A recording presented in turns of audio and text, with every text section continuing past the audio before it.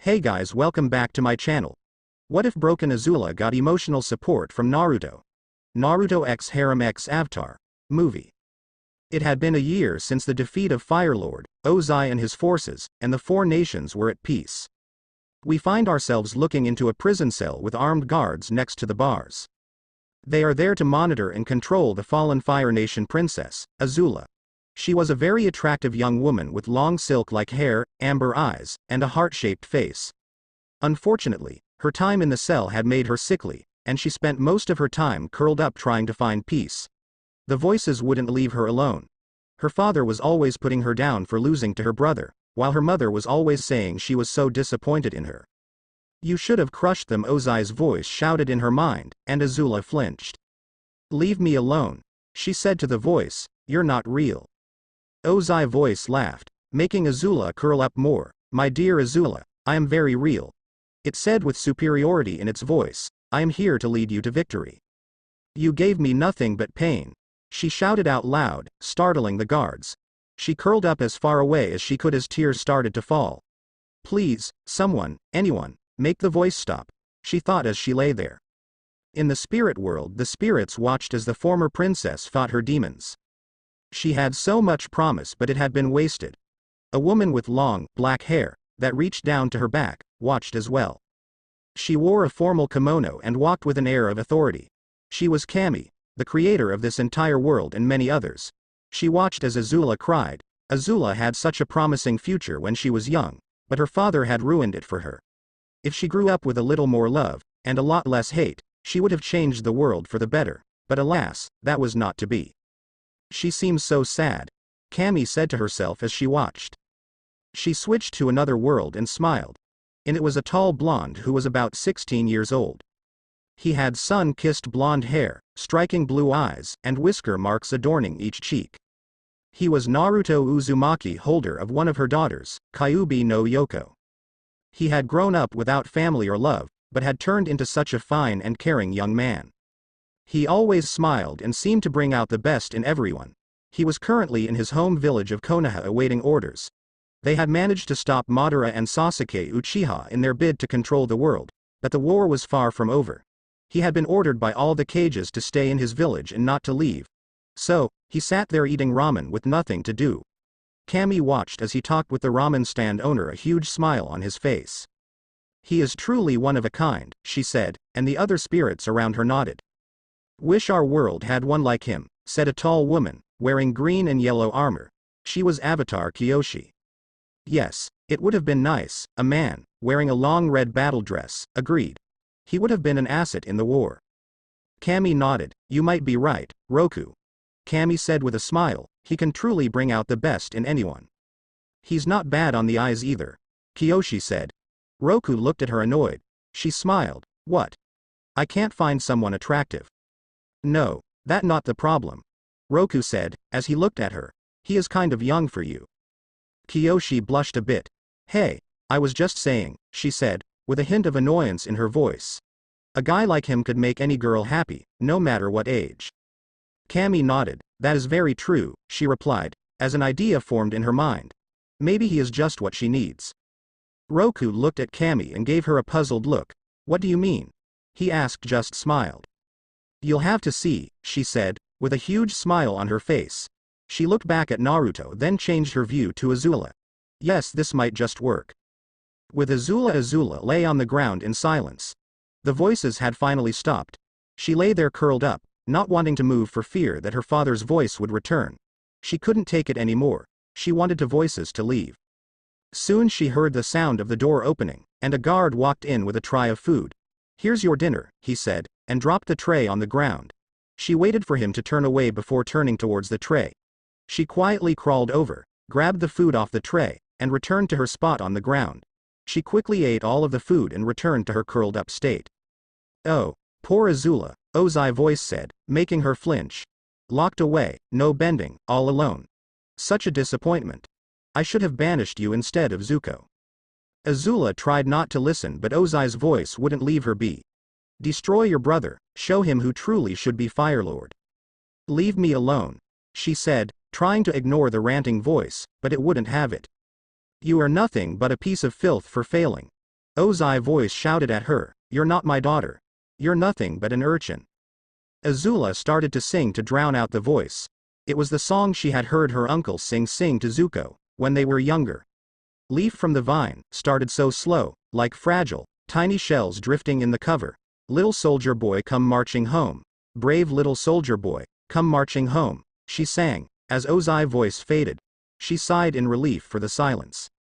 It seems this one has lost all will, said a voice in the shadows, making Azula jump. Well, you would too if your life crumbled around you, said a feminine voice. Azula lifted her head and looked around for the voices. This wasn't like the usual voices who spoke in her head, these ones seemed to be coming from all around.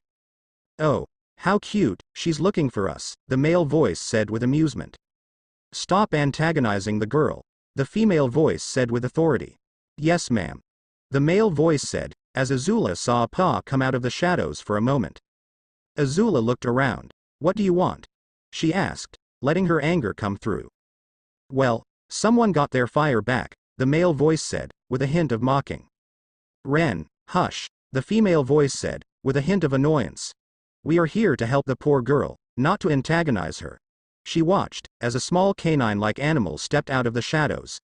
It was about 4 feet long from snout to tail, orange all over except for the black tips of its ears and a white tail. The animal gave Azula a smile that showed her all of her teeth. Azula would have been afraid of this, but it seemed that the smile didn't hold any hatred in it. Azula scooted away from the animal. What are you? Who are you?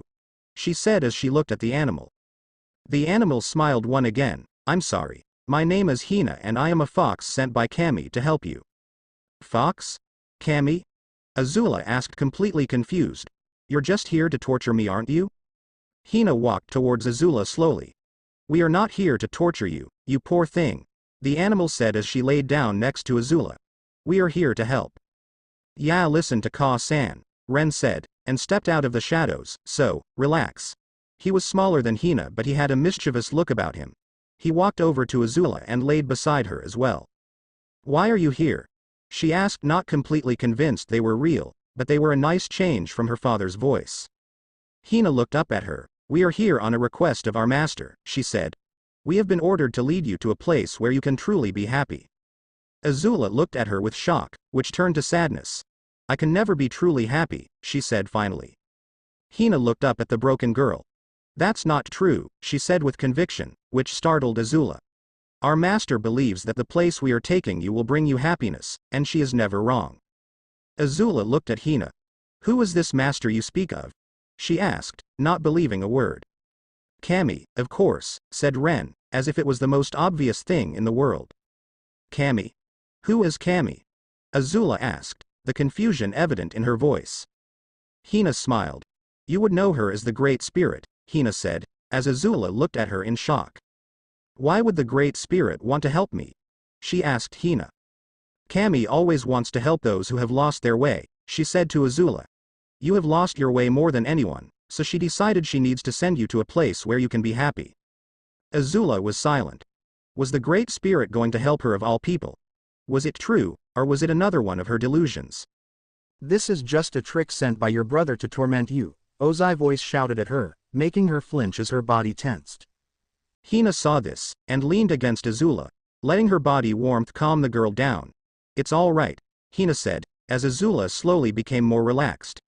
Hina looked at Azula and knew, if she was in here any longer she was too far gone. Ren, it's time to move, she said, startling the young fox. Now?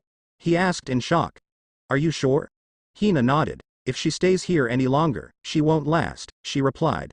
So go and take care of the guards. Ren smiled a mischievous smile. On it, he said, and disappeared into the shadows. Hina looked at Azula. Azula dear, it's time to go, she said. Azula looked at her. We're leaving, she said, not too sure whether to believe Hina or not. Yes dear, we are, she said, and walked towards the prison door. With a swift flick of her tail the sound of the lock opening rang out. She pushed the bars open and smiled, come on. Azula stared at the open door with awe. She couldn't believe it. She could leave. She got up off the floor and took a step, but stopped. What if it was a trick? What if it was her mind playing tricks on her again? She stood frozen, not knowing what to do, until she felt something wrap around her hand. "Come, Kit," Hina said, "it's time to go." Azula only nodded, and allowed the fox to lead her out of the room. If this was a trick of the mind, she'd rather follow the fox than listen to her father. They soon left her cell and headed out of the building. As they walked, Azula noticed the sight of knocked-out guards along their path. They proceeded slowly and finally arrived at the entrance to the prison. "Just a few more steps," Hina said, and smiled. Azula froze for a moment. She was almost free. Could this be really happening? Hina looked at her and sighed, pulling her along. They soon stepped outside and Azula shivered as she felt the night air against her body. She couldn't believe she was out. She was free. She looked around and saw nothing but rocks. "Come, Kit, let's get going," Hina said, and pulled Azula along a little faster this time. Soon they reached the forest area and headed inside the tree line. Hina kept walking with Azula in tow when suddenly the sound of a loud horn could be heard. "It seems they have noticed your departure, hurry." Azula nodded, and they started to run. Unfortunately, Azula had been less than active over the past year, so she couldn't keep running for long. Hina noticed this and frowned. She looked around for a moment before seeing a large tree with open roots. She led the young woman towards the tree and stopped right next to it. "Get inside," Hina ordered. Azula was more than happy to comply. She crawled into the open roots and lay there tired. "We will rest here for a few moments before heading out again." Azula nodded and laid her head down. She couldn't help but feel happy about having the feeling of actual dirt on her skin. She had been in her cell for such a long time that this was the most comfortable thing in the world. The scent of leaves filled the air and how the grass felt against her skin. Suddenly, the sound of a footstep filled the air. Azula tensed and waited to be found, when suddenly, Ren burst out of the trees. "Found you," he said out of breath. "I threw them off the trail for a bit, but they will figure it out soon, so we need to move." "Okay, we will," Hina said and turned to Azula. "Are you ready to move?" Azula wanted to say no, but she knew this was probably her only chance to get away. "Yes," she answered and Hina nodded. She slowly got up and crawled out of the open roots. She stood up and Hina wrapped her tail around Azula's hand. They ran through the forest as fast as they could, not wanting to be caught. "There she is," a voice shouted. Azula turned to see a soldier running towards them. She tried to speed up but her body wouldn't allow it, and she tripped over her own feet. She tried to get up as fast as possible but the soldier was already upon her. She looked up at him, saw the skull part of his uniform, and felt fear. "No, I don't want to go back," she said and crawled away. She tried to send some fire at the soldier but nothing came. Her bending was all but gone. He watched this, and continued to advance on her. She kicked him and knocked him back, allowing her enough time to get up, but he was upon her quickly. He had her arms locked behind her back and was about to tie her hands when a small, orange blur attacked him. Azula watched, as Ren attacked the soldier, biting his throat, killing him. "Move it," he said, as the blood dripped from his fangs. Azula nodded, and Hina began to lead her once again. Unfortunately, more soldiers were heading towards them. The small group ran through the forest, dodging patrol after patrol. "There she is," a voice shouted, making the group move as fast as possible. Hina looked back and saw a trio of soldiers gaining on them. "Ren, distract them," Hina ordered, as she pulled Azula on. "Got it. Ka-san," he said, and turned around. Azula turned her head and watched as Ren started to glow. His fur grew darker. His form started to grow, till he was the size of Moose Lion. He bared his teeth, and attacked the advancing troops. Azula wasn't able to see the rest of the fight as Hina pulled her deeper. "Almost there," Hina said, when another group of soldiers spotted them. Soon, fireballs were whizzing past the pair, making them dodge to the ground. Hina looked at the group following them and frowned. "Head straight through the trees, till you reach a cliff. I will meet you there." Azula was about to protest, when Hina gave her a stern look. "Go," she ordered, and ran towards the charging enemies. Azula ran towards the trees and didn't look back. Hina watched as she disappeared in the trees. She faced her enemies and smiled. "Come face your deaths," she shouted, as she started to change. With Azula she ran and ran, wanting to reach the cliff as soon as possible. She turned and saw the light of fire coming towards her. Soon the cliff came into the view and she stopped. She looked around and wondered what she was supposed to do next. She looked, hoping to find a boat, or a group waiting to take her away, but no one was around. What's going to happen? She asked herself. You will be brought back to your pitiful little cell, Ozai's voice said, making her shake her head. No. I won't go back, she said, and stepped back closer to the edge. Ozai's voice laughed. This was just a trick, my dear, he said, with mocking in his voice. You were going to get caught and dragged back to the little cell to sit and live out the rest of your pitiful life. No. I don't want to, she shouted, drawing the attention of her pursuers. She watched as they came closer and closer. She backed away, inching nearer to the edge. Stop right there, princess, one of the soldiers said. We need to take you back. No. I don't want to go back, she shouted, as she was tittering on the edge. Please, princess, we are not going to hurt you, the soldier said, but Azula shook her head. He sighed and gave the signal. Suddenly a metal cuff wrapped itself around her wrist. She tried to get away, but another cuff grabbed her other wrist. She was brought hard to the ground. She struggled to get away but was held fast and slowly pulled away from the cliff. No, she pleaded, I don't wait to go back. Her pleas fell on deaf ears as she was slowly dragged further away from the cliff. She closed her eyes and let the silent tears fall to the ground.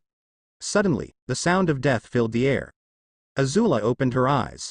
She saw several of the soldiers on the ground. Blood puddled around their unmoving forms.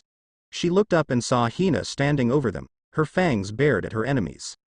Leave the kid alone, she shouted at the soldiers, who backed away from the giant fox. Azula watched in awe as Hina charged forward, decimating the soldiers. She takes out many with her claws and tail, but more soldiers come. Soon she is hit by fire from all sides. Hina! Azula shouted, as she watched the fox fall due to her burns. Hina looked down at Azula and gave her a smile. You will be free, Kit, she said, and with a flick of her tail, launches Azula in the air. Azula watched as Hina snarled and attacked, sinking her fangs into the nearest enemy. She takes out soldiers left and right, and Azula can only see as a huge blast of fire comes towards the fox. Hina is soon lost from sight, and hits the water. Her eyes close as she loses consciousness. SB Naruto sat by the water, bored out of his mind. He couldn't take any missions and couldn't leave the village. Because of this, he sat by a large lake in one of the training grounds. He had found it when he was younger and would go there to clear his mind. He sighed to himself as he watched the clouds. Why does Shiki find this fun? He asked aloud. He just likes being lazy, said a female voice in his mind. Naruto smiled. You're right, Q, he replied. He was glad to have Kyuubi with him. She was a great friend, and after they had worked together to push back Madara, they grew to be like siblings. She was always teasing him and wondering when he was going to find a nice girl to settle down with. Of course I am right, she replied. Naruto smiled. Of course you are, he said and looked out towards the water. He noticed something floating in the water, and he got up. He walked quickly out towards the floating thing, when he saw it was a girl about his age. He ran and pulled her out of the water and carried her to shore. She was breathing and he sighed in relief. I'm glad she's okay, he said, and looked down at the girl in his arms. She was beautiful, the way her hair fell on her face, and her body wasn't bad either. He wondered who she was. He had never seen her in the village and wondered how she had ended up in the lake. She slowly opened her eyes and looked up at him. Naruto just smiled at her. Glad to see you're awake, he said. You gave me quite a scare. The girl just looked at him. A look of confusion and fear spread across her face before she blacked out once again. Naruto ran towards Hokage Tower. The girl he found in the lake, in his arms. He rounded the corner and ran straight up the wall to the open window. Meanwhile, Tsunade Senju sat at her desk doing her usual round of paperwork. She sighed as she looked at the stack piled on her desk, and cried inwardly. Ever since the last battle of the war, Madara and Sasuke had been laying low.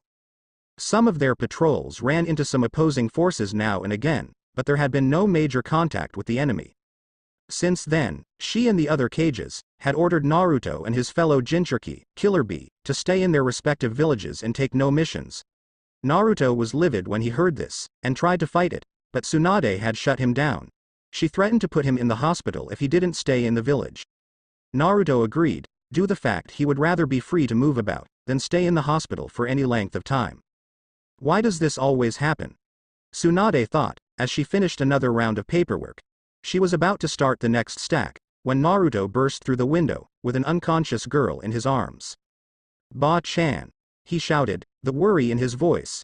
Help her. Tsunade looked at Naruto, then at the girl. This was someone she had seen around the village. She motioned for Naruto to put her down so she could look the girl over. Naruto did as he was told, and set her down slowly on the couch. Let me take a look, she said, and looked over the girl. She was sickly looking and seemed to not have eaten in a long while. Tsunade did the medical scan justice, and saw that she had passed out from exhaustion. She took a good look at the girl and knew for a fact that she was not from the village. Naruto, where did you find her? Tsunade asked Naruto, with a bit of concern in her voice. She was floating in the lake, in training ground 47, Naruto said. I was relaxing near the lake, when I saw her floating in the water. I pulled her out as fast as I could. She was conscious for a moment before blacking out again. Tsunade frowned. Have you seen this girl before? She asked, wanting to confirm her suspicions. Nope, Naruto said with a shrug, not seeing the point in the question. Tsunade waved her hands and 5 Anbu appeared in the office.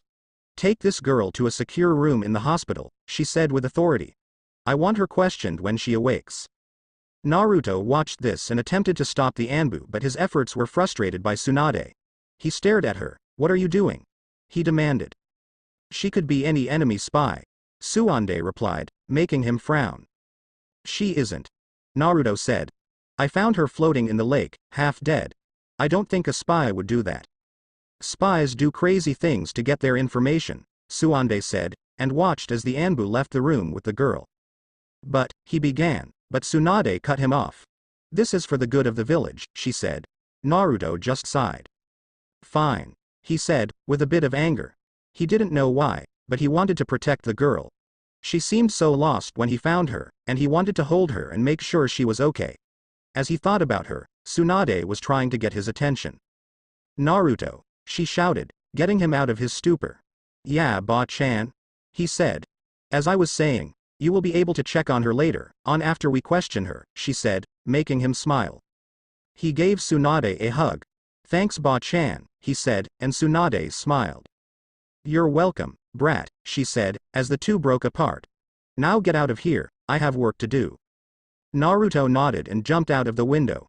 Tsunade smiled then sighed to herself as she turned to face the stack of paperwork awaiting her attention. With Azula slowly opened her eyes and found herself surrounded by darkness. Cautiously she stood up and looked around, but saw no one. The last thing she remembered was a blond boy watching over her. She tried to make out his face from memory, but nothing came to mind. When she had looked at him, she felt safe, but she didn't feel that way now. She walked around and tried to find light, but only the darkness was present. Soon, the sound of footsteps filled the air, making Azula look around in fear. Suddenly, her father came into view. Azula, I finally found you, he sneered, walking towards her. Azula started to back away. You can't be here, she said, fearing. You're not real. Oh, my dear Azula, Ozai responded with a cruel smile. I am here, and now I'm going to do what I should have done before. Azula watched as he sent a large ball of fire at her. She dodged to the side, and started to run away as he sent another fireball in her direction. She continued her frantic escape attempt, not daring to look back. She soon found herself alone in the darkness. Feeling a bit relieved, she sat down. Why is this happening to me? She cried, as she pulled into herself. There you are, Azula, said a female voice from behind. Azula turned around and beheld her mother standing over her. Mother, she said with shock. My dear Azula, I am so sorry you turned into a monster, her mother, Ursa, said, making her cringe. Azula looked at her mother in confusion. What are you saying? I'm sorry you're a monster, her mother repeated. I should have taken care of you earlier, so that this wouldn't have happened. Azula watched, as her mother pulled out a long knife. I should have done this long ago. Azula watched as Ursa approached her, knife in hand. Azula scrambled to get away, but she ran straight toward her father. She turned around but found herself trapped between her parents. Ozai, let's deal with this monster, Ursa stated. Ozai smiled in reply. Yes, it's time to face your punishment, Azula. The next thing she saw was a large ball of fire coming towards her. No! Azula shouted, as she sat up. She looked around and found herself in a white room that smelled funny. She tried to raise her arms, but felt something against her wrist. She looked down and found her wrist tied to one of the bars next to the bed. She tried to pull away, but the bonds held firm. Suddenly, the door opened and someone walked in. Azula started to thrash around, trying to get free.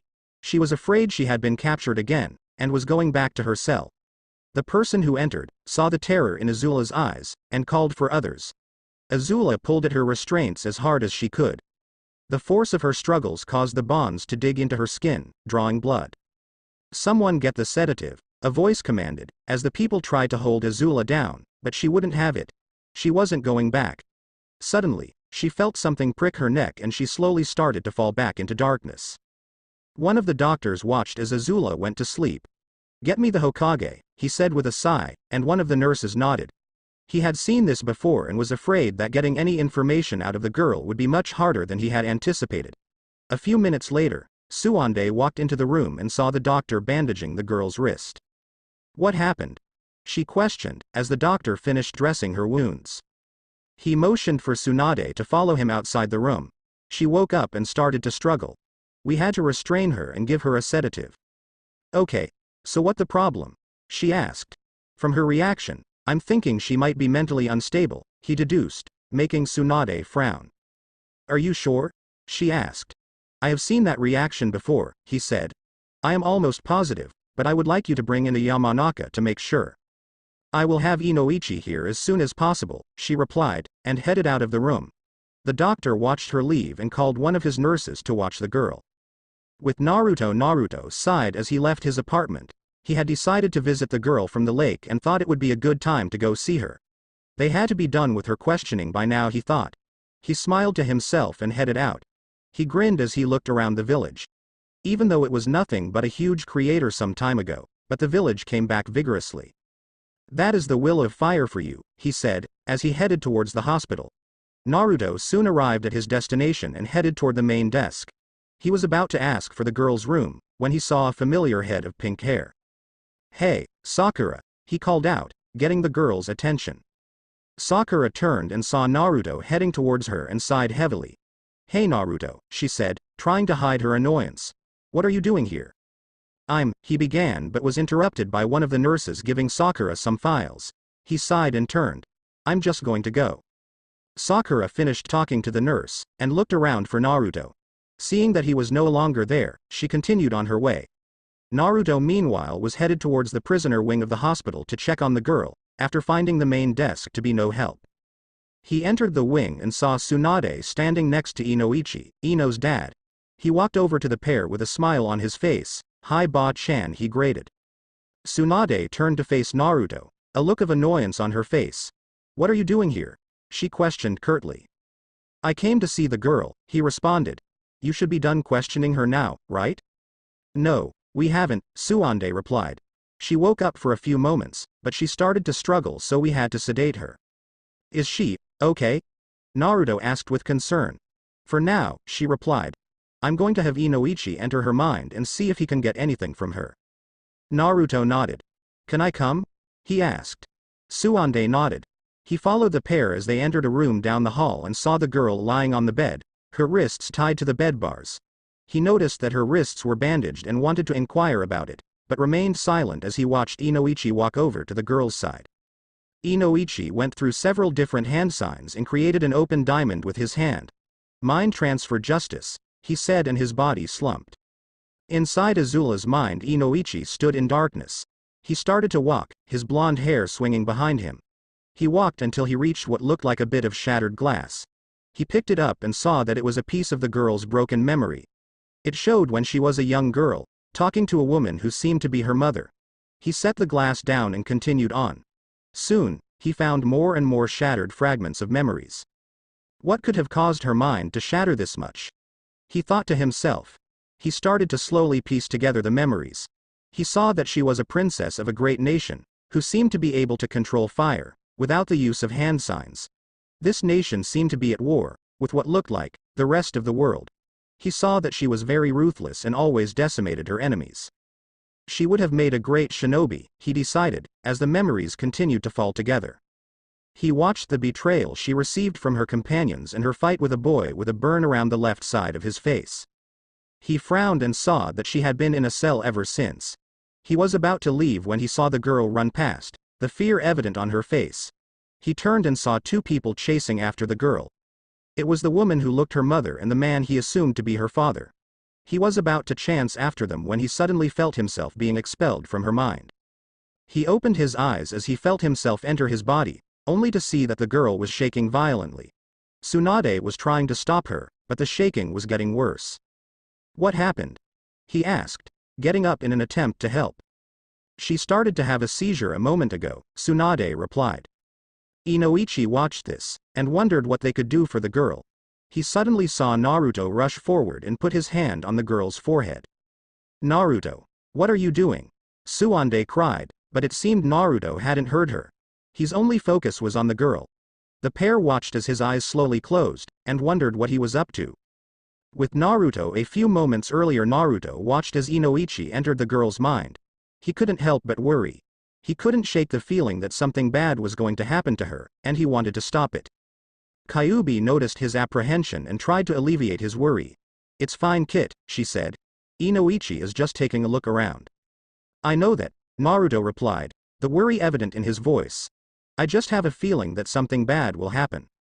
Kyuubi knew that when Naruto got one of his bad feelings, he was usually right. "Okay, Kit, I believe you," she assured him, and Naruto smiled. "Thanks, Q. You're the best," he said, as Kyuubi returned the smile.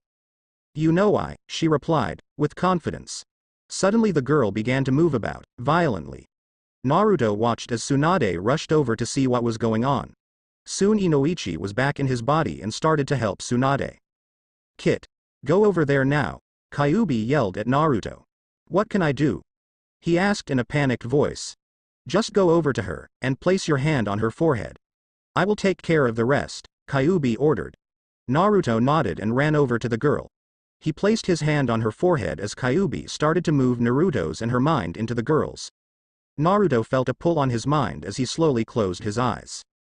With Azula ran frantically, trying to get away from her parents, but without success. She just couldn't shake them.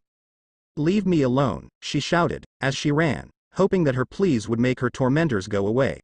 Her request was answered with a fire blast. She turned and ran to the side, her parents in hot pursuit. She soon came upon a number of pillars all around her and decided to hide behind one. She sat down and tried to catch her breath, but soon the sound of footsteps grew louder. "Oh, Azula," Ursa sang out, as Azula scooted closer to the pillar. "Come out, Azula." Azula didn't move, not daring to make a sound. "Azula, please come out," Ozai called as a pillar crashed to the ground. Azula dashed to another pillar, and remained still. "Azula, come on out," Ursa begged.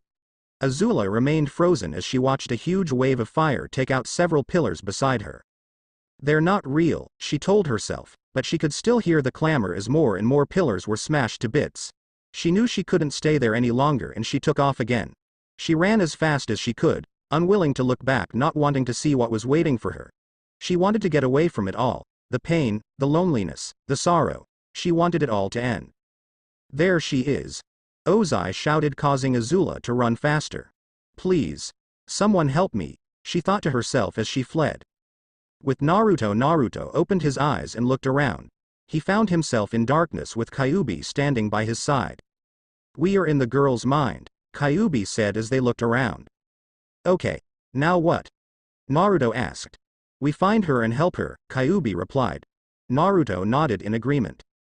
"Let's go," he exclaimed and started to walk into the darkness, with Kyuubi close behind.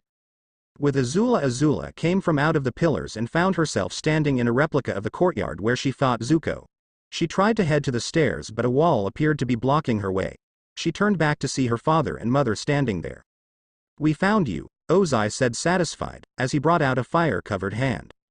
"It is going to be okay, honey," Ursa stated as she lifted her knife. Azula looked at her parents, her back pressed against the wall. "No. Leave me alone," she screamed, searching for an escape. "This is for your own good," Ursa said as she started to walk towards Azula. "This will only hurt for a moment."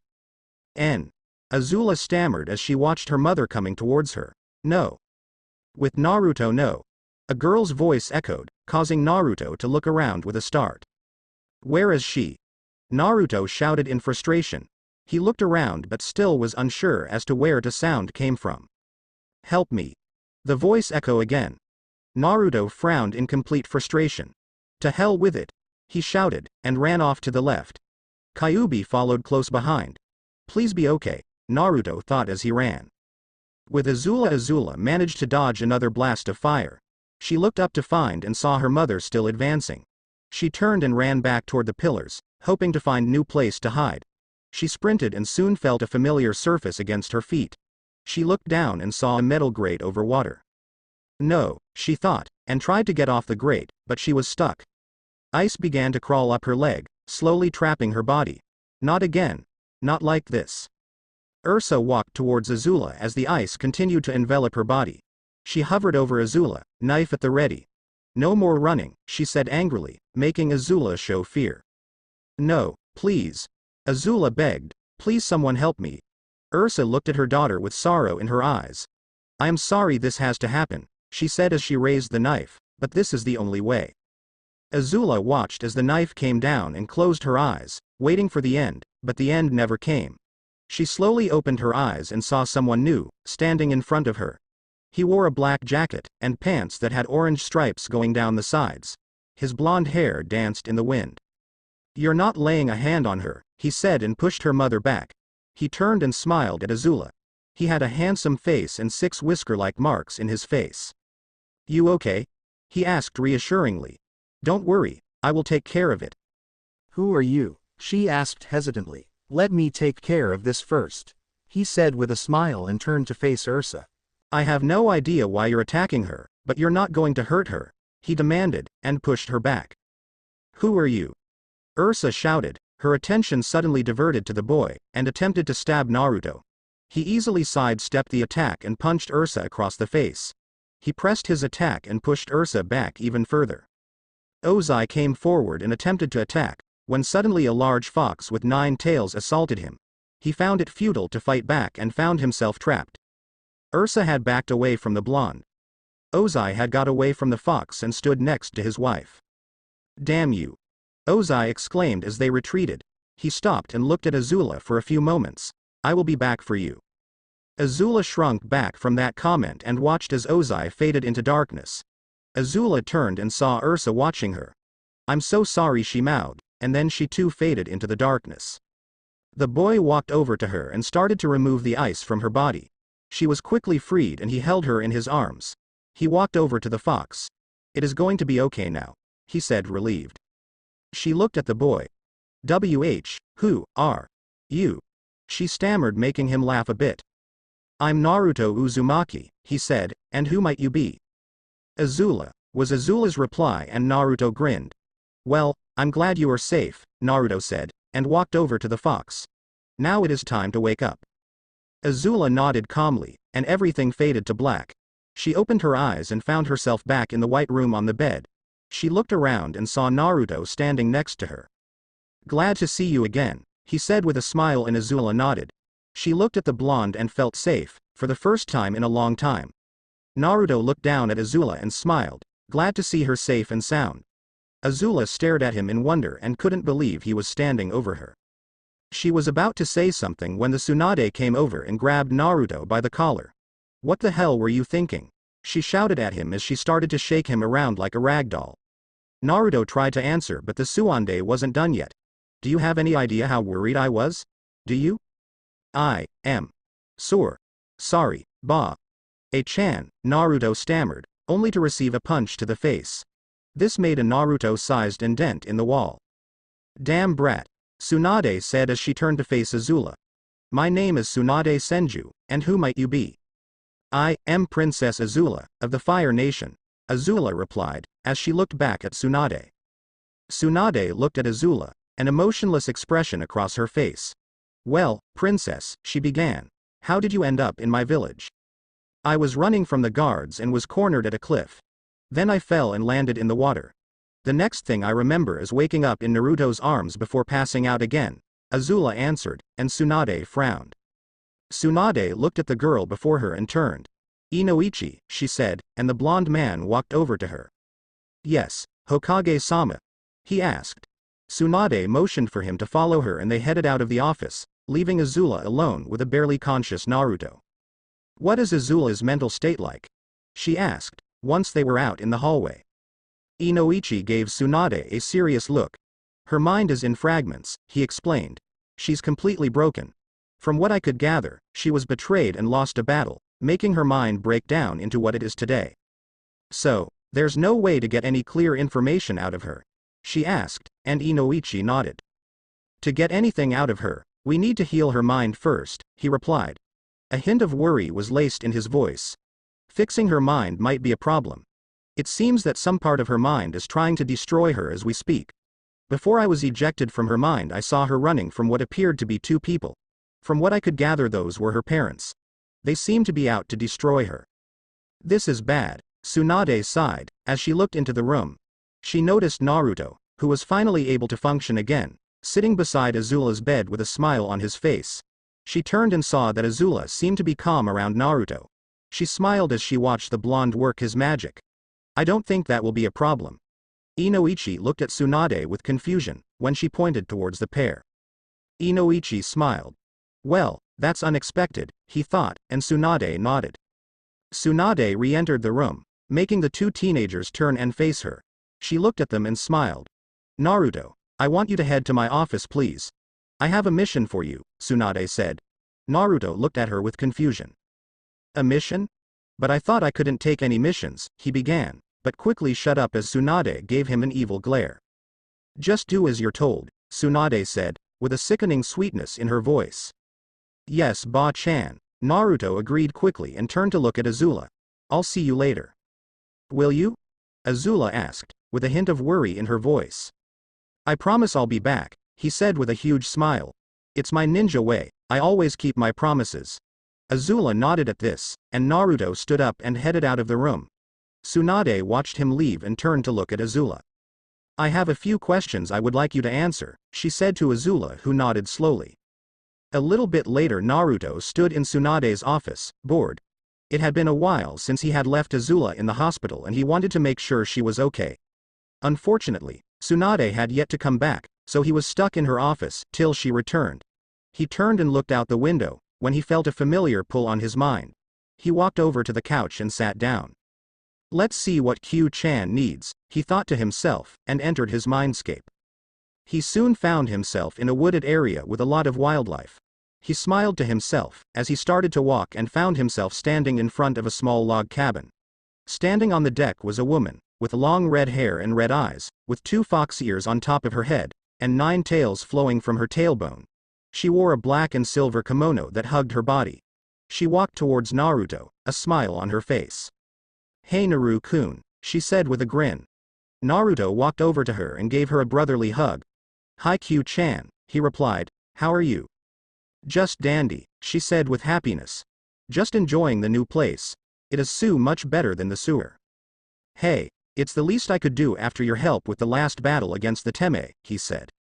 Oh stop, you're making me blush, she said teasingly, hitting him in the arm. Naruto laughed. So, what do you need? He asked her. Kyuubi motioned for him to follow and they headed inside the cabin. She sat down on one of the chairs while Naruto sat on one of the couches. It is about Azula, she said, getting his full attention. What about her? He asked, a hint of worry in his voice. There's something off about her, Kyuubi started, making Naruto look at her with confusion. What do you mean? He asked, still not understanding. Kyuubi looked at the boy. I mean, there's something off about her chakra, she said, making Naruto finally begin to comprehend the situation. What's off about it? He questioned. I didn't sense anything wrong with it. That's because, outside of Sage Mode, you can't sense chakra to save your life, Kyuubi commented, making Naruto give her a sinister glare. Hey, it's not my fault I can't sense chakra that well, outside of Sage Mode, he mumbled, making Kyuubi laugh. It's okay, she said. As I was saying, it seems that her chakra has lost all of its color. That can't be, Naruto exclaimed in disbelief. Chakra always has color. That is ordinarily true, but hers doesn't, Kyuubi replied. It seems to have faded. How can that be? He questioned. I really don't know, she replied apologetically. I think it is due to her mental state, since her mind is in pieces, her chakra lost its color. But that's not possible, he cried, jumping from his seat. I see a crazy person and their chakra still has color. We will have to see, Kyuubi stated, rising. She seemed distant for a moment. We will have to finish this conversation later. It seems you have company. Naruto nodded. I'll talk to you later, Q-chan, he called. Bye Naru-kun, she replied, and Naruto left his mindscape. Naruto opened his eyes and saw Tsunade standing over him. Hi Ba-chan, he said, and Tsunade smacked him on the side of his head. Idiot. Stop calling me that, she shouted, as Naruto rubbed a hand against his head, trying to alleviate the pain. Sorry Ba-chan, Naruto replied, when he saw a large book flying towards his head. He dodged to the side and looked over at Tsunade. That wasn't very nice. It wasn't meant to be nice, brat, Tsunade grumbled. Naruto nodded and took a seat in front of Tsunade. So, what's the mission? He asked with excitement in his voice. First, you need to tell me what you did back in Azula's room, Tsunade stated, making Naruto stare at her with wonder. She saw the confusion on his face and sighed, when you put your hand on her forehead when she was shaking. Oh, Naruto replied, finally catching on. I was helping her wake up. How? Tsunade demanded. Q-chan told me to go over and place my hand on Azula's forehead, he stated, then she pulled my mind and hers into Azula's. So thanks to Kyuubi, you were able to enter her mind, Tsunade said. What was her mental state like? What? Naruto replied, confused, making Tsunade sigh in annoyance. What did it look like in there? She explained. Oh, Naruto stated, finally understanding. It had broken glass all over the place. There was one place that seemed to be whole, but everything else was broken. Tsunade nodded. So, her mind is in shambles, she said to herself. She looked at Naruto and gave him a serious look. Naruto. Yes Ba-chan, he said, making her eye twitch, but she remained in her seat. Your mission is to take care of, and heal the mind of Azula, she commanded, making Naruto stare at her in shock. Tsunade smiled. You will be in charge of her safety, as well as her health. You will be moving into a bigger apartment so you can better take care of Azula. She is to eat healthy, to help her body regain its strength. That means a balanced diet and not just ramen all day. But Ba-chan, Naruto began, but was cut off by Tsunade. She needs this, Tsunade responded forcefully, as well as yourself. No, as I was saying, you are to take her to training with you and help her get some physical exercise. Every Friday you are to take her to Inoichi to help her with her mental state. You are to enter as well, if able, and help. Is this understood? Yes Ba-chan, Naruto said with a salute, making Tsunade smile, but her eye twitch remained. You can go and pick up Azula at the hospital. After you get her, meet me back here, she commanded. Be back in a flash, he said, and jumped out the open window. Tsunade watched as the blonde flew out the window and blew up. Use a door for once, brat. With Azula sat on her bed. After the Tsunade had questioned her, she had been left alone. The only thing she was told that someone was going to collect her, and take care of her. She wondered who it would be, and hoped they weren't going to throw her into another cell. Azula, you're going to be sent into the darkest cell they have, and spend the rest of your miserable existence, rotting there. Ozai's voice echoed in her head, making her cringe. You're wrong, she stated, trying to ignore the voice. No, he is not, Yusra's voice said, this time making Azula shake. You need to be locked away. Monsters like you don't deserve to be free. Azula sat on her bed, her hands holding her head. I'm not a monster, she cried, only to be answered by the sound of her father's laughter. You are a monster, Ozai's voice shouted. Monsters try to destroy all those who oppose them, without mercy. Monster control people, Ursa's voice continued. As with Mai and Tai Li, you try to control them through fear, but in the end, they left you to live a better life free of fear. Now you are all alone as a monster should be. Azula tried not to listen, but her parents' voices wouldn't leave her. A monster, Ozai and Ursa's voices said in unison. Monster, monster, monster. I'm not a monster, Azula shouted, getting the attention of one of the nurses. That is what a monster would say, Ozai's voice growled. Some monsters don't even know they're monsters. Monster. Azula said slowly, as Ozai's voice chuckled. Yes, you are a monster, he said, sensing a change in Azula, a monster that needs to be put down. I'm a monster, she repeated, and hung her head. I'm a monster. You are not a monster, a voice shouted, bringing Azula out of her trance. She looked up and saw Naruto as he ran over to her and pulled her into a tight hug. You are not a monster. Azula couldn't believe what was going on. No one had hugged her in such a way before. It felt different, but nice. She slowly raised her arms and wrapped them around the blonde. She felt safe in his arms and let herself melt into his embrace. Naruto slowly broke the hug and gave Azula a large smile. Come on. Let's get going, he said and offered Azula his hand. She looked at it, then at him. He saw the slight confusion in her eyes. Just take my hand, you will be safe. He's trying to trick you, Ozai's voice said with a hint of fear in his voice. He wants to lock you away. Azula looked at Naruto, straight in his eyes, and tried to see his intentions. All she could see was kindness and safety in them, also a bit of understanding. Ozai's voice tried to convince her that going with Naruto was a bad idea, that it would only bring her pain. This is a lie. Ozai's voice shouted at her. You're a monster, a monster. Azula tried not to listen, but a voice she never expected to hear entered her mind. Go with the boy, the voice of her uncle Iroh said, making eyes widen in shock. Live free of your past. Azula lifted her hand slowly and put it into Naruto's. He smiled at her and helped her to her feet. Come on, he said and led her from the room. In the Avatar world, what do you mean she can't be found? A young man shouted with anger. He was tall with short black hair. His most distinguishing feature was a large burn on the left side of his face. This was Fire Lord Zuko, brother of the Fall Princess. It had been several days since Azula's escape from her cell and everyone was on edge. We have checked all over the nation and have yet to find anything, the captain of the guard said.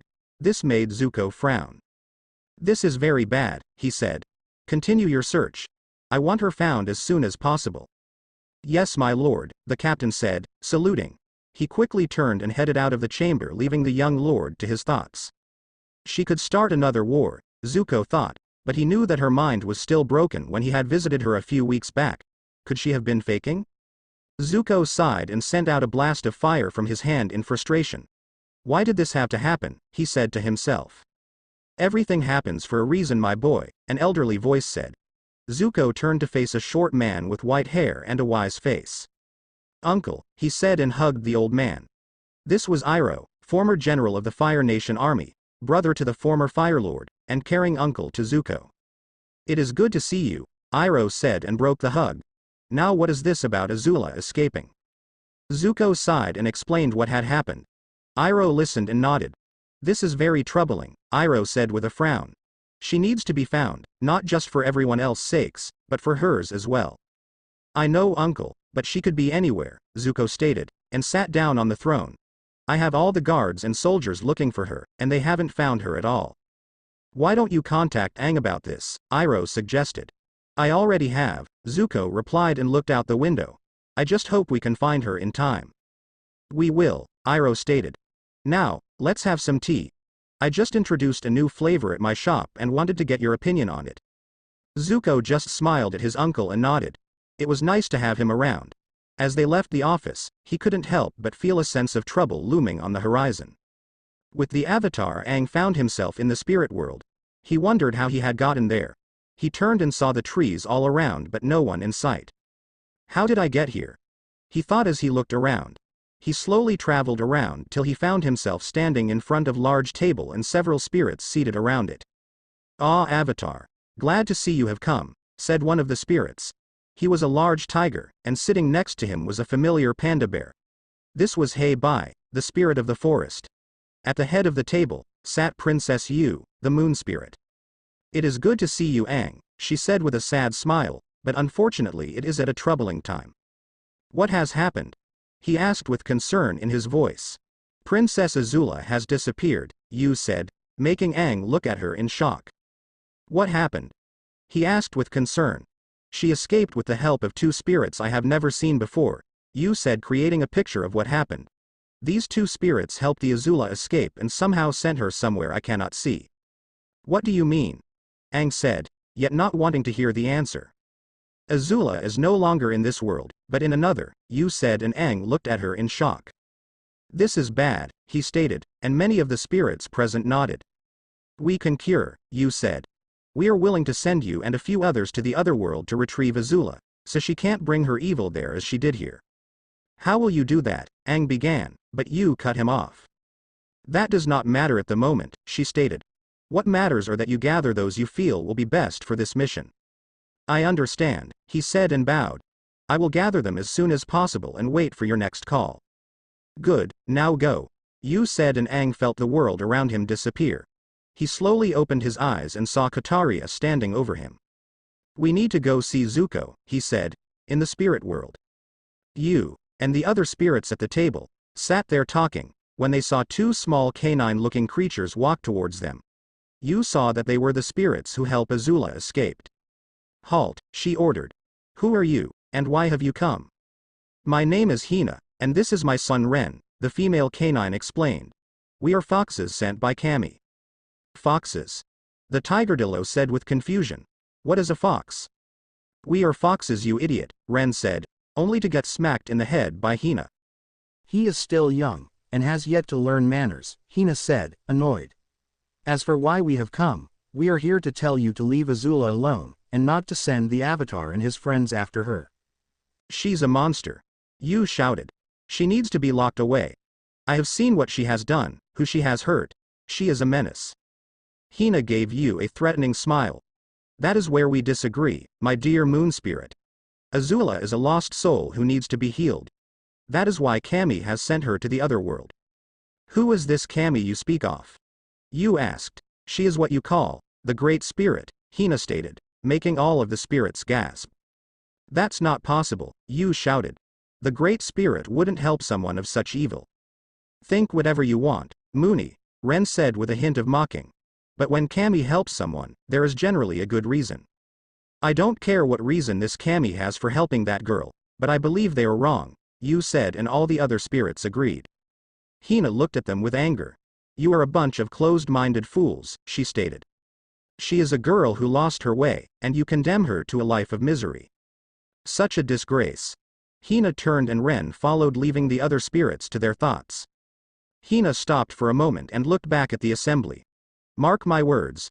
If you send the Avatar and the others to the other world, they will regret it. Naruto led Azula through the village towards the top of the Hokage Tower in silence. Naruto held Azula's hand, not wanting to let her go. He wanted to keep her close or Suande would kill him. He looked at Azula and saw the worry and fear in her eyes as they walked.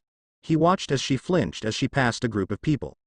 He wrapped his arms around her waist and helped her close. It okay, he whispered to her as they walked. I won't let you go. Azula looked up at him. You're lying, she said, and tried to move away from Naruto. Naruto didn't let go and pulled her into hug. I am not lying, he said as he stroked her hair. I will stay by your side always, and that a promise of a lifetime. Azula listened to the words and she stood frozen. He lying, Ozai voice said with a laugh. He going to lock you away and leave you to rot. Please don't lie to me. Azula whimpered. Naruto couldn't help but hug Azula even closer. He hoped that his feeling would get across to her. I won't leave you. I promised, didn't I? A promise means nothing. Azula stated and pushed Naruto away from her. I had promises before and they were all broken. Your promise means nothing. Naruto just stared at her and walked towards her. He once again wrapped his arms around her form. I don't care if you think I am lying, I'm not going to leave you alone ever. Azula struggled in his grasp, wanting nothing more than to run and hide, but his grip was too tight. Ozai voice soon entered her mind once again. This is just a ruse. Run and hide like the filth you are. You need to be locked away. Ursa voice stated, making Azula shake even more in Naruto's grasp, her fear getting the better of her. Naruto couldn't help but feel helpless as Azula struggled in his grasp. Why can't I reach her? He thought. Kyuubi listened to this and frowned. She knew Naruto would never lie about a promise. Let's see what's going on in her mind, she said, and pushed her chakra into Azula. Before she entered Azula's mind, she pulled Naruto in his. Naruto suddenly found himself in front of Kyuubi. He was about to ask why he was there when Kyuubi just grabbed his arm and pulled him into Azula's mind. Soon the sight of broken memories filled his vision. Come on, Kyuubi said and started to walk through her mind. Naruto followed behind her and looked around. They continued to walk around when Kyuubi stopped. Standing in front of them were Azula's attacker from before. Oh, look at the two little troublemakers, Kyuubi said with a frown. Are you two tormenting our poor girl? Leave interlopers. Ozai ordered. Azula does not need your help. Naruto looked at Ozai and Ursa with anger. Who are you to judge what she needs? We are her parents, Ursa stated. We know what best for our daughter. So attacking her the last time we were here was for her own good. Kyuubi replied with disdain in her voice. She needs to be put down. Ursa shouted, but Ozai put his hand up to silence her. We need not explain anything to this filth, Ozai stated. We need only to expel them. Ozai made a fist and shot a large fireball towards Kyuubi and Naruto. Naruto narrowed his eyes and charged forward. He created 2 shadow clones without hand signs and they quickly threw the original Naruto over the fireball. Kyuubi just held up her hand and absorbed the fire without a care. Naruto created a Rasengan and dove towards Ozai and Ursa. Eat this, he shouted. Ozai jumped out of the way and watched as Naruto's attack drill into the ground. Before Ozai could recover from Naruto's attack, Kyuubi sent an even bigger fireball towards Ozai. Ozai dodged to the side but could feel the heat from the attack. Ursa ran to her husband and pulled out her knife. Naruto stood next to Kyuubi and looked over at the pair. Leave Azula alone, he ordered. She doesn't need you tormenting her. You can never get rid of us, Ursa said and threw her knife at Naruto. The knife was poorly thrown and Naruto was able to catch it with ease. Yeah right, Naruto said, his anger taking control. I will destroy you myself right now. Kyuubi put her hand on Naruto's shoulder. Calm down, she said. Naruto slowly let the knife fall from his hand. Thanks Q, he said. You're welcome, Kyuubi said and then looked back at Azula's parents. As for you two, it is Azula's right to deal with you, but I can at least give her a reprieve from you two. She lifted her tails and Ozai and Ursa were surrounded by chains. Soon both Ozai and Ursa were chained to the ground and couldn't move or talk. Kyuubi and Naruto soon left Azula's mind, leaving the chained pair to their current fate. As they re-entered Naruto's mind, Kyuubi started to sway. Naruto noticed this and caught her. Are you okay? He asked, worried. I'm fine, Kyuubi replied, catching her breath. It just takes a lot out of me affecting another person's mindscape beside ours. But you have unlimited chakra, you shouldn't get tired from something like this, Naruto stated. That is correct, but it is still in your body, she said. I can only manipulate a little chakra without your approval and I used it all up on getting us there. So let me rest. Naruto sighed and helped Kyuubi to her bed. Okay fine. But next time warn me first so I can give you a bit more chakra. Fine, fine, Kyuubi stated and waved him off. Naruto turned to leave. Wait, she called, just to let you know what I did was a temporary fix. It will give her relief for only a few hours. It's up to you and her to get her past this. Got it. Naruto stated and disappeared. Naruto soon returned to his body and Azula had stopped struggling and had snuggled into him and seemed at peace. Naruto looked down at her, glad that she was calm. He suddenly looked around and saw a crowd had formed around the pair. He blushed and rapped, slowly picked up Azula bridal style and headed towards the Hokage Tower once again. Azula felt that she was moving, but it didn't matter. The voices were silent and she felt safe. Naruto had never let her go even when she struggled. She was so scared when the feeling of peace and safety come over her. In her mind she felt the voice stop and silence giving her peace. Her body reacted on her own and she drew closer into the Naruto. She didn't know why she was doing this, but it felt right. She also felt when he picked her up, her arms wrapped around his neck and her head leaned against his chest. The warmth he gave off was like nothing it ever felt. She once heard her uncle say that a fire can is life and death. He felt like the fire of life, the warmth that provided safety and peace. As they traveled, they didn't notice a pair of eyes following them. The pair of eyes narrowed as Naruto and Azula disappeared out of sight. Dark blue hair fell and covered the eyes, the anger and jealousy shining through. In the Avatar world, Aang and Katara arrived at the Fire Nation Palace fairly quickly. Ever since Aang had come back from the spirit realm, they had traveled no stop to talk to Zuko. Katara looked at her boyfriend in worry as they traveled. He had been surprisingly quiet the entire trip and it unnerved her. He was usually so full of life and always smiling, but whatever happened in the spirit realm had shaken him greatly. She was pulled out of her thought when the sound of her name being called filled her ears. She turned and saw Aang looking at her. Are you okay? He asked, concerned. Katara just smiled. I'm fine, she replied and gave him a quick kiss. Just lost in thought. Aang just nodded and held her hand. She grinned once again and they walked towards the palace. They were greeted by the familiar sight. Standing there were all their friends. Sokka stood next to Suki, a huge smile on his face. Toph just stood there tapping her foot, bored. Zuko stood next to Mai with his usual stoic face. "Hello everyone," Katara said with a smile and gave everyone a hug. "It's great to see you sis," Sokka replied. "It has been a while you too," Suki stated with her own grin. "Took you long enough twinkle toes," Toph said with a laugh.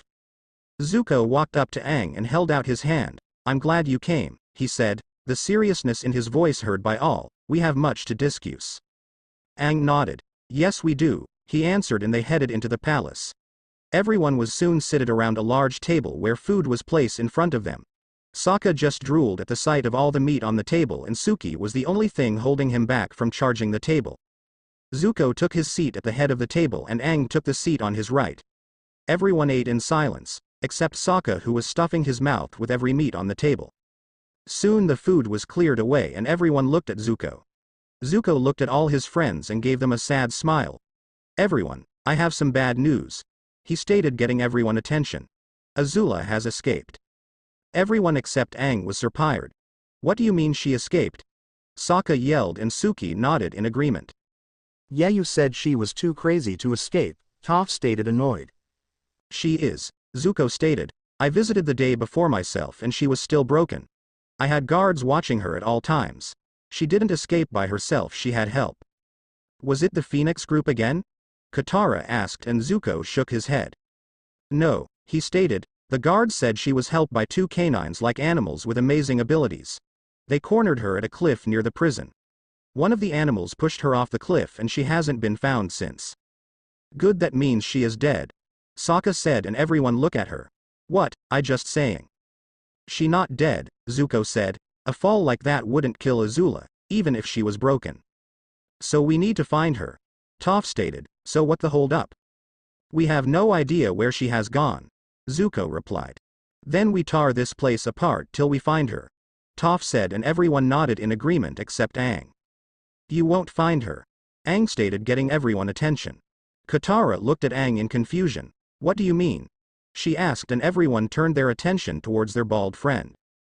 Aang was silent for a few moments. "I was recently pulled into the spirit realm by the moon spirit and others," he said. "They informed me that Azula was no longer in this world. So I was right, she is dead," Sokka said, and Suki hit him in the arm. "That not it, Sokka," Aang said with sorrow. "Azula has been sent to an entirely different world than our own." Everyone was stunned. This wasn't possible. "Tell me you're joking," Sokka stated, the fear evident in his voice. "A different world? Really?" "I'm not joking, Sokka," Aang stated. "Azula is currently loose in another world in a different place than our own."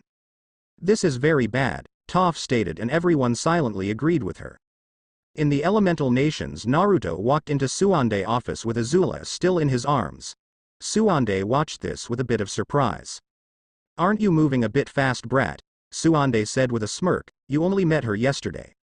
"Ba-chan," Naruto stated, a blush spread across his face, and Suande laughed. "I'm just messing with you, brat," Suande said as Naruto sighed. Azula moved in Naruto's arms and he set her down. She looked at him and her hand slowly grasped his hand on instinct. Naruto felt this and squeezed her hand. Azula felt the squeeze but didn't know how to respond. Tsunade noticed this but decided not to tease the Naruto about this till Azula was better. She looked at Naruto. "Since you are now in charge of Azula and her well-being, your apartment is not acceptable for either of you." Naruto nodded but didn't like where it was going. "Okay, Ba-chan, where am I going to live?" he said, concerned. "I kinda don't have the money for a new apartment." Suande smiled. "Oh, I have that covered," she said with large smile. Naruto looked at Suande in disbelief. "Really?" he said. Suande stood up and headed out of the office. "Follow me, brat," she said. Naruto nodded and followed, pulling Azula along with him. They headed to the top of the Hokage monument and Naruto wondered where they were headed. She led them through the forest behind the heads and soon a large house in a clearing appeared. Naruto just stared at the house with awe. "We are living here," Naruto exclaimed. "This is awesome."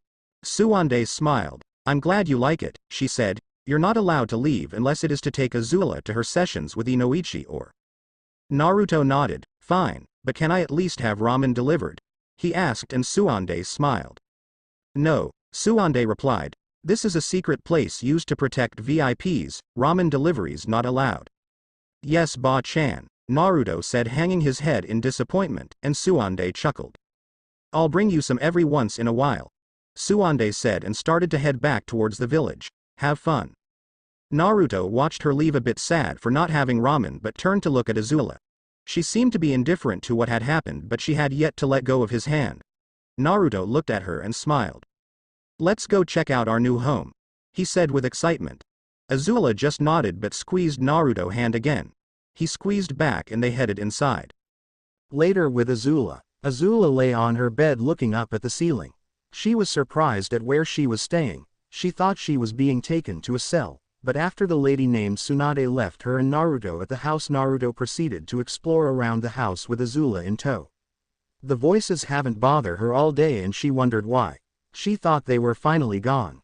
Suddenly the sound of laughing filled her head. You thought you were rid of us, Ozai's voice stated, making Azula shiver.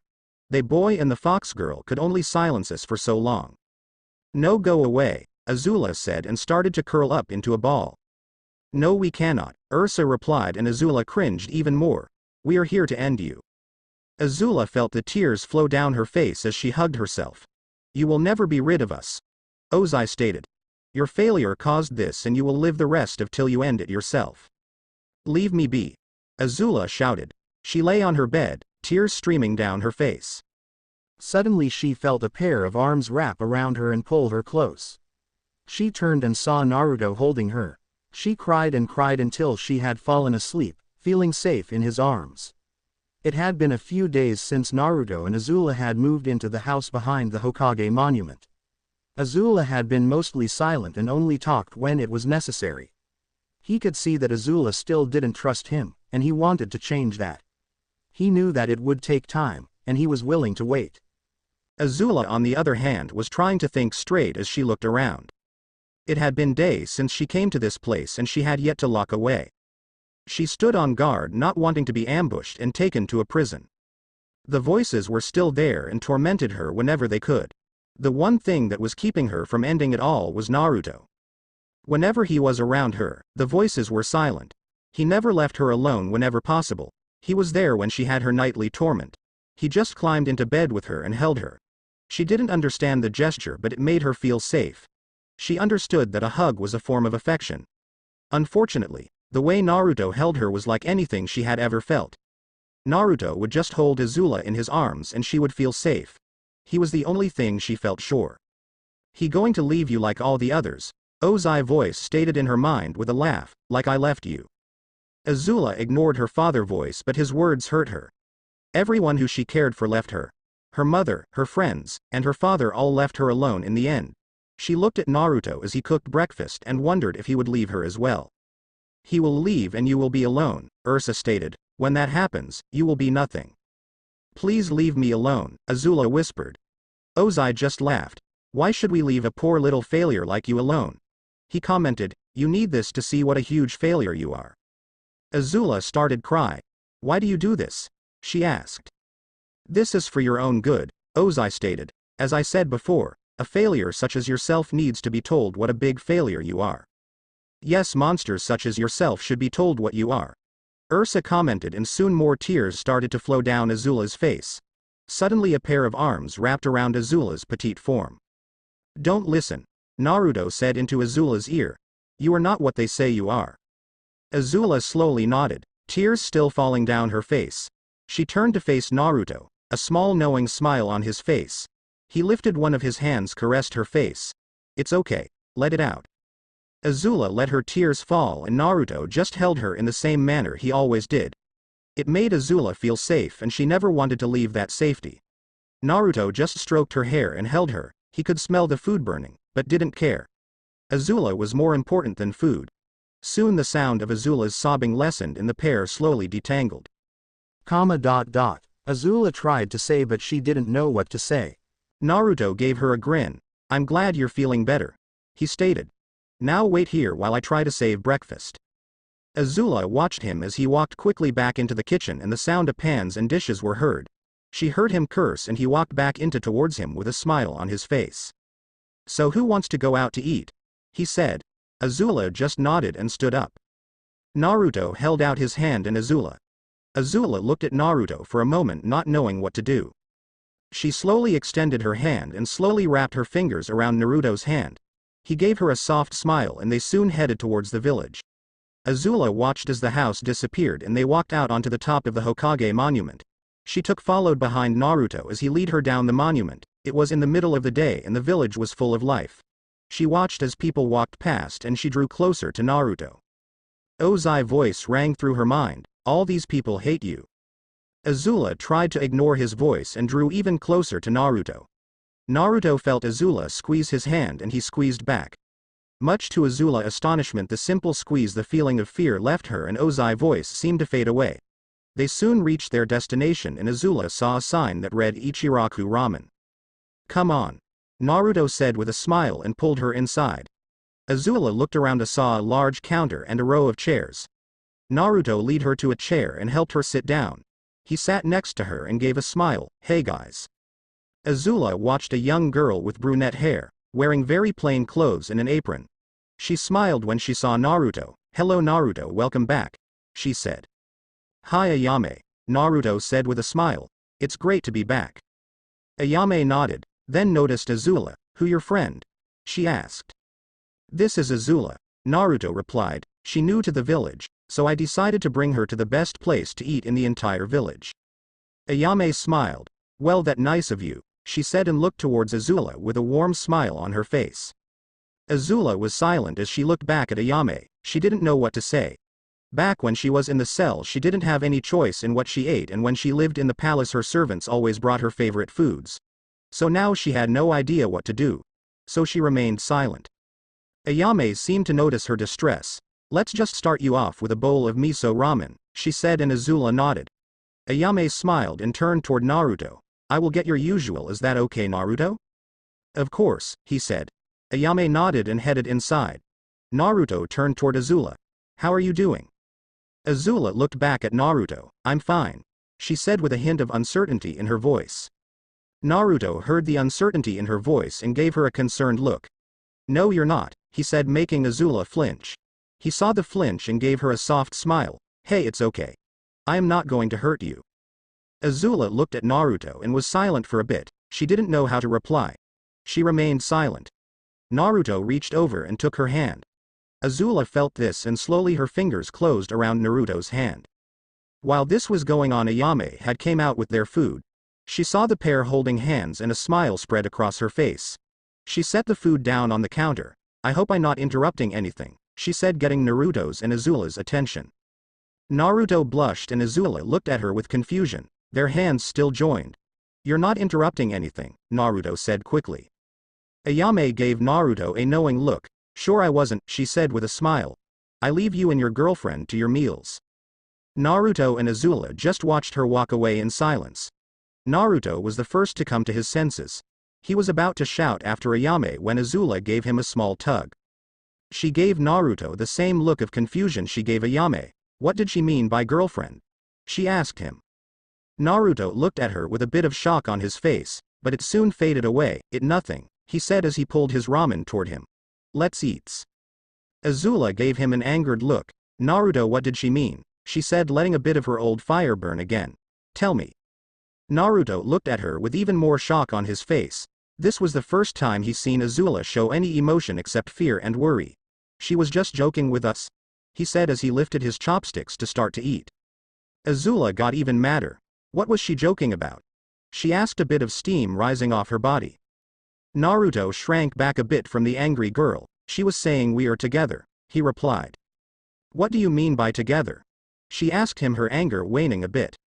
"She means together as a couple," he stated, and Azula nodded in understanding, a bit of a blush on her face. "Please inform her that she was mistaken."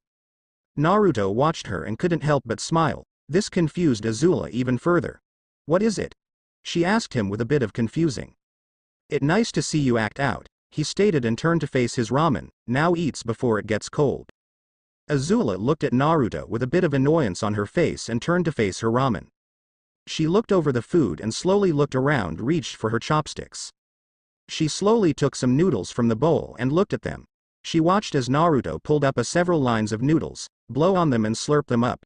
She slowly copied Naruto and she was presently surprised at how well the food tasted. She ate her food slowly as her formal training kicked in. She turned and looked at Naruto, who ate the food with gusto. He was so different from anyone she had met. He was always so happy and caring. She continued to eat, a small smirk on her face. They finished their meal and Naruto quickly paid for the meal. They headed back into the village and headed toward the Yamanaka residence to see Inoichi for Azula's first session. They walked toward the front of the house, which was the flower shop. They enter the shop and head toward the counter. Azula saw a girl with long blonde hair sitting at the counter. She was about the same age as Naruto and seemed to reading a magazine, a bored look on her face. "Hey Ino," Naruto said, getting the girl attention. She turned and looked at Naruto. "Hey Naruto," she said with a sultry smile that made Azula frown. "How are you?" Naruto smiled back, oblivious to Ino's tone. "Great," Naruto replied. "We are here to see your dad." "We?" Ino asked and saw Azula standing next to Naruto. "Who's she?" "This is Azula," Naruto replied. "She is new to the village and she has an appointment with your dad." Ino nodded as she looked over Azula. She was silent for a few moments as she looked over Azula. A small frown forming on her face. She could be trouble, Ino thought to herself, but I will make Naruto mine. "Follow me," Ino said and opened a panel in the counter. Naruto and Azula followed Ino into the back room to the home area. Inoichi was sitting on the couch and saw the group walk in. "Welcome to my home Naruto, Azula," he said as he got up. "It's nice to see your home Inoichi," Naruto said with a smile.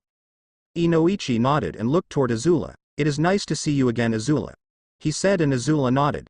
"Now Azula, if you would follow me to my office, we will start your session. Naruto, you can wait here till we're done." Naruto nodded, but Azula took a small step back. Naruto noticed this. He turned toward Inoichi. "Give us a second." Naruto turned toward Azula. He saw the worry in her eyes. "Hey, it's okay. You're not going to be with me?" she asked, the fear evident in her voice. "I am out here if you need me," Naruto replied, but that didn't reassure Azula. He pulled her into a hug. "It will be okay." Azula was silent for a moment. "All right," she said, and they broke their hug. She walked toward Inoichi and he led her toward the back office. Naruto watched them leave and couldn't help but worry about Azula. But she needs the help that he couldn't provide. He was able to help with her mindscape up to a certain point, but she needs a professional like Inoichi to help her as well. Naruto sat down on one of the couches and signed. "I hope it goes well," he thought to himself. "It will be okay," Kyuubi replied. "Inoichi knows what he's doing." Naruto smiled. "Thanks Q," Naruto said as he got comfortable on the couch. He suddenly felt another presence on the couch and saw Ino sitting next to him. She gave him a very sultry smile that made Naruto get a little nervous. "So Naruto," Ino said, scooting closer to her fellow blonde, "how have you been?" With Azula and Inoichi sat across from Azula, a warm smile on his face. "Welcome Azula, thank you for coming," he said. "These sessions are to help you heal. Since this is your first session, we will take it slow." Azula just nodded, trying to hide her fear. "Now close your eyes and we will begin." Azula closed her eyes and Inoichi began to go through some hand signs. He finished the final hand sign. He put his hand on Azula's head and slowly descended into her mind. Inoichi opened his eyes and found himself standing in a sea of broken glass and land floating about. Azula stood next to him and couldn't help but cringe. Inoichi looked down at Azula. "Shall we be off?" he asked her and held out his hand. Azula hesitated a bit but slowly grasped Inoichi's extended hand. They slowly moved through Azula's mind. Azula looked around and saw the fragments floating all over the place. Suddenly the sound of her father's laughing filled the air. Azula flinched when she heard this and looked around for the voice. "Look who here," Ozai's voice said from all sides. "Our little Azula, come to receive her punishment." "No, leave me alone," Azula said, slowly going into herself. Inoichi narrowed his eyes as he looked at Azula. He kneeled down next to her. "Azula, this is your mind, you have control," he said. "Fight it." Azula didn't seem to hear him. "Poor failure Azula," Ozai's voice said as his voice got even louder. "You are going to be shown your failure, and when you can't take it anymore, I will end it for you." Inoichi looked at Azula. "Azula, listen to my voice," he said, trying to get Azula out of herself. Azula looked up at Inoichi, her eyes filled with tears. "Make it stop," she pleaded with Inoichi. Inoichi looked directly into Azula's eyes. You have the power to make it stop, he said to her with conviction. Azula just looked at him with fear. I can't, she replied as suddenly a wall of fire appeared beside them. Azula turned and saw Ozai and Ursa standing before them. Well Azula, it's wonderful to see you, Ursa said with sarcasm in her voice. You've been such a bad girl being away from us for so long. She pulled out a set of knives. Now come and get your punishment for making me worry. Inoichi frowned. He hoped this wouldn't happen. He looked down at Azula and saw that she was breaking down. Azula, he called, hoping his words would get through to her. If you can hear me, think of the place where you feel the safest and focus on that place. A fireball flew over the pair's head and Inoichi turned and saw Ozai and Ursa coming toward them. This is not good, he said as he watched the pair advanced. He pulled out a kunai and stood in front of Azula prepared to fight the pair off. Ozai and Ursa charged forward going in for kill. Suddenly Ursa and Ozai began to fade from view and another view seems to take its place. Inoichi soon found himself and Azula in the middle of a long hall with many pictures of different people who all look similar. Where are we? Inoichi asked Azula as he looked around the hall. The Hall of the Fire Lords, Azula said, the fear slowly fading from her voice. I would always come here when I was feeling sad or lonely. She looked over the faces of the previous Fire Lords and seemed at peace. She looked at one of the spaces and found it empty, much to her relief. Interesting, Inoichi said as he sat down next to Azula. So tell me when the first time you came here was. Azula sat next to Inoichi in silence. When I was 4 I was playing with my brother Zuko, we were practicing our firebending. I was always better than Zuko at firebending and we were sparring. I hit him in the hand and gave him a small burn. Mother came over and fussed over Zuko and scolded me. I got mad and ran away so no one would see me cry. I hated that she yelled at me. It was an accident, I didn't mean to. So I ran here and cried till I had no more tears. After that, this is the place where I come and show emotions that I couldn't show others. Inoichi listened with interest. That's good, he said. So why here? What makes this place so special? Azula looked at face of her grandfather Fire Lord Azulan. When I hear I feel as if they are all watching over me, helping me be the best. Comforting me and helping me through everything. That is wonderful, Inoichi said. He got up and smiled at Azula. I think that enough for today. From now on we are going to start our sessions here and move outward. Is that okay with you? Azula just nodded. He watched as Azula slowly faded away back into consciousness. He found the door out of the hallway and looked out into Azula's mind. Everywhere else were broken pieces and shattered buildings for as far as he could see. This is going to take a while. He cut off the jutsu and went back to his body. He opened his eyes and saw Azula staring at him. She seemed a bit better and he was glad he could help her. Let's go see what Naruto's doing, shall we? He said and Azula nodded. They headed out office and saw no one in the room. They headed into the flower shop and saw Naruto watering the flowers. Naruto set the watering can down and turned to face the pair. Hey guys, how are you? Inoichi smiled. Enjoy yourself, he said and Naruto nodded. Well, we're done for the day, Sashi, all yours. And also, do you know where Ino went? Naruto grabbed Azula quickly and ran out of the shop. Sorry, no idea, bye, he called as he sped off. Inoichi watched this and face-palmed. He headed back into his home and found Ino asleep on her bed. Ino woke up shortly after her father left and looked around her room confused. How I get here? She said to herself, then remembered Naruto knocking her out when she tried to get close to him. She smiled to herself. You won this round, Foxy, but you will be mine. Naruto and Azula walked toward the village from a long day of shopping. It had been days since Azula's first session with Inoichi, and she had gotten a little bit of her fire back. She was showing more emotions, but she still needed Naruto's constant care. The pair walked side by side as they entered the busy village market. Azula looked around and saw many open shops and cart vendors trying to sell their wares. She turned and saw a mother with her daughter, buying some fruit at one of the carts. The little girl had a large smile on her face as she played with her doll.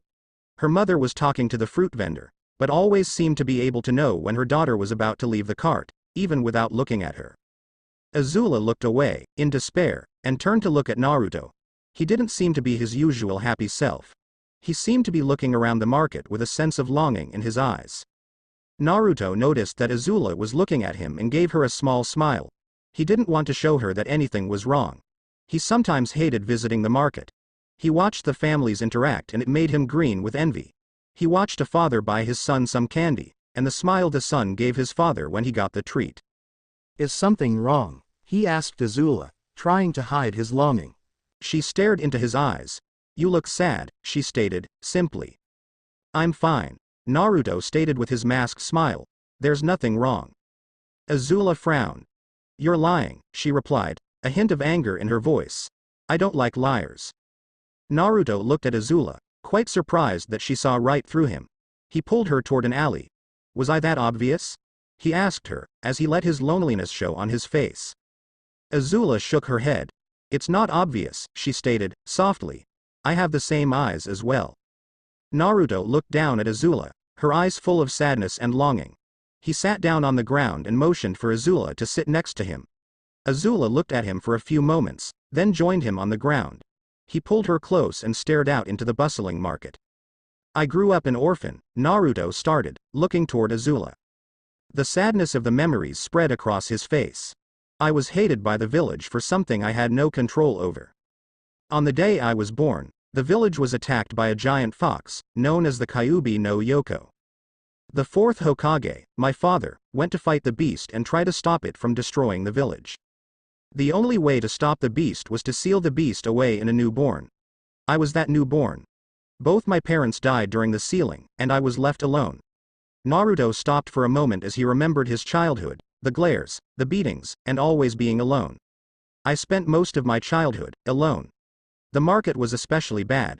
I watched families, happy together, while I sat alone. Even though a lot has changed since then, coming to the market and seeing the families still hurts. Azula looked at Naruto as he finished speaking. The years of loneliness were painfully evident on his face.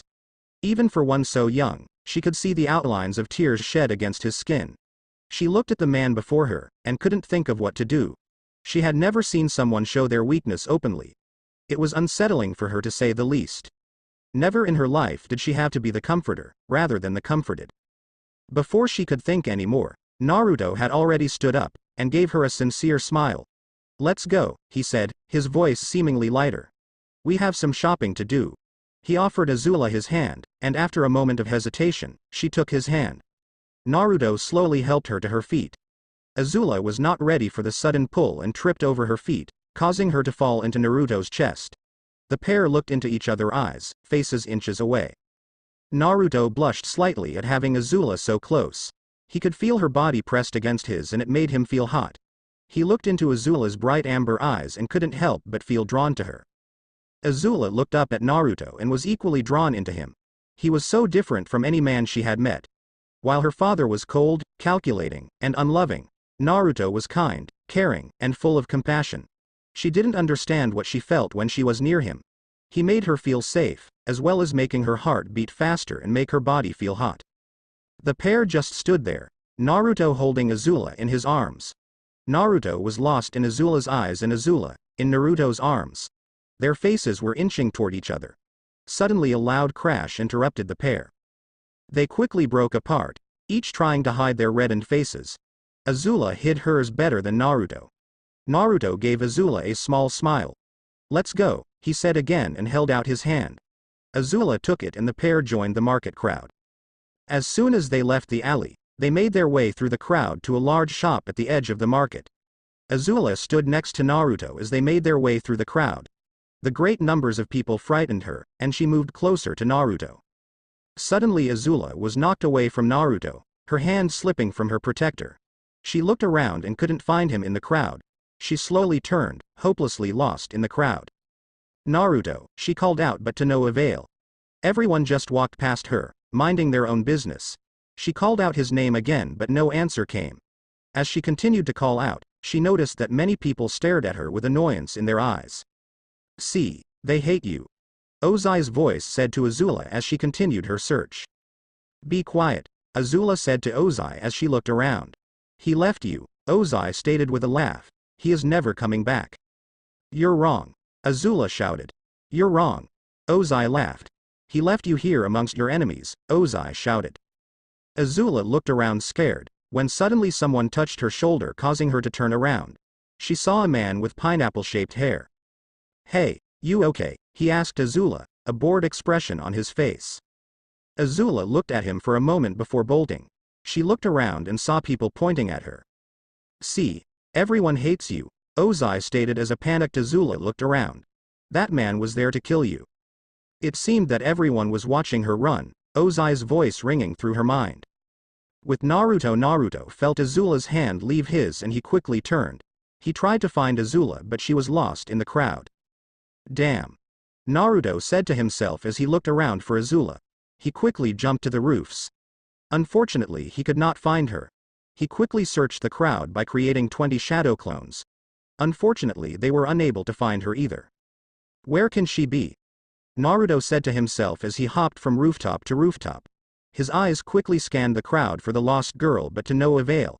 Suddenly he saw Shikamaru heading toward him, an annoyed look on his face.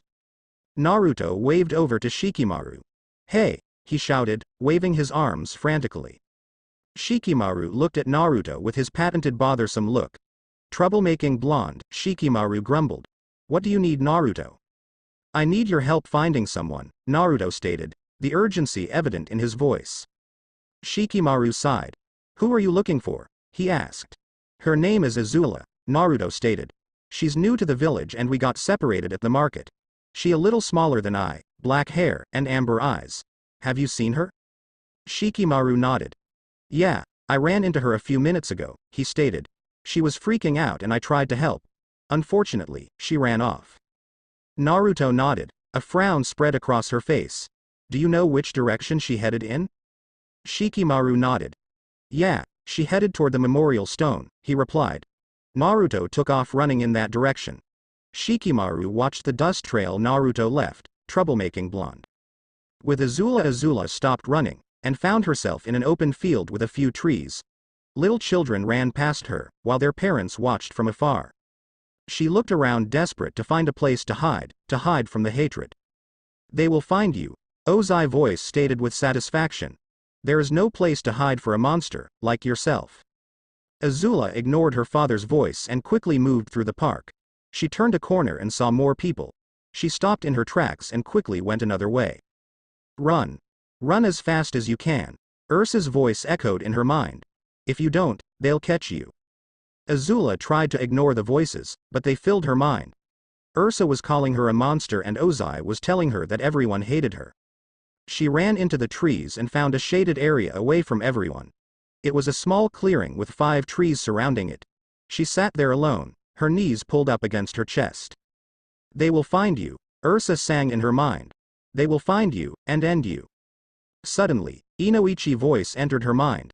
"When you're in trouble and can't fight, go to your safe place," Inoichi reminded her. Azula closed her eyes and pictured the Hall of Firelords, with its towering columns and the stern faces of her ancestors. Her parents' voices faded as she felt protected by her grandfather. She slowly opened her eyes and looked around her small area of trees. She had stopped the voices on her own. She alone had made them stop. She felt a sense of pride as she felt a bit of control return to her. Suddenly Azula heard her name being called. She listened as the sound of Naruto's voice filled the void. He was looking for her. Azula slowly got up and headed toward the tree line. She looked out and saw Naruto standing near a strange-looking black stone. He frantically looked around for her, panic evident on his face. She saw the fear in his eyes. She didn't understand what was wrong. She slowly walked out. "I'm over here," she called and Naruto turned toward the sound. He looked her in the eyes and the fear in his eyes slowly drained away. He rushed over to her and pulled her into a tight hug. He held her tight, much to Azula's delight. He loosened the hug a bit and looked into her eyes. "I'm so glad you're okay." Azula just nodded. "I am fine," she replied, but Naruto knew she was lying. "You were not okay," he said with sadness. "I lost you and you were alone. I am supposed to always be here for you." Azula slowly nodded. "It's true. I was frightened, at first," she said as she leaned her head into Naruto's chest. "I didn't know where you were and I didn't know where to go. The voices tried to break me and I ran. I ran aimlessly, till I found a place to hide." She pulled herself closer to Naruto. "Even though I was alone, for the first time, I was able to make the voices stop, all on my own." Naruto looked down at Azula and saw the fire in her eyes grow. He saw that she was becoming herself again. He didn't say anything, contented to holding her close. A few days later, it had been 3 days since Naruto and Azula were separated at the market, and the pair headed out to the village once again. Naruto had Azula learn a few places in the village, so if they ever get separated again, Azula would have a meeting place to wait for Naruto. They were currently headed to the Yamanaka residence for Azula's session with Inoichi. After the session, they headed to the hospital to get a checkup. Azula. The pair walked side by side through the village as the morning sun splashed across their path. Soon, Yamanaka's flower shop came into view with Inoichi standing outside, waiting for the pair. He waved them over and they headed inside. Naruto stopped in the living room while Inoichi and Azula headed into Inoichi's office. Naruto sat down on the couch and sighed. He closed his eyes and went to talk to Kyuubi. With Azula and Inoichi sat in the office, an unsettling silence settled in between them. Azula was still worried that something would go wrong and she would never be rid of the voices. Even though she was worried, she felt that she could successfully make them go away. Inoichi looked over Azula, noting every little behavior. She had changed a bit from their last visit. She was not as fidgety as she once was. Her body language showed that she was a bit more confident in herself, but the fear was still evident. The biggest change he noticed was her eyes. They seemed to have a small fire burning in them. Inoichi smiled. "How have you been, Azula?" he asked her. Azula looked up at him. "I am doing better," she replied, a slight confidence in her voice. Inoichi nodded, writing a few things down. "That is good," he replied. "What brought this about?" Azula was silent for a moment. "I was able to stop the voices on my own," Azula stated. "I did as you said, and went to my safe place. Once there, the voices were gone." Inoichi nodded. "That is great," he stated. "Now, are you ready to continue what we worked on last session?" Azula nodded. "Lie down for me," he said as he started the jutsu. In Azula's mind, Azula and Inoichi found themselves standing in the Hall of Firelords. The pictures of every Firelord were watching over them. Azula seemed to be at peace in the hall. Inoichi walked around the hall and headed toward the entrance. Azula watched him for a moment, not wanting to leave the safety of hall, but soon followed after. They headed out of the hall and saw the broken landscape, but Inoichi was surprised to see some of the floating pieces had gone back into place. The area around the hall was slowly coming together. He was able to make out a garden area as well as some half-rebuilt buildings. The pair walked around and soon found a small pond that was half missing. Azula looked over the pond. "This was where I played with Mai and Tai Li," Azula said as she looked over the pond. "We would come here after school and play near the pond." Inoichi nodded. "Who are Mai and Tai Li?" he asked as he sat down against a tree. "They were my friends," Azula stated with sadness. "I met them when I went to the Royal Fire Academy for girls. We became fast friends. Mai was very quiet and didn't show much emotion, while Tai Li was a bubbly girl who wore her heart on her sleeve." Inoichi watched as the scenery changed and the pair were suddenly standing on top of a building that resembled a prison.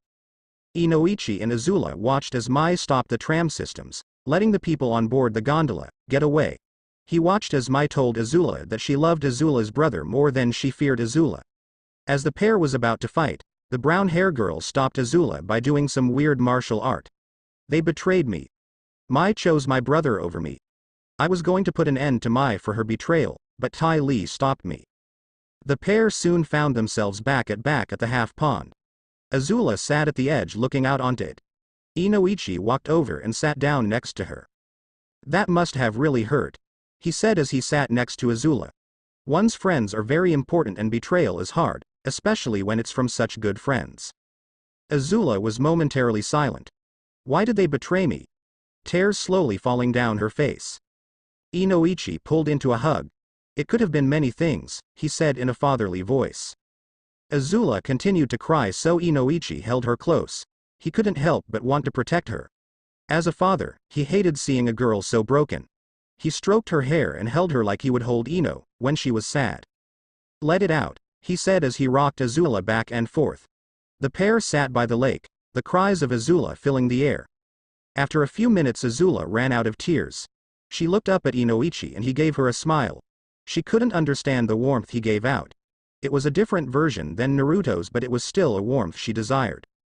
Inoichi helped Azula to her feet, giving her a fatherly smile. "Let's go," he stated. "Can you tell me what made you happy?" Azula looked up and Inoichi and nodded. "I was happy firebending." Firebending? Inoichi asked, curiously. Azula let a small smile show on her face. Yes, firebending, she said as another memory came into play. It showed Azula when she was about 7 years old, practicing a strange kata. While she was doing the kata, she shot fire from her fist. She moved gracefully around the training field, the fire dancing around her. I love firebending, Azula cheered. I always loved practicing my bending. It was the only time I felt that I could let loose. Inoichi nodded. You can still do it. There is no one stopping you. Azula frowned. I can't firebend anymore, she replied. It stopped when I lost to my brother in the waterbending girl. Lost your bending? Inoichi stated with a look of confusion. How is that possible? Firebending is fueled by our emotions, Azula stated. I can't seem to create the fire anymore. Inoichi looked at Azula and saw the sadness on her face. He could see the love of firebending in Azula's eyes. Suddenly a shadow flew over the pair. Inoichi quickly hid Azula behind him with fatherly protection. The pair looked up and saw 2 large dragons flying overhead. Holy crap! Inoichi cried as he stood in front of Azula. The dragons slowly landed in front of the pair. There was a red dragon and a blue dragon. The red dragon leaned down and pushed its snout against Inoichi. Move foreign one, the dragon rumbled. We have to talk with the fire girl. Inoichi didn't move. I won't let you hurt her, he stated while the blue dragon started laughing. The blue dragon leaned down its head. You are a funny foreign one, it said with a large smile, its sharp teeth gleaming. We do not want to hurt the fire girl, we wish to talk with her. Azula slowly walked out from behind Inoichi. What do you want with me? She asked, trying not to look scared. The red dragon spun around Azula, blocking her from Inoichi. Inoichi quickly tried to restrain Azula, but the dragon was too big. Now, young fire girl. Do you wish to be free? The red dragon asked, its eyes burning down onto Azula. Free? Azula asked with confused. Yes, fire girl, free, the blue dragon stated as it poked its head down toward Azula. Free to live happy from your past. Azula gave a puzzled look at the dragon. Free. She stated the word seeming foreign in her mouth. How? The red dragon lowered its head. When you are ready, you will find us at the end, it stated. Before Azula could ask another question, the dragon quickly unwrapped itself from Azula and flew off. The blue dragon followed close behind. Inoichi ran toward Azula and looked her over. Are you okay? He asked. Azula looked at Inoichi and nodded. The dragon's words echoed in her mind. In the Avatar world, Aang and everyone had gathered everything they needed to head to the new world. They headed toward the North Pole to meet Yu and start their journey to get Azula back. Aang stood on the bow of a fire navy ship and looked out into the night air. He was determined to bring Azula back here where she couldn't harm anyone. Everyone else was asleep as he looked out into the night sky. Suddenly, the stars began to move and his former selves Avatar Roku and Avatar Kyoshi appear in front of him. Roku, Kyoshi, it's so good to see you, he said with a large smile, but the seriousness on the other avatars' faces quickly made him frown. What's wrong? Avatar Roku looked at Aang with sadness in his eyes. Aang, the journey you are about to undertake is one that should not be taken, he said, much to Aang's surprise. Why is that? Azula is a monster. She has hurt too many people and needs to be locked up. Koishi looked at Aang, sadness adorning her face. For a monk, you are quite closed-minded, she stated. Azula is a lost soul who was sent somewhere to become whole. How do you know this? Aang asked, surprised by this revelation. We agreed it was a good idea to send her there, Roku explained as Aang looked on, his eyes wide as the moon. What? He shouted. How did this happen? Kami made it so, Roku replied simply. Who is Kami? Aang asked. You would know her as the Great Spirit, Kyoshi stated. Wait, the Great Spirit is a girl. Aang shouted and Kyoshi shook her head. Men, she sighed and disappeared into the air. Roku looked over at Aang. Aang, all I ask of you is to look at Azula as you would a lost soul, Roku stated. She has had a hard life. Aang looked at his previous self. I will try, he stated with a slight frown. Roku nodded. That is all I ask, he said and disappeared into the night. Inoichi slowly entered his own mind. After his encounter with the dragons in Azula's mind, he looked over at the now waking girl, and gave her a sad smile.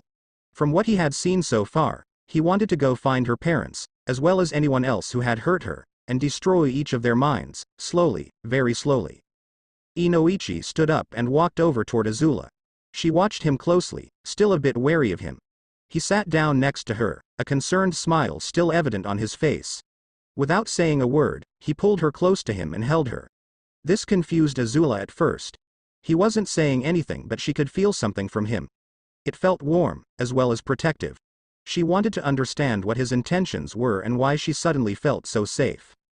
Inoichi slowly broke the embrace and looked down at Azula. "Feel better?" he asked her, warmly. Azula just nodded. She did feel better, better than she had ever felt in a long time. Inoichi knelt down in front of Azula. "Now, Azula, I want you to do some things for me, okay?" he stated, in a fatherly voice. Azula nodded. "I want you to practice your fire-bending katas." Azula stared at him with confusion. "I can't fire-bend," she mumbled, sadly. "The kata are useless without fire-bending." Inoichi just chuckled a bit. "Trust me," he replied with a wink. "They will still come in handy." Azula looked at Inoichi, unsure about the usefulness of the katas, but agreed anyway. Inoichi helped Azula to her feet and they headed out of the office. They found Naruto, passed out on Inoichi's couch. Azula looked over Naruto's sleeping form. He seemed so serene when he was sleeping, not a care in the world. She hoped, one day, she would again sleep like that. Inoichi looked down at Naruto and sighed. He tapped Naruto, waking him up. Naruto slowly sat up, rubbing the sleep from his eyes. "So. Ah, you're done," he noted with a yawn. Naruto got up and smiled at Azula. Inoichi gave Naruto a stern look. "Now, Naruto, there is something I want you to do to help Azula recover," he stated. Naruto looked directly into Inoichi's eyes, his full attention directed toward the older blonde. "What is it, Inoichi?" he asked. "Take Azula to one of the training grounds and work out with her," he said with a smile. Naruto nodded and gave a quick salute. "Yes sir," he said with a huge grin. Naruto turned toward Azula and offered her his hand. "Shall we head out?" Azula nodded, and the pair soon left Inoichi's home. Inoichi left soon after, toward the Hokage Tower. He passed by some of his fellow shinobi and smiled. He entered the tower headed to the Hokage office. He found Tsunade at her desk, working on paperwork, a frown on her face. Tsunade soon noticed Inoichi. "Inoichi, how have you been?" she asked warmly, setting down her pen. "I am doing well, Hokage-sama," he replied, "just working mostly." Tsunade nodded. "I thank you for that." She opened one of the desk drawers, pulled out 2 small glasses, and a bottle of sake. "Would you like a drink?" Inoichi looked at Tsunade with surprise on his face. "I would love one, actually," he replied, and Tsunade poured his drink. Tsunade lifted her glass. To Konoha, she toasted and drank it down quickly. To Konoha, Inoichi agreed and emptied his glass. He set the cup down and took a seat next to the desk. "So, how's the family?" Tsunade asked as she poured herself a refill. "They are doing well," Inoichi replied, taking some sake for himself. "Ino has been doing a lot of missions lately and Mina is doing well. Business at the shop has been good." Tsunade smiled. "That's good," she replied, after downing her second glass. "It is," he stated, finishing his sake. "I would like to talk with you about Azula." Tsunade set down her cup. "What is it?" she asked, pushing her cup away. Inoichi was silent for a moment. "She's doing better since she's been with Naruto. He has been taking care of her," he said, hesitating, "but there is a lot of work left to do." "There is more than that, isn't there?" Tsunade questioned as she looked over Inoichi. He sat there, the sadness and anger in his body language. Her own family treated her like a monster, Inoichi cried, his temper beginning to show. Her own friends betrayed her. She was always alone. "As a parent, I can't believe someone would treat their child like that. If I ever treated Ino like that, I would rather kill myself." Just watching her breakdown, seeing her own parents try to destroy her in her own mind, I just want to hurt them. Tsunade watched the man as his rage filled him. She had to admit, a father's anger was truly one of a kind. She bet if Inoichi ever met the people who hurt Azula, they would wish that they had never been born. She handed him another full glass. "Drink," she ordered, as he stared at her, bewildered. "It will help you calm down." Inoichi nodded and took a drink. The best thing you can do is to be there for Azula, like a father should. Inoichi nodded and filled his cup again, a small smile on his face. I'll drink to that. Tsunade nodded and the pair continued to drain the bottle in silence. S.B. Azula slowly opened her eyes as the sun came in. It had been several days since her last session with Inoichi. She had been thinking over what Inoichi had told her about Tylee's and Mai's betrayal a lot. As she looked over their entire relationship, she saw that she wasn't the best friend to the girls. She had been very controlling and vindictive towards the pair. Azula frowned as she pondered over all of her memories of the time they had spent together. What had she done wrong? Why had this happened? This line of mental questioning frustrated her to no end. She slowly sat up and looked to see Naruto still asleep beside her. He always slept with her ever since they had moved into this place. At first he would just come in and hold her whenever she had a nightmare. Due to the frequency of her nightmares, they had decided that Azula would sleep in Naruto's room until she felt comfortable enough to sleep by herself. She watched Naruto sleep, a calm look on his face. Azula looked at her caretaker and couldn't help but smile. Azula slowly lifted her hand and brushed it across Naruto's cheek, against the whisker-like marks. She noted that Naruto would purr as she moved her fingers gently across them. Azula continued to rub Naruto's cheek and his purring got louder the more she rubbed. Suddenly, Naruto rolled over onto Azula, pinning her to the bed. Azula tried to move but Naruto was too heavy, and she had yet to regain her strength. She stopped struggling and felt Naruto's breath against her neck. A blush slowly grew on Azula's face as she felt Naruto's hot breath against her skin. She couldn't understand why her body was suddenly heating up. This heat was different than anything she had felt before. When she was fire-bending, her body would heat up, but it was an angry heat, a heat of destruction. Now, the heat she was feeling was so different. It wasn't like the burning heat of anger and hatred she was used to. It was a very light heat. It made her feel warm inside, but in a good way. It felt so comforting and light, not heavy and angry. Azula desperately racked her mind as to the meaning and origin of this pleasant, new sensation. As she ran various ideas through her head, she felt Naruto slowly waking up. He slowly stretched his arms and rose above Azula with a loud yawn. He blinked his eyes a few times and saw Azula below him. Naruto stared at Azula for a few moments wondering if he was dreaming. Naruto looked and saw that Azula had a large blush on her face. Her shirt had bunched up showing her stomach and a hint of her bra. Naruto's eyes grew wide and he quickly jumped off the bed. I'm sorry. Naruto cried as he waited for Azula to hit him and accuse him of being a pervert. After a few moments had passed and he hadn't received a punch of divine justice, Naruto hesitantly glanced at Azula and saw a confused look on her face. Naruto looked at Azula, unsure of what to do. Why wasn't she attacking him? He would expect that if this had happened with any other girl they would have beat the living daylights out of him. Why are you on the floor? Azula asked him, curious. Well, Naruto stammered, I was on top of you, and I saw something I shouldn't have. Azula stared at him. That doesn't explain why you were on the floor, she replied, awaiting his response. Naruto chuckled nervously and slowly got up. I was surprised, that's all. He replied as he walked toward the door. Why were you surprised? Azula asked, tilting her head slightly. Naruto looked at the girl before her. The way her pajamas hugged her form and the way her hair fell around her face.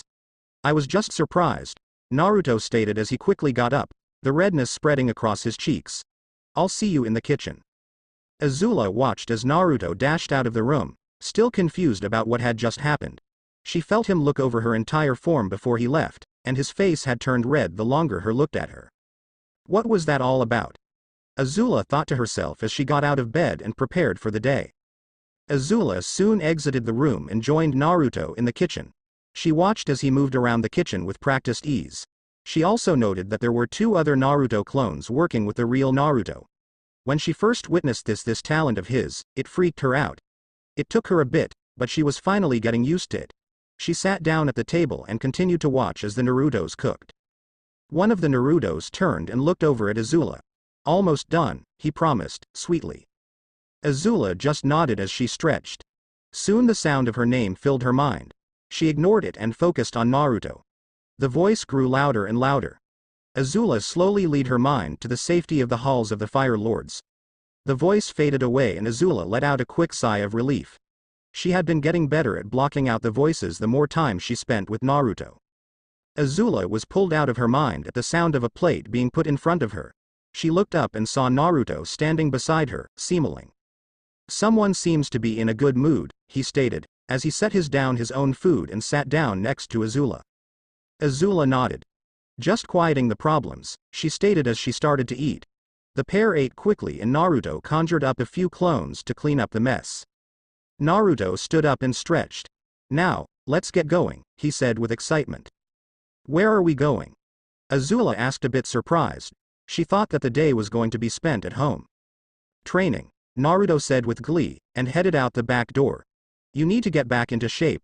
We can't have the princess in anything but her top form." Azula let a small smirk grace her face. "That's obvious," she stated, a hint of excitement and fear in her voice. "As a princess of the Fire Nation, I must be prepared for battle at all times."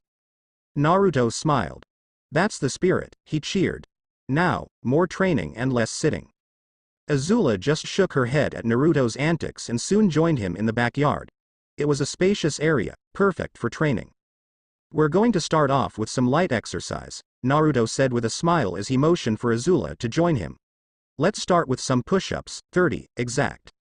In Avatar World, the royal airship had stopped at Kyoshi Island for a much-needed resupply. Everyone had exited the ship and was mingling with the local townspeople. One person stood away from the rest. Mai watched from the sidelines as everyone talked and laughed without her. She sighed and walked away. She walked around Kyoshi village, looking for a familiar bubbly girl. It had been such a long time since she last saw Tai Li.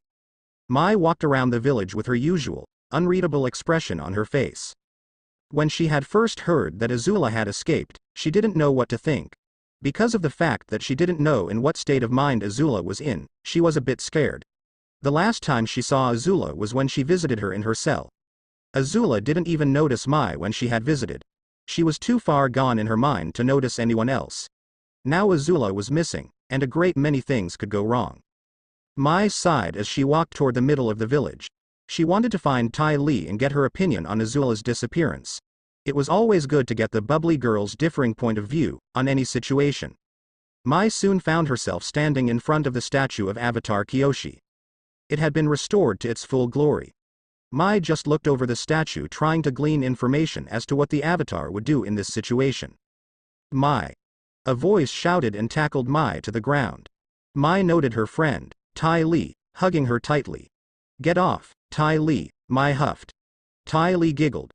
"Sorry," she replied, a large smile on her face. "It's just that it's been such a long time since I've seen you. I missed you so much." Mai sighed and patted Tai Li on the head. "I missed you as well," she said. "Now, gets off." Tai Li quickly released her grip, her signature smile on her face. Mai just stood up and sighed. "Tai Li, I need to tell you something. Do you have somewhere private where we can talk?" Tai Li nodded and walked toward the Kyoshi Warrior Training Center. Mai followed quickly and made sure that they were alone in the training area. "So, what would you like to talk about?" Tai Li asked as she walked on her hands. Mai sat down and looked soberly at Tai Li. "Azula has vanished," she whispered. Tai Li fell over in shock. "Azula? Missing?" Tai Li asked as she sat down. "What happened?" Mai explained the full story, as Tai Li listened eagerly. Mai watched as her friend processed the information, trying to figure out what she was thinking. Actually, this was the longest she had seen Tai Li sit still in a long time. Tai Li suddenly jumped up, a determined look on her face. "All right," she shouted. "Let's go get Azula." Mai looked at Tai Li, tilting her head to one side. "Are you sure?" she asked. "It might not end well." Tai Li just smiled. "She's our friend," she replied, biting her lip. "I want her to be safe and happy. She was so broken after what happened. Even though she was mean a lot of the time, Azula was my friend and I will protect her, even from herself." Mai looked at Tai Li. "I agree," she replied. "Azula was a witch at times, but she was always there for us. Now it is time for us to be there for her." Tai Li smiled and pulled Mai into a hug. "Yeah!" Tai Li shouted. Mai just tried to breathe, a nearly unnoticeable smile on her face. With Azula, Azula lay on the ground, exhausted. It had been several days since she began to exercise with Naruto and she had to admit it was tiring. She learned quickly that Naruto loved to train and would spend hours doing it, if he could. His workouts were insane, in her opinion. He would do 3 sets of 300 push-ups, 200 sit-ups, 500 crunches, 500 punches on each arm, and 500 kicks with each leg. He had made a similar type of workout for Azula but at a fraction of the number of each exercise. She had to do 2 sets of 30 push-ups, 20 sit-ups, 40 crunches, 100 punches per arm, and 100 kicks per leg. Azula was always physically drained after this exercise but somehow, she always felt better at the end. When she trained alongside Naruto it didn't feel like work to her, it was just enjoyment. Did she dare to admit it was fun? Azula slowly sat up when suddenly she felt something cold against her cheek. Here, Naruto offered, holding a cold bottle of water to her face. Azula took the bottle and slowly drank the cold liquid. The feeling of the cool water entering her body was refreshing. She looked up and saw Naruto standing next to her, his own water bottle in hand. He smiled at her and took a quick drink. "Have fun?" Naruto asked, grinning. Azula just nodded. "Yeah," she replied, slowly rising. "It's nice to do this, it helps to clear my mind." Naruto agreed. "Training always makes me feel better." Naruto looked up and smiled. It was still early in the day and he had no plans. He looked toward Azula and saw that she was still resting from training. He could tell she wanted to continue but he wanted to build her muscles up a bit more before moving on to taijutsu training. He was about to head inside, when an Anbu appeared in the field. "Uzumaki, the Hokage wants to see you in her office right away," the Anbu announced. Naruto nodded then looked toward Azula. "But, what about the princess?" he asked, worried about leaving her alone. "The Hokage has already taken care of that," the Anbu said. "Nara-sama should be here shortly." Naruto looked at the Anbu, wondering why they were sending Shikamaru's dad to look after Azula. He would rather just send a clone to Tsunade and stay with Azula himself. "Hello, anyone home?" A female voice called from the front of the house. Naruto created a clone and had it go to the front of the house to greet the newcomer. Soon they were joined by a woman with long brown hair, kept in a ponytail with 2 tails that framed her face. She wore a pink blouse with a brown skirt. This was Yoshino Nara, mother of Shikamaru. From what Naruto had heard from Shikamaru, she was a troublesome woman, very strict and overbearing. Based on Naruto's interactions with her, she seemed like a pleasant enough woman. "Hello, Nara-san," Naruto said, bowing slightly. "Thank you for looking after Azula for me."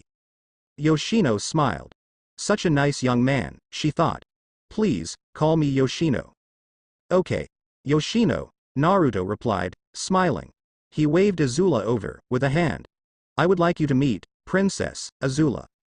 Azula looked at the woman before her, with suspicion. She didn't want Naruto to leave. "Hello," she said quickly and hid behind Naruto. Yoshino smiled at Azula. "It's nice to meet you," she replied. "I hope we can get along."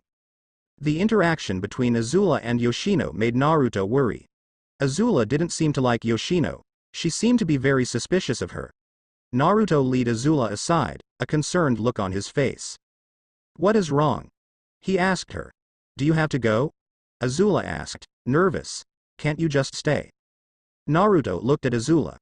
"I wish I could but Ba-chan sent an Anbu to come get me." "It must be something important," he replied. Fear was still quite apparent on her face. "You will be okay. Yoshino will be here. She's a great person." Azula nodded, yet unconvinced. Naruto noticed this and pulled her into a hug. "Hey, it will be okay. I will be back soon." Azula didn't move as Naruto held her. She didn't know what to believe. This would be the first time that Naruto would be away from her. This scared her deeply. What if he didn't come back? How would she be able to stop the voices?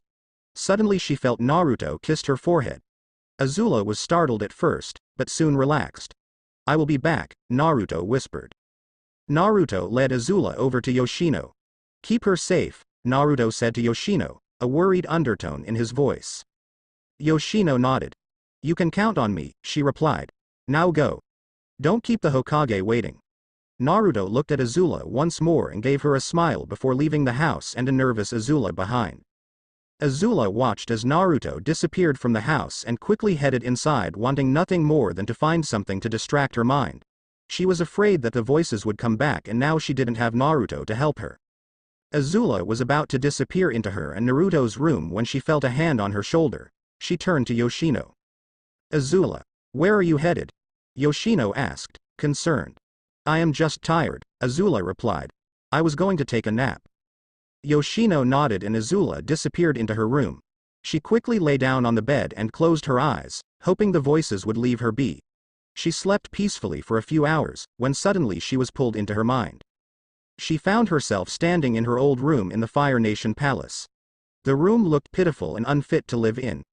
Azula turned and walked toward the door, wanting to leave. She pulled at the handle, but the door wouldn't budge. She began to panic as she tried, unsuccessfully, to leave the room. Let me out, she cried as she pulled at the door. Suddenly she heard a voice from the other side. I'm sorry, Azula, but I cannot let you out, said Ursa. This is your home. It's perfect for you. Azula pulled at the door. Let me out, she screamed again. Ursa just tapped the door once. Sorry, I cannot, a monster needs to be locked away, she said. And this is perfect for you. So, enjoy your new life. Azula heard her mother walk away, leaving her locked in the room. Azula banged at the door with all her might, even attempting to break down the door, but nothing worked. She was trapped with no way out. She sat down with her back to the door. Someone help me, Azula cried, as tears started to fall down her face. Help me. Suddenly Azula opened her eyes and found herself being held by someone. She was back in her room and Yoshino was holding her close. Azula was surprised by this but was so relieved at being out of the locked room, and away from her mother, that her tears began to flow uncontrollable as she lay in Yoshino's arms. Aang stood on the bow of the Royal Fire Nation airship. They were approaching the North Pole and soon would be on their way to the world Azula was currently in. He was thinking about what Avatar Roku had told him earlier on his journey. Was Avatar Roku right? Was Azula just a victim to her circumstances? Aang looked out into the air and sighed. He didn't know what to think. The first time he met Azula she had been trying to kill him and his friends. The next time they met she had nearly killed him. Every meeting thereafter consisted of Azula trying to kill him and his friends again. After her fight with Zuko for the final time, she lost her mind. This is the Azula that Aang had known and he couldn't imagine her being any different. Yet he was taught that everyone deserves a chance to change, but it was their choice to change. What should I do? Aang said out loud as he looked out. Am I doing the right thing? He knew he wouldn't get an answer but he felt better letting it out. He wondered how Azula was doing in this new world. With Azula had finished crying in Yoshino's arms and was drying her eyes. She looked up at Yoshino and saw a caring look on the older woman's face. Azula tried to understand the look, but she couldn't. She had never seen this look on her mother at all. Her mother always looked at her with disappointment or anger. The look that Yoshino was giving was filled with caring and concern. Yoshino looked down at Azula. Are you okay, dear? She asked with concern in her voice. Azula slowly nodded. Yes, she replied quietly. Yoshino smiled and slowly stood up. That's good, she stated in a motherly tone. Now let's get some food in you. Azula just nodded and slowly rose, only to lose the strength in her arms.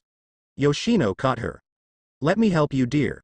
Azula allowed Yoshino to help her up and lead her down to the kitchen. Azula watched Yoshino in wonder. Is this what a true mother would do? With Naruto walked into Tsunade's office, a bit annoyed at being called in. He didn't want to leave Azula alone for too long, even with Yoshino watching her. He always felt better when she was near and enjoyed her smiles. So he hoped Tsunade just wanted to visit and that was it. Hi Ba-chan, he said as he stood in front of her. What can I do for you? Tsunade looked at Naruto, a serious look on her face. A meeting of cages has been announced. She stated. All of the cages have requested that you be there. Naruto stared at Tsunade in shock. He wasn't expecting this. He thought he was going to give a report on how Azula doing. He didn't want to leave now. Azula needed him. Do I really have to go? Naruto stated in a nervous tone. Tsunade just nodded. You have to, Tsunade stated in her Hokage tone. This is a demand by all the cages. Naruto frowned. But what about Azula? He asked, worried. I can't leave her alone by herself. We don't know what could happen. She could regress back to her former self. Tsunade saw the look of worry on his face. She knew that he didn't want to leave Azula alone, but he was needed at the cage meeting. I understand your concerns, she said with a calming voice. But, I will have someone, who is very capable, to watch her. This wasn't helping Naruto to alleviate his fears. He didn't think there was anyone capable to watch Azula and help her heal as well as him. Is there anything else, Ba-chan? Naruto asked, disappointed. We leave tomorrow, Tsunade replied, and Naruto turned to leave the office. He slammed the door behind him as he walked out, making Tsunade flinch. She sighed to herself. I knew this was going to be a bad day, she stated in a tired tone, pulling out a bottle of sake, and pouring herself a glass. Naruto stormed down the road toward home, angered by his most recent orders. He told her that he would always be by her side when she needed him. Now he was leaving her alone. What was so important that he needed to temporarily abandon his charge? He slowly watched as his home came into view. He stopped in front of the front door and stood there, unsure of his next step. He slowly turned and headed back into town. He wanted nothing more than to have time to himself and wondered who he could leave Azula with, someone he could trust. The only person he could think of was Inoichi, but he was too busy. Naruto stopped in front of the memorial stone feeling defeated. There is no one I can leave Azula with, he decided. She not yet ready to be around other people. Q listened to Naruto as he fought with himself. Naruto, she called from inside the seal. Come talk to Big Sis. Naruto slowly nodded and sat down in front of the memorial stone. He started to meditate and soon found himself standing in front of Q's cottage. He slowly entered and found Q sitting on the love seat next to the bay windows in front of the cottage. She smiled at her little brother and motioned for him to sit down. Naruto sat down next to Q and looked longingly out the window. What's wrong? Q asked, concerned. Naruto faced her. You should already know, he replied quickly. Q nodded. I know, but just the same, I want to hear you say it, she stated, comforting. It is always better to say it aloud to someone. There's a meeting of the cage in a few days, and all the cages have requested that I be in attendance. Naruto struggled with the words, as if they were poison. Since I have to go, I have to leave Azula by herself or with someone I trust. Unfortunately, with Azula in her current mental state, I don't trust her with anyone but Inoichi, but he is very busy with his job at the interrogation department. I don't know what to do. Naruto put his head in his hands and let out a sigh. Q just patted him on the back trying to comfort him. You will find someone. I know you will. Naruto looked at Q, a small smile on his face. Thanks Q, feeling a bit of relief. First you need to tell Azula that you're leaving, and then worry about finding someone to look after her, Q stated constructively. Naruto paled at this. He was not looking forward to going home. A few hours later Naruto walked slowly into the house, hoping Azula was okay. He entered the living room. Finding it empty, he began to worry. Picking up his pace, he searched the other rooms of the house. He quickly entered the kitchen to a big surprise. Yoshino was standing next to Azula, teaching Azula the correct way to chop carrots. He watched as Azula concentrated on the task at hand, while Yoshino watched over her. Azula finished cutting the carrot and looked to Yoshino for approval, ready to hear all of the reasons why she did a bad job. Yoshino looked over the carrot slices with a practice eye. You're a natural, she said to Azula, grinning. Are you sure you never had training? Azula's face was blank for a moment as she tried to process what Yoshino had said. This teacher had not given her a list of grievances. She hardly received praise this positive before. Azula looked at Yoshino, who just smiled at her. I have no formal training in making food, Azula said, humbly. Most of my food back home was prepared by the royal chef. Interesting, she replied surprised. I hope this is not too tedious to you. I wouldn't want to teach you something you wouldn't like to learn. Azula shook her head. I like it, she replied quickly. It feels nice. Yoshino smiled. Well then, let's continue, she said, excitedly. Now that you've cut the carrots, we need to put them in the pot on the stove. Now, pick up the cutting board and walk it over to the stove. Azula nodded and picked up the board as carefully as she could.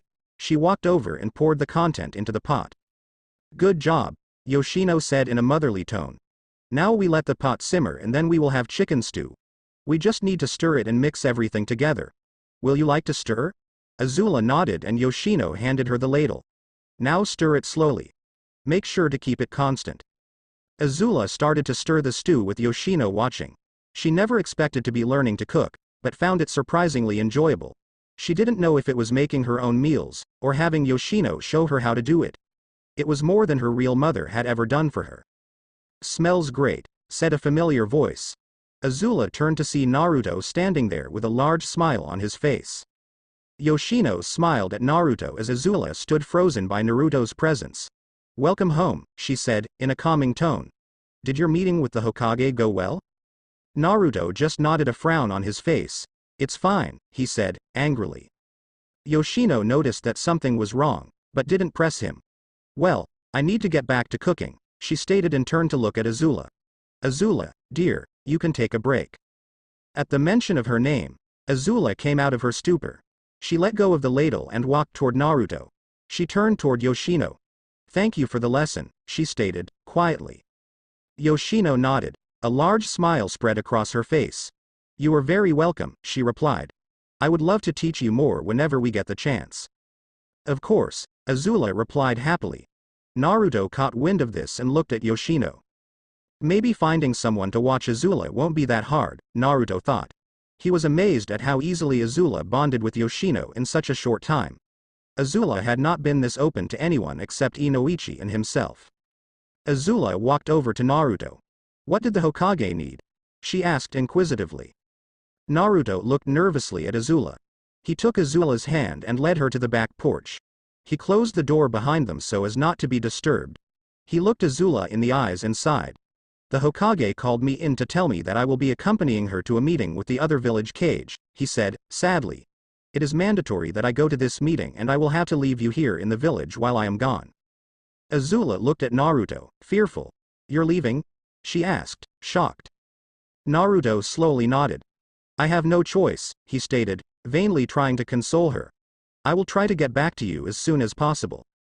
Azula didn't seem to hear him, already lost in her own thoughts. "You're leaving me," she deadpanned. "Just like all of the others that have come before you, I will be alone." "That's right, Azula," Ozai's voice whispered with glee.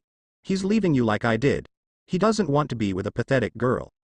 "I'm alone," Azula cried, starting to shake. "I'm alone." "Yes," Ozai's voice shouted happily. "You are alone. You need to curl up and wither away, like the trash you are." Azula felt a pair of arms wrap around her. "You're not alone," Naruto shouted as he held her. "I won't leave you alone for long. I will come back to you, I promise." Azula looked up at Naruto, a look of uncertainty on her face. "How'd I know you will come back?" she replied, tears streaming down her face. "How?" Naruto looked at the distraught Azula, trying to think of way to comfort her. Suddenly an idea popped into Naruto's mind. He reached his hand up and took hold of his crystal necklace given to him by Tsunade. "This is how," he said as he handed the necklace to Azula. "This is a very important necklace to me. I am leaving it in your care till I get back." Azula looked at the necklace then back to Naruto. "You will come back?" she asked, scared.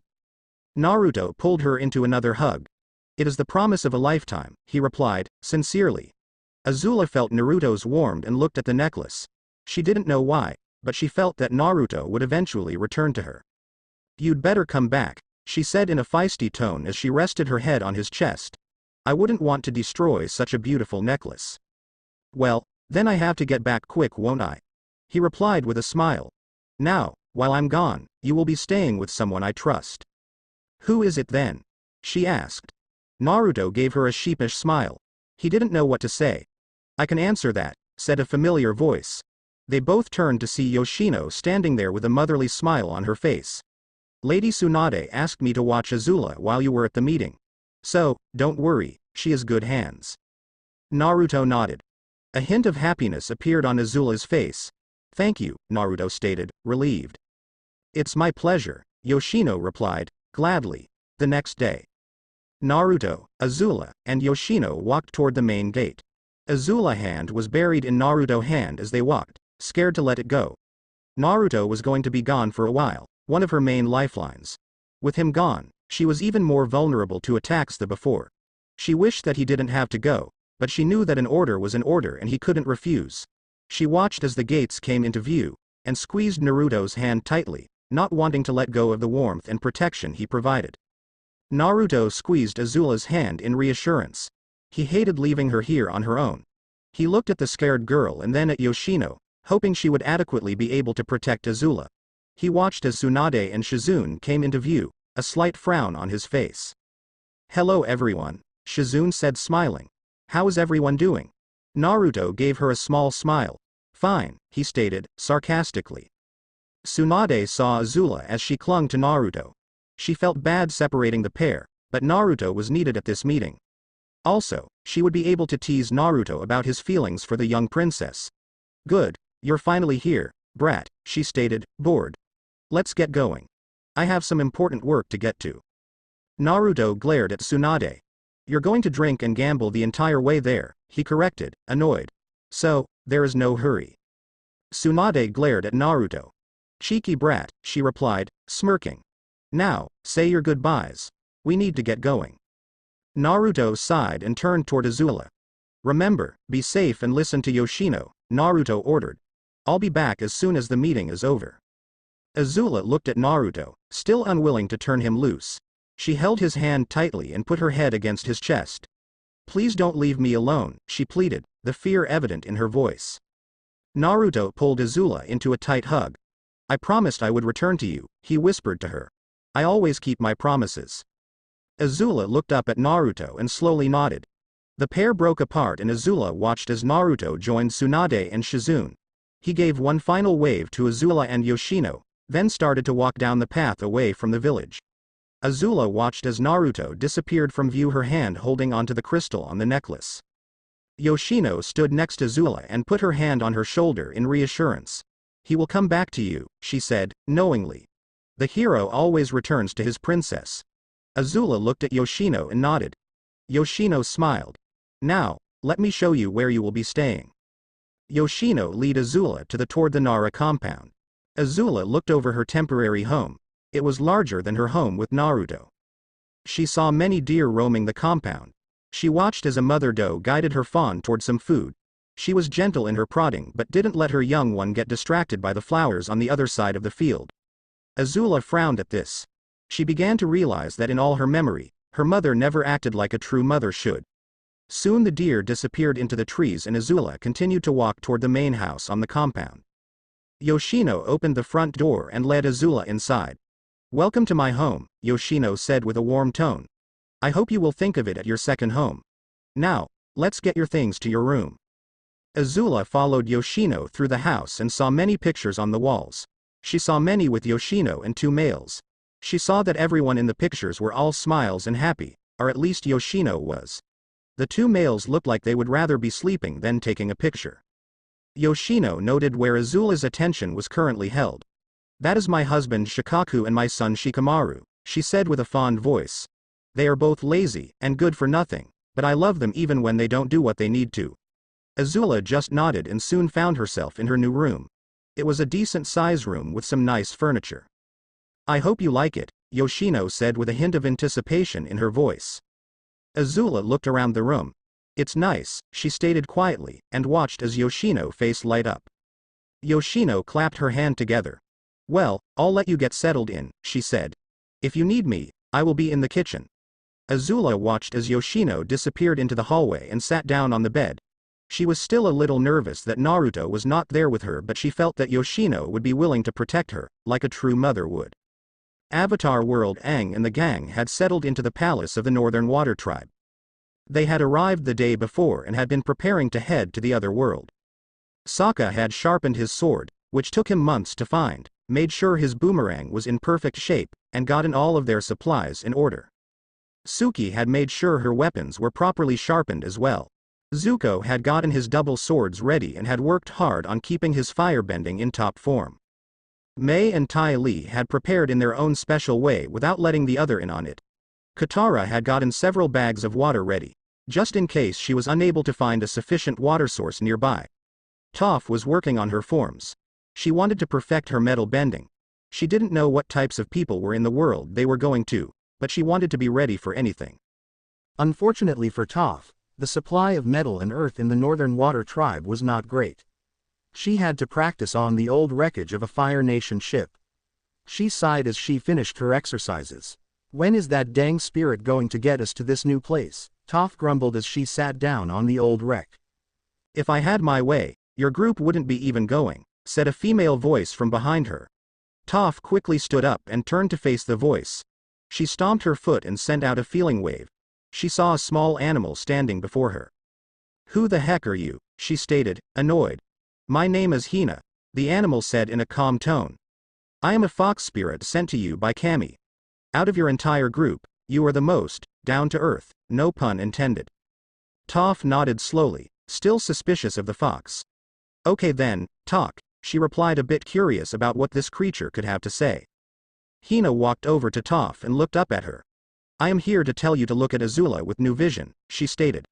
Azula is a broken person who was sent to the other world to heal and become better.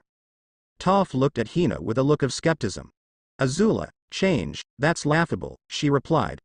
Azula has done nothing but try to kill me and my friends. She can never change. Hina looked at Toph and shook her head.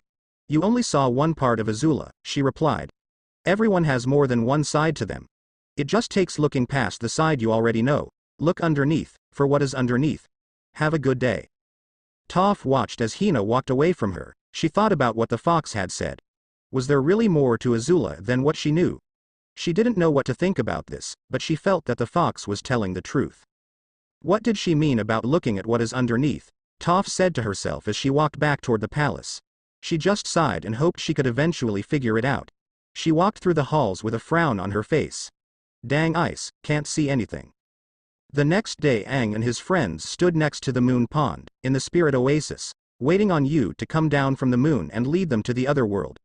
Toph watched as everyone stood around, just happy to be on solid ground instead of ice.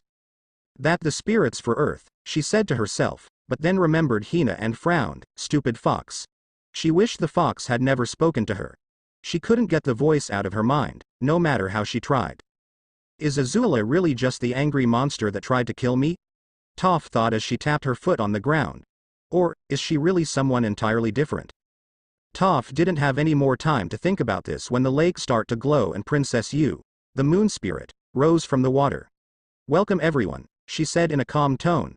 I hope your journey here was pleasant. Aang just smiled. It was very nice, he replied, a lot safer than the first time. Ain't that the truth?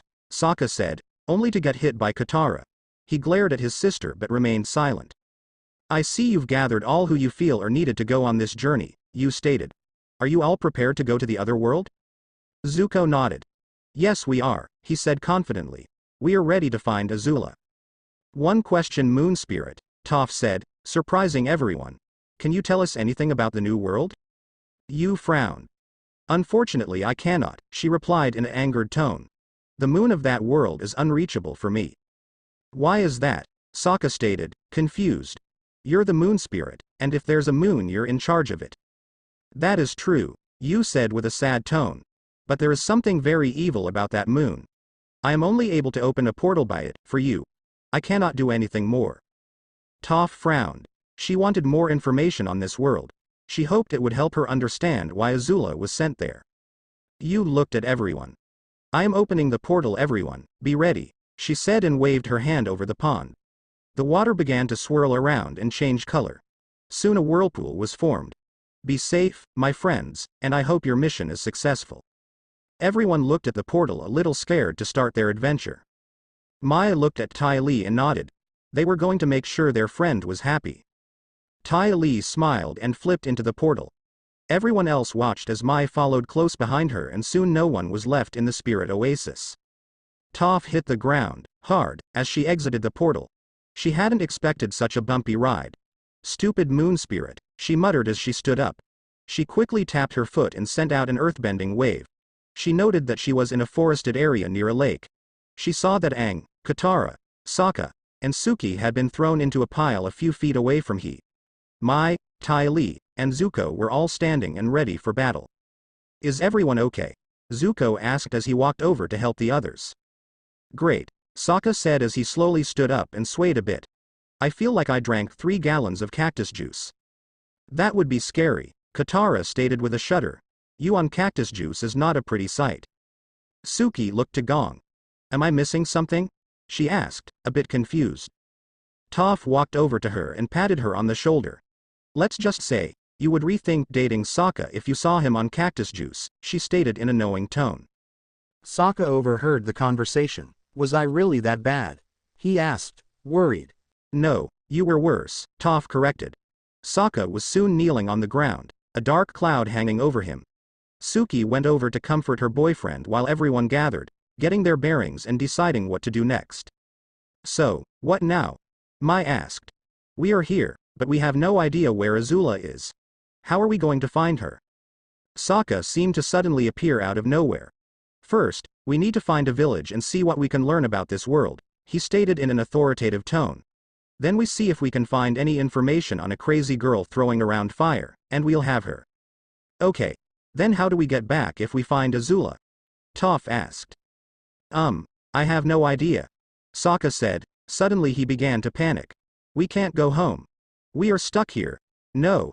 Okay, Suki, we will have to start our life together here. Katara hit her brother on the head. Calm down, she ordered. Yui told me how to open a portal to home after we find Azula. All I need is water and a full moon. Thank heavens, Sokka said as he hugged Katara tightly. Toph just sighed and began walking.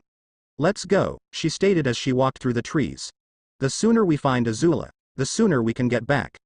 Everyone nodded and followed after Toph. Toph walked quickly. Yes, the sooner I find Azula, the sooner I can see what the fox meant. Toph led the group at a brisk pace and they soon arrived at a clear path. We found the road great, Sokka said with a smile.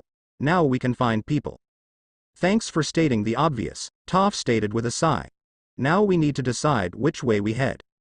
Everyone began choosing sides, when Toph felt someone coming down the road. It was horse-drawn wagon, from what she could tell. Soon it came into view and Sokka waved the wagon down. The wagon driver stopped and glared at Gong, the suspicion evident in his eyes. What do you want? He demanded in a harsh tone. We are lost and we're hoping you could point us toward the nearest town, Suki said in a calm tone. The wagon driver slowly nodded. Just head back that way, he stated, pointing toward the direction he had just come. You will reach the land of waves. It's not even a half a day's walk to get there. Thanks, Suki said, leading the group. Toph led up the rear, busily pondering what this new place had in store for them. SB Azula slowly walked through the village toward the supermarket. It had been 2 days since Naruto had left the village, leaving her feeling more exposed than ever. Her first night alone, she was relentlessly assaulted by her father's voice. It was only due to Yoshino's timely intervention that she was able to survive the night. Azula thought of Yoshino and let a small smile appear on her face. Yoshino was the first older woman to provide loving support to her. It was so different from what she was grown up with. With Yoshino she felt safe and loved, even though she could be scary when her husband and son were around. She chuckled to herself as she remembered watching Yoshino chase her son around with a large frying pan. It was very amusing watching someone in pain. Yoshino had sent Azula to the grocery store by herself. She had been unable to go due to some clan business that needed her direct attention. The idea of being alone in the village made Azula a bit nervous, but Yoshino just smiled and pulled her into a loving hug. You will be fine, she said in a caring tone. You are strong, smart, and a good person. Don't let those, in your mind, tell you otherwise. Azula's eyes widened when she heard these words, unsure of how to respond. No one had ever said anything remotely positive to her except from those in the Fire Nation who were trying to suck up to her. She didn't believe the words at first, but the warmth that Yoshino emanated let Azula know that it was true. No, you are pathetic and weak, Ursa angrily stated in her mind. You are not strong. You're weak. Azula ignored Ursa's words and basked in Yoshino's kindness, the expression from a mother who truly cares. She walked the streets toward the grocery store, a list of things she needed, in her pocket. She watched as people passed, going about their business. They just walked past her like she was one of them. They didn't worship the ground she walked on. It was a different experience for her, but then again, no one knew she was a princess except Naruto, Tsunade, Inoichi, and Yoshino. As she walked she failed to notice that someone was watching her. It was Ino Yamanaka, the daughter of Inoichi. Ino was on her way to buy some new clothes when she noticed Azula walking on her own. She watched Azula with interest. She knew little of this new rival for Naruto attention, but she planned on changing that, real soon. She followed Azula into the grocery store and watched her gather the items on the list. She seems normal enough, Ino thought to herself as she watched Azula look over the meat section. Something told Ino that there was more to this mysterious visitor. Azula had first appeared in the village 2 months ago, with Naruto at her side at all times. She had weekly counseling sessions with her father, so, obviously, something was wrong with her. Ino just wasn't sure what. Ino continued to observe Azula as she headed home. She smiled when she saw her enter the Nara clan home. A plan started to form in her mind as she walked away. First, she needed time to prepare, and then she would have all of the information required to defeat this rival. A week later, Azula woke up the next day with a yawn. The previous night's rest was one of the best she had had, on her own, in a long time. No nightmares came to her, and she was able to peacefully sleep on her own, for once. She rose from her covers, rubbed the sleep from her eyes, and felt Naruto's crystal bounce against her chest as she moved. She moved a hand to the crystal and held it tightly. It reminded her of the Naruto's promise, a promise she knew he was going to keep. Azula got out of her bed and prepared for the day. She quickly headed down to the kitchen and found Yoshino waiting for her. Yoshino had been teaching Azula all about the fine art of cooking, and Azula had to admit, she really did enjoy it. She was amazed at how various ingredients combined into an amazing dish. Before, when she was in the Fire Nation, she didn't care what effort went into preparing the food, just how it tasted. Now she could understand the joy of cooking and watching others and herself enjoy the meals. "So Azula, dear, what shall we make today?" Yoshino asked happily. Azula looked over the ingredients before her, indecisively. She began. Yoshino smiled.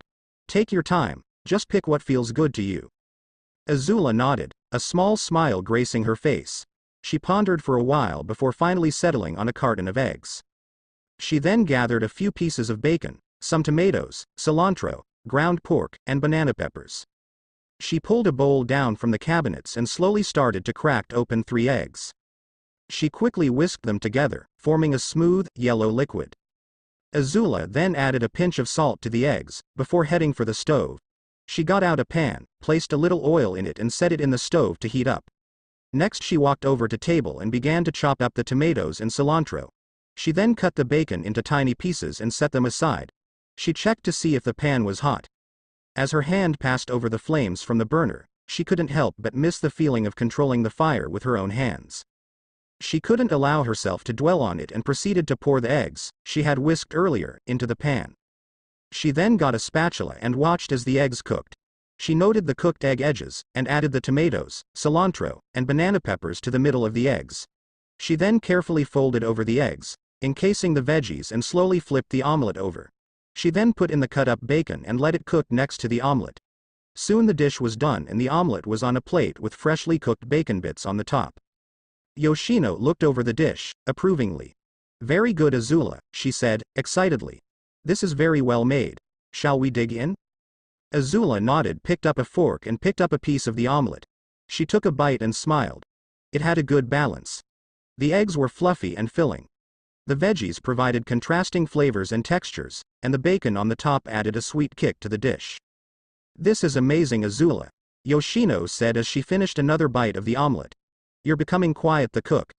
Once Naruto gets a taste of your cooking, you will have him wrapped around your finger in no time." Azula nodded, a bit confused on how physically impossible it would be to have Naruto would be wrapped around her finger. Suddenly a knock was heard and Yoshino left to answer the door, leaving Azula alone in the kitchen. Azula began to clean up and pondered Yoshino's strange choice of words. She knew that she cared for Naruto, and that he cared for her, but how would learning how to cook help? She was soon pulled from her thoughts when Yoshino and the guest entered the kitchen. Azula looked over the guest and saw that it was Ino Yamanaka, the daughter of Inoichi. She had met Ino before one of her sessions with Inoichi. She only knew of the girl in passing and wondered her reason for being there. Yoshino smiled at Azula. "Azula, I like you to meet Ino Yamanaka." "Nice to meet you," she replied wearily. Ino gave Azula a large smile. Nice to meet you as well," she replied sweetly. "I just came to visit Mrs. Nara and she told me you were staying here. I hoping we could get to know each other and have a girls' day out. I can introduce you to some of Naruto's and my friends." Yoshino smiled at this. I think that's a wonderful idea, she said with exuberance. Azula nodded again, her nervousness building. Yoshino noticed this and turned toward Ino. Would you excuse us for a moment? Ino nodded. Sure thing, she replied as Yoshino and Azula left the kitchen. Yoshino gave Azula a worried look. Are you okay? She asked in a motherly tone. Azula was silent and looked at the floor. Yoshino pulled Azula into a hug. Hey, it's going to be okay, Yoshino said with a smile. She leaned down and looked Azula in the eyes. I want you to be safe, but socializing would be good for you. Ino is a wonderful girl and will take care of you. Azula nodded and gave Yoshino a small smile. Thank you, she whispered. Let's get you ready for a night out on the town, Yoshino said, leading Azula back to her room. SB Ino and Azula walked through the streets in silence. Ino was excited that she had Azula alone and was planning on milking her for information. First, she wanted Azula to lower her guard, but that was going to be extremely difficult based on Azula's cautious nature. So far, Azula had been extreme silent as they walked and wondered where they were headed. Ino hadn't said a word since Yoshino's house. She was very nervous on what they were going to do. She had never had a girl's day out. When she spent time with Maya and Ty Lee, they spent most of their time at the palace. They never really went out unless it was for big events. Ino turned and looked over Azula, a slight frown on her face. Her clothes were fairly plain and the inner fashion lover in her wouldn't stand for it. Azula, who bought your clothes? She asked in a troubled tone. Naruto, Azula stated as they walked. Oh no, this will not do, Ino exclaimed in a girly tone and grabbed Azula's arm. You need better clothes than these. No self-respecting girl would be caught dead in those in public. Azula looked down at her clothes, oblivious to the problem. She wore a simple red shirt, pants and a pair of sandals. They looked like the clothes that she had seen most of the villagers wear.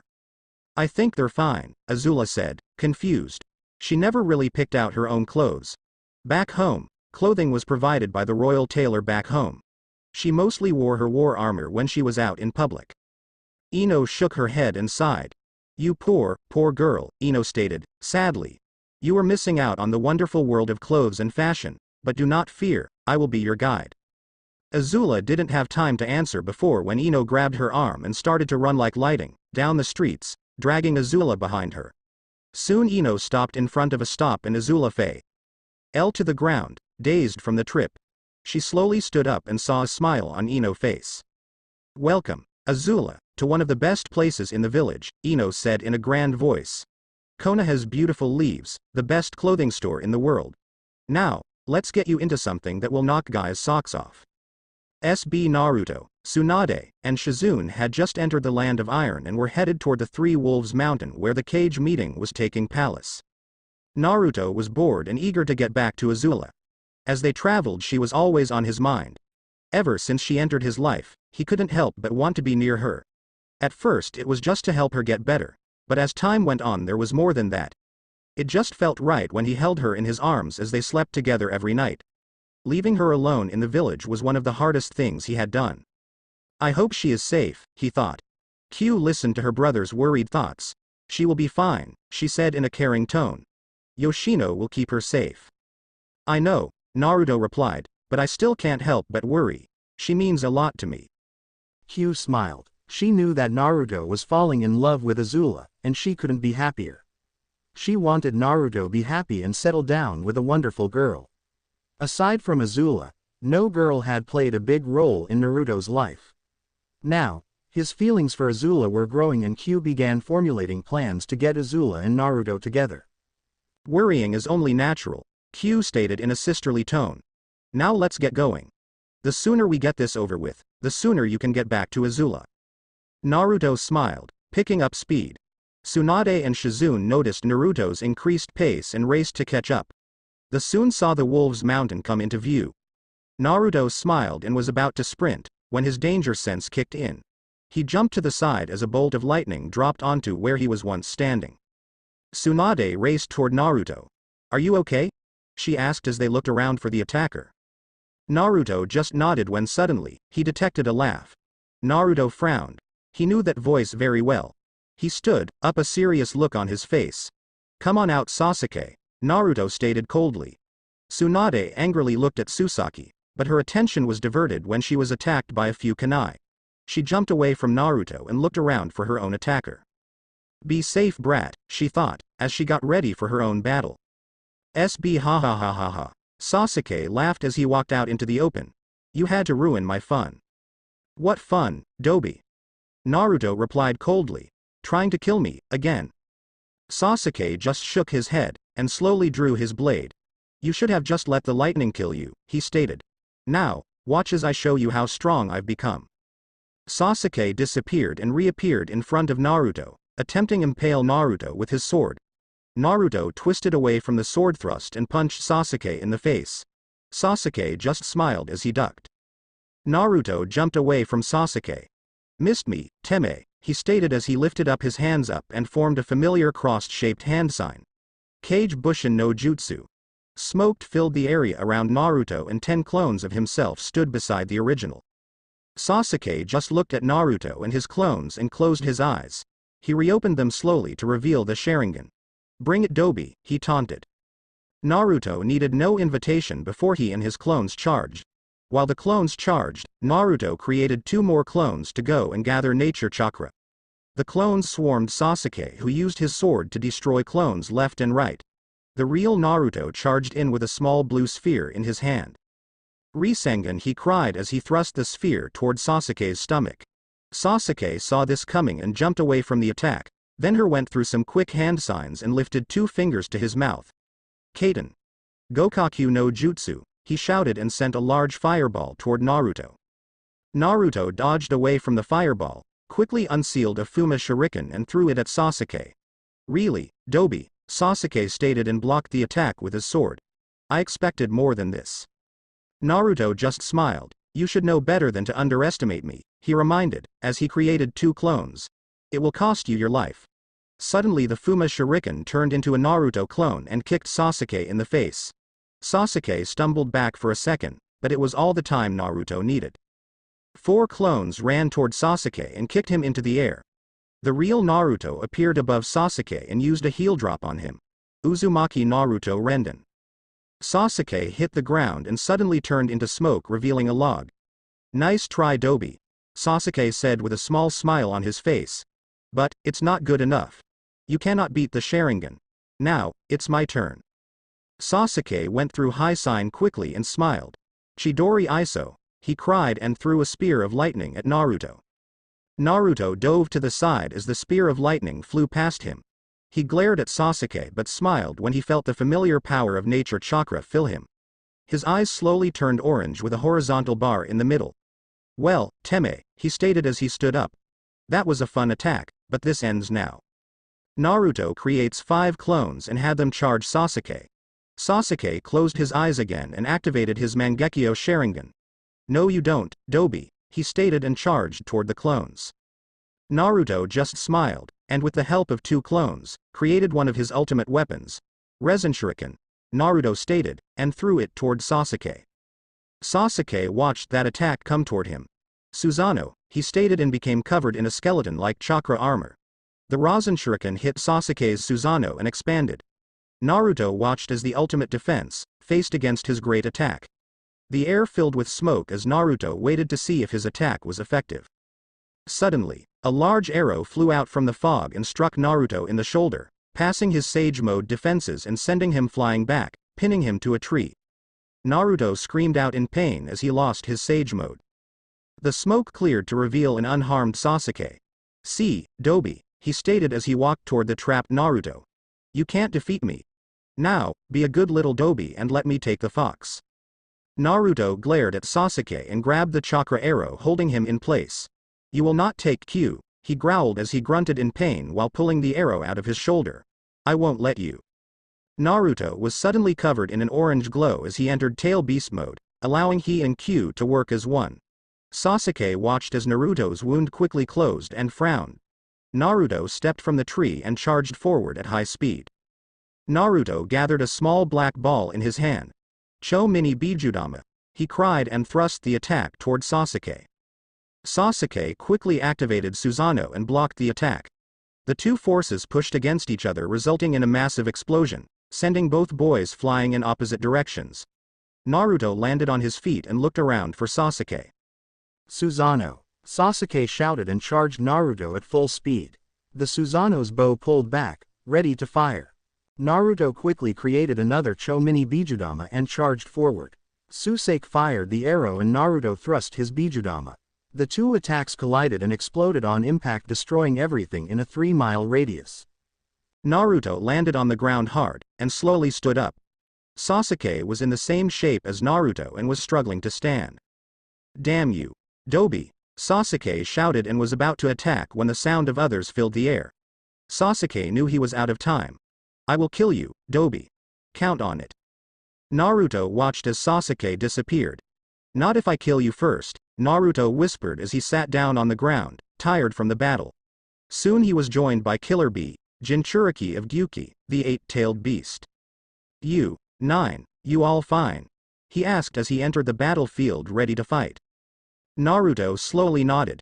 "Yeah, Bee," he replied in a tired voice. "That cool fool," Bee replied, only to be hit in the head by his older brother, A, the Raikage, leader of Kumo. "Stop rapping, you idiot," he stated in an annoyed tone. The enemy could still be in the area. "Sorry bro," B replied. "No, he is gone," Naruto replied in a cold tone. "He left as soon as he felt you guys coming." "Damn coward," A stated in an angered tone, attacking again at the meeting. "What do you mean?" Naruto asked in a worried tone. "All the Kage were ambushed like you were," A stated. "It seemed that the Uchiha wanted to take us out, but we all made it out okay." Naruto nodded, glad that all of the cages were safe. "So what now?" he asked. "We finish the meeting then head home," A stated, "and prepare to wipe all Uchiha from the face of the earth." Naruto was silent when he heard this but slowly nodded in agreement. "That's right," he said in a quiet tone. "They need to die so that the world can survive." SB. Sasuke appeared in Madara's secret hideout, the anger evident on his face. "Damn Dobi," he cried, sitting down. Madara and Obito walked over. "It's fine, Sasuke," Obito stated. "We just wanted to keep him distracted while our forces took out their leaders." "But we failed," Sasuke shouted. "They are all still alive." "Yes, but this war is far from over," Madara stated. "We have many ways of striking them." "Like how?" Sasuke demanded. "We strike the ones they love," Obito said simply and walked away, leaving Sasuke to contemplate their words. Sasuke thought for a few moments and smiled. "I will destroy you, Dobi," he stated in a crazed tone. "You won't even have a chance to stop me. I will rip away everything you hold dear, and then, when you're broken and defeated, I will finally destroy you." Aang and his friends walked through Wave Country and were observing the people looking for any signs of Azula's influence. It was a bustling town with many shops and smiling people. They didn't seem to be under the control of an evil, fire-throwing princess. Sokka watched with an interested eye at all the different things that were being sold at the vendors in the peacefulness of the town. "This is not what I was expecting," he stated in a slightly disappointed voice. Anng looked at Sokka. "Well, what were you expecting?" he asked in a curious tone. Sokka put a hand to his chin and thought about it for a moment. "Well, I was expecting everyone to be sad or something," he stated, stopping in his tracks. "I was expecting for Azula to be ruling."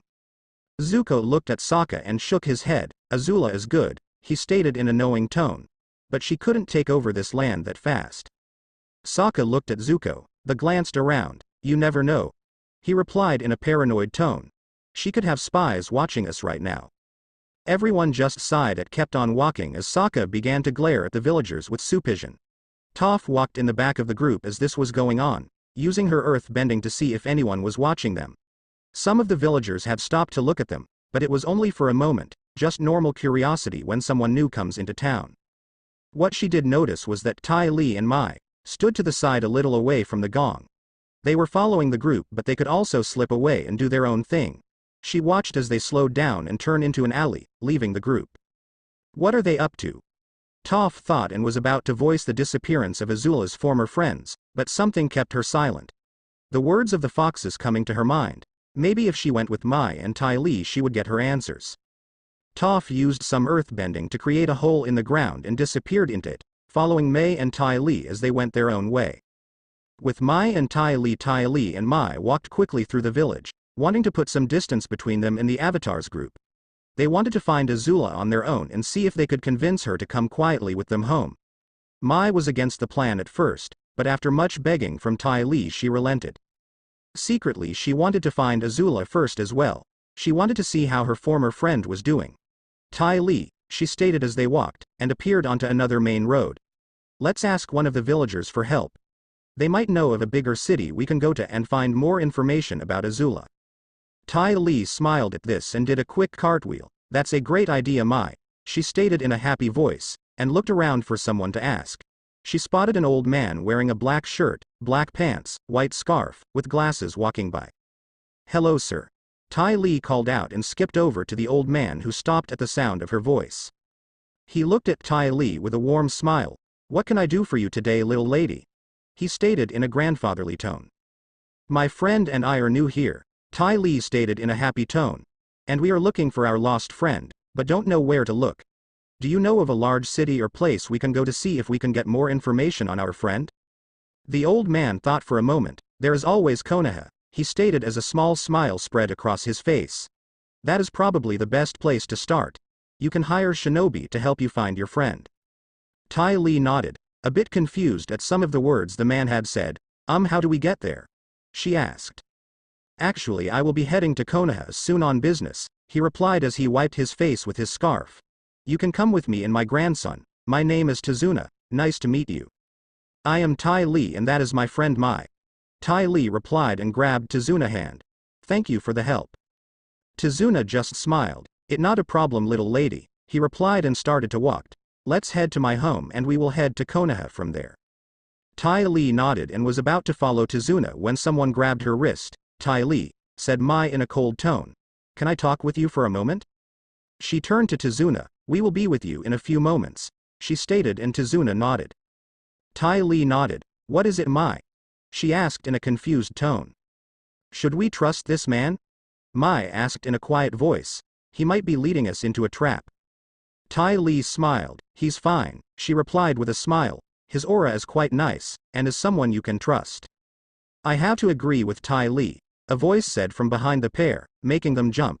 They both quickly turned and saw Toph standing before them. I couldn't feel a lie come from him at all. Mai glared at Toph. What are you doing here? She asked in a defensive tone. Well, I was wondering why you two left the group, Toph stated in a knowing tone. We just want to find Azula, Ty Lee stated quickly. We want to make sure she is safe before the Avatar locks her away again. Toph was silent. Well, I am going with you to make sure you are not trying to do something to hurt my friends, she stated and stood her ground. Or I will call everyone here. Fine, come, Mai stated in a cold tone. Just don't attack Azula on sight. I make no promises, Toph stated and they all walked toward Tazuna. SB Azula stood next to Ino as they walked through the village. They had just left the clothing store and she was dressed in an entirely new outfit. She wore a red shirt that hugged her form, a pair of tight jeans, sandals and Naruto's crystal. It had taken over 2 hours for Ino to be happy with the new look. Ino had also gotten her some other clothes as well as dresses for all occasions. You can never have too many clothes, Ino told Azula as they walked toward a restaurant after their long shopping spree. If you say so, Azula replied in a slightly annoyed tone. She didn't like being used as a dress-up doll, but she did have fun. Not that she would admit that. So where are we headed now? We are going to the Dango stand to meet with the rest of the girls, Ino stated with a knowing tone. She had planned this beforehand and couldn't wait to get all the juicy information on her and Naruto, also to see if she had a chance to steal Naruto from her. Azula was nervous about meeting other girls. She knew that they were all friends with Naruto, or at least knew him. She wondered if they would accept her or would they shun her like the girls in school, except Ty Lee and Mai. They arrived at the restaurant and walked toward a crowded table.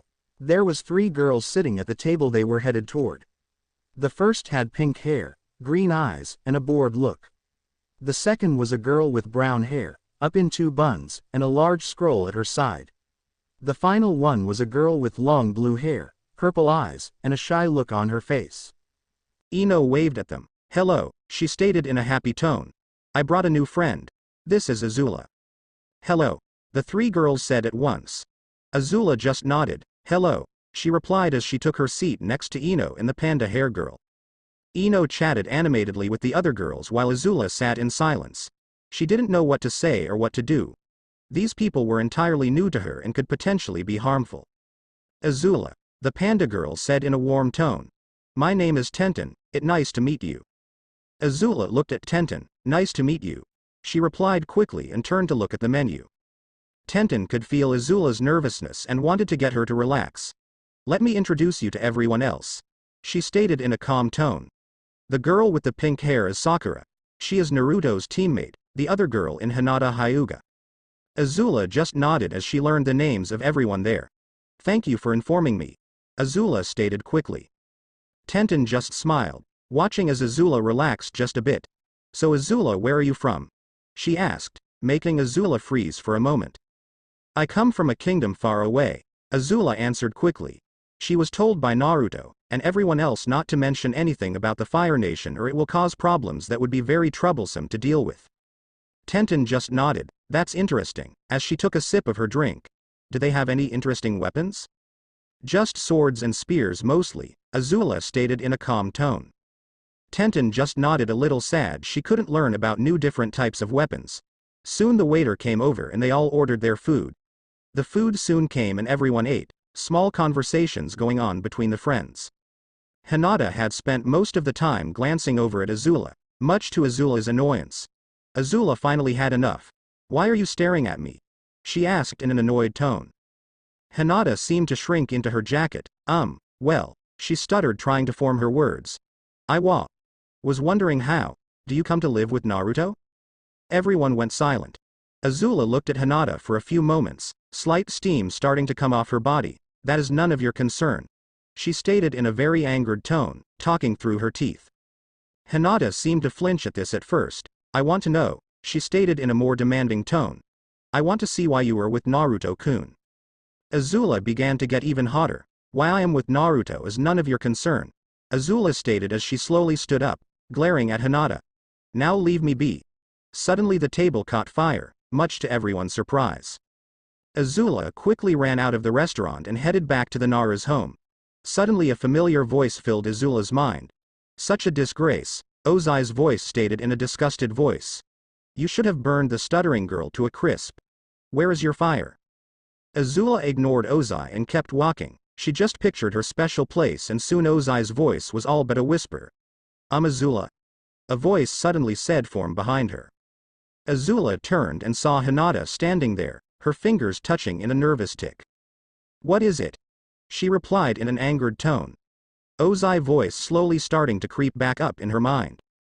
I am sorry if I angered you, Hinata stated in an embarrassed tone. I wasn't looking to upset you. Azula just nodded, not wanting to hear anything for anyone. Tell her she is a worthless girl, what she can do, make her burn. Ozai's voice shouted at her, making Azula flinch. Just leave me alone, Azula demanded and started to walk away, but Hinata grabbed her wrist. Wait, she stated in a worried tone. I want to clear the air. Azula stopped, ignoring the shouts of Ozai's voice in her head. Fine, clear the air, Azula stated as she held a hand to her head in pain as Ozai got louder and louder. I just wanted to make sure Naruto was okay, Hinata said as she looked at Azula with a concerned expression. I have always been worried that Naruto is happy. Azula looked at Hinata with confusion. Why are you worried about Naruto? She asked in a heated voice. Hinata looked away. Well, she stammered much to Azula's annoyance. Just shut this girl up and be done with it, her father voice demanded, and for once Azula agreed with him, not that she was happy they agreed. Enough of this, Azula stated and turned away, her anger building. She didn't understand why Hinata's questions were making her angry. She ignored Hinata as she tried to continue the conversation and headed back toward the Nara compound. She walked into the Nara home, her angered steps could be heard all around. Yoshino heard this and came out of the living room to see what was going on. She watched as Azula walked toward her and the anger that rolled of her. She wondered what had caused her to become so angry. It was a change from her usual sad, scared countenances that she had since she arrived in the village. Yoshino walked over to Azula and put a hand on her shoulder, making Azula stop. Azula turned and looked at Yoshino, anger in her eyes, but that anger softened. Yoshino smiled at Azula and led her to the back porch. They both took a seat on the edge looking out into the yard. Azula dear, Yoshino stated in a loving tone, as she watched the girl before her, what is wrong? Azula was silent. There is nothing wrong, she replied as she tried not to look at Yoshino. Yoshino just smiled. Her son Shikimaru did this to her all the time, but she was always able to get out what was bothering him with a good talk and maybe a threat or two. With Azula she knew that as they talked she would learn what was the matter. I know that something is bothering you, she said in a motherly tone as she put an arm around Azula, who went a bit stiff at the gesture but that slowly faded away. I am here for you Azula, so you can tell me anything. Azula thought about Yoshino's words. She heard Ursa's voice telling her that Yoshino was lying, but she ignored it. She knew that Yoshino cared for her, after all that she had done for her over the last 2 weeks that Naruto had been away. She knew she could trust Yoshino. At the restaurant one of the girls kept asking me what I was doing with Naruto. She stated, the anger still evident in her voice. I didn't like the questions. Why does she have to know about why I am living with Naruto? It is none of her business, yet she kept on pressing it. I got so angry and came home. Yoshino nodded, taking in all the information, planning on asking Ino more about what happened there at a later date.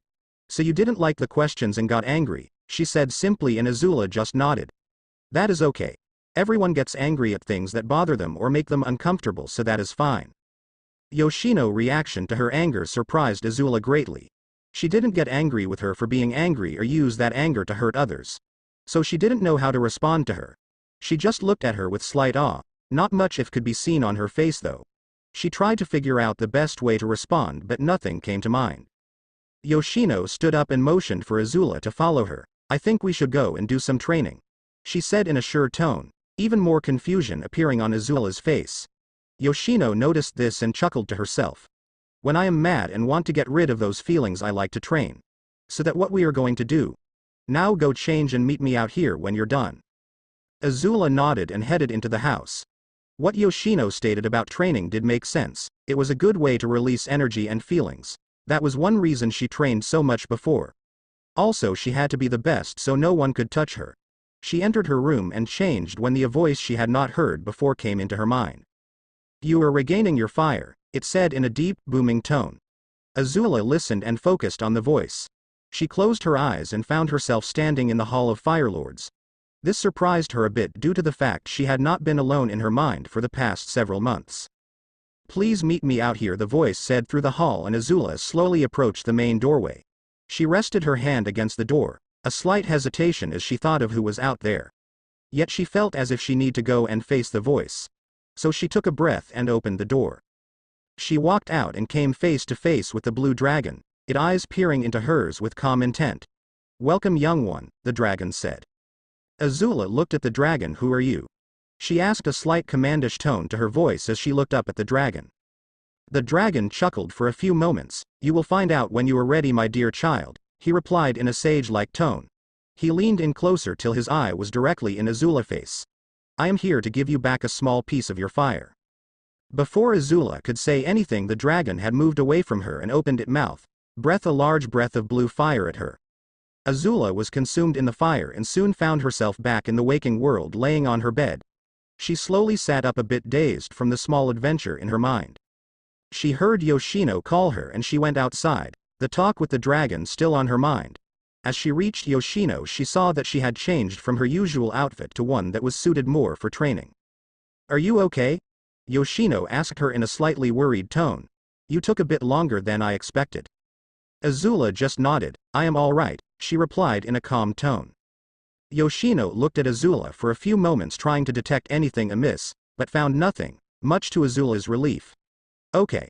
Now shall we begin?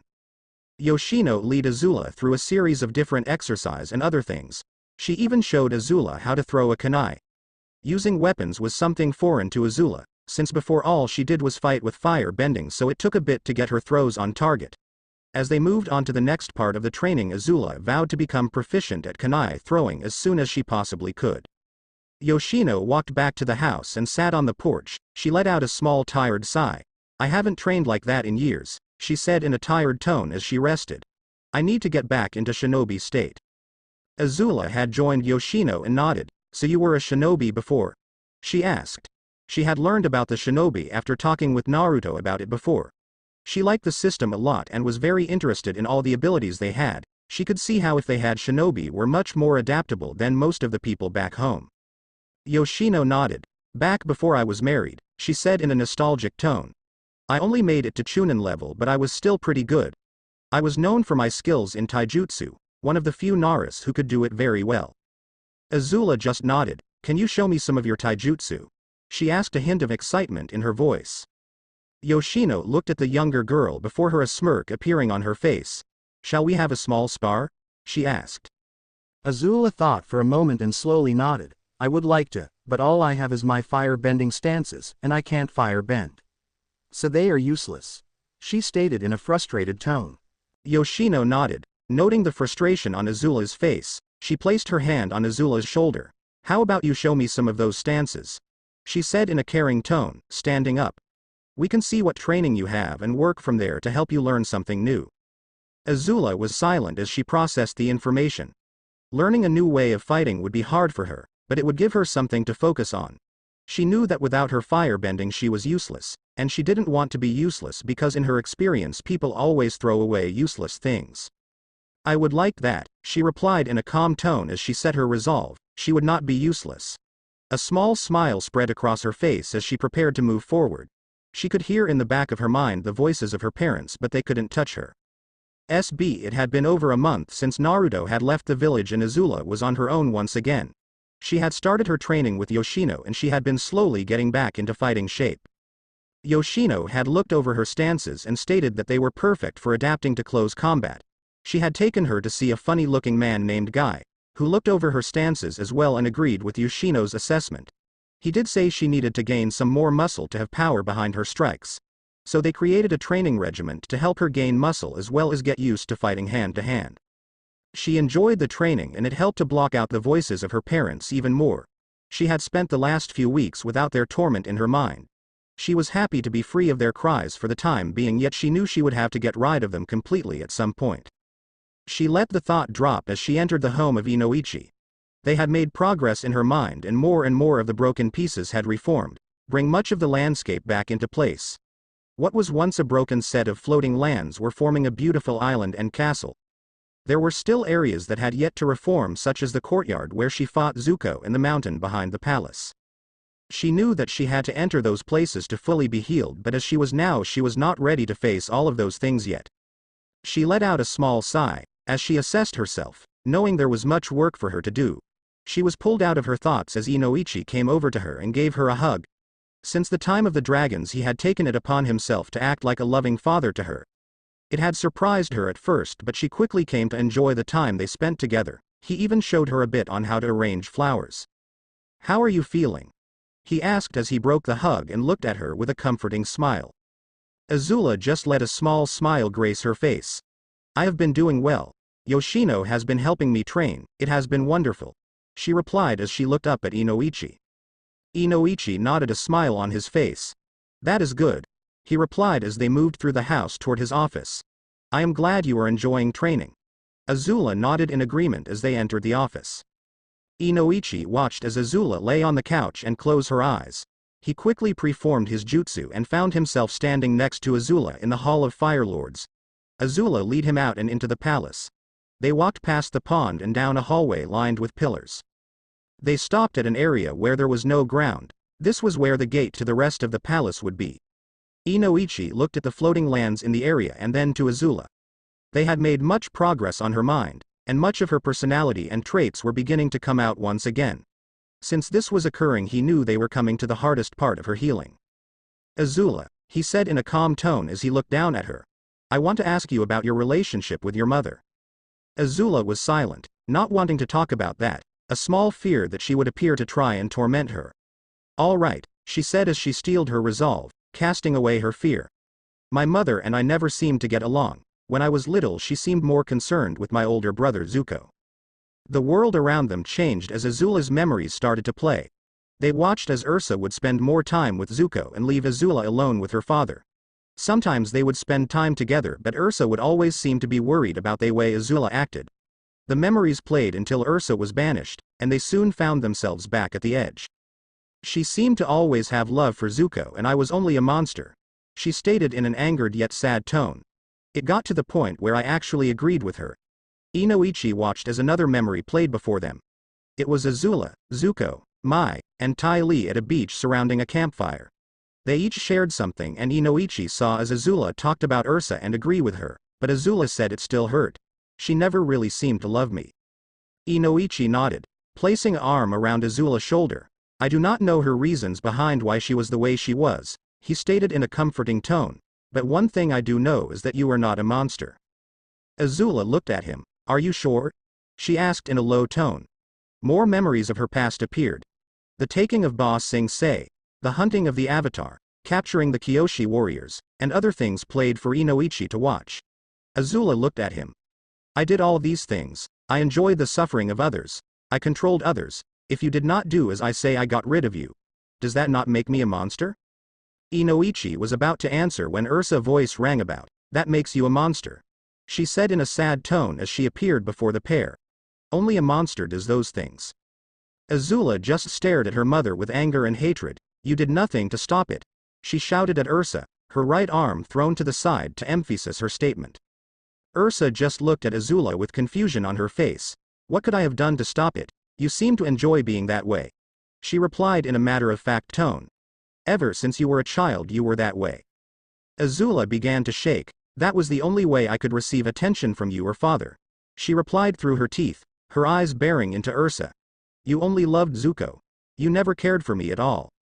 Azula was about to head towards Ursa when she felt a hand on her shoulder. She saw Inoichi give her a calm smile. He turned to Ursa. She is not a monster, he stated in an authoritative tone. A monster indicates someone who cares for no one, who hurts all those around them. From what I can see, Azula is not a monster. She did cruel things, but she cared for others, the few that she had. Your opinion does not matter, Ursa stated as she started to walk towards them, slowly drawing a knife. She as in will forever be a monster. Azula was shaking as she listened to the conversation. She had listened to Inoichi's words and saw the truth in them, yet her mother's words still clung to her. She looked down and saw Naruto's crystal, remembering the times they had been together and how she had come to care for him.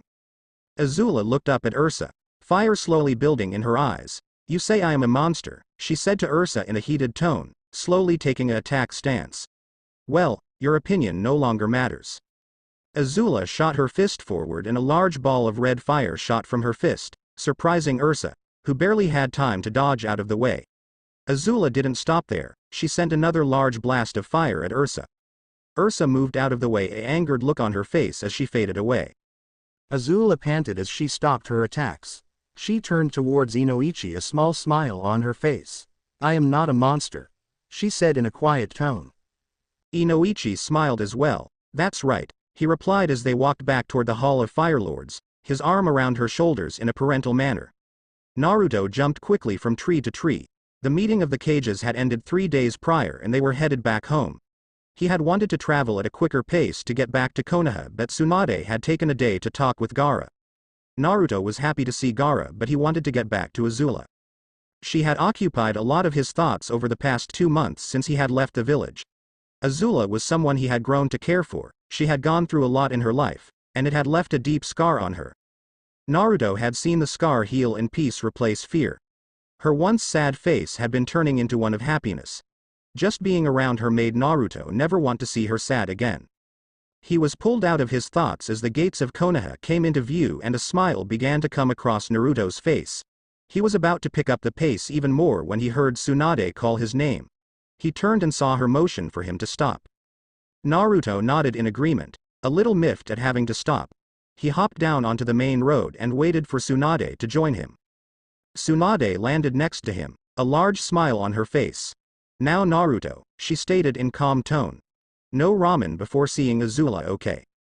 Naruto just smiled. Then I have to take Azula with me to get ramen then, he replied. Can I go now? Tsunade nodded and Naruto shot off into the trees. She let a smile graced her face. She couldn't believe how much he had come to care for this girl, and he had only known her for the past 5 months.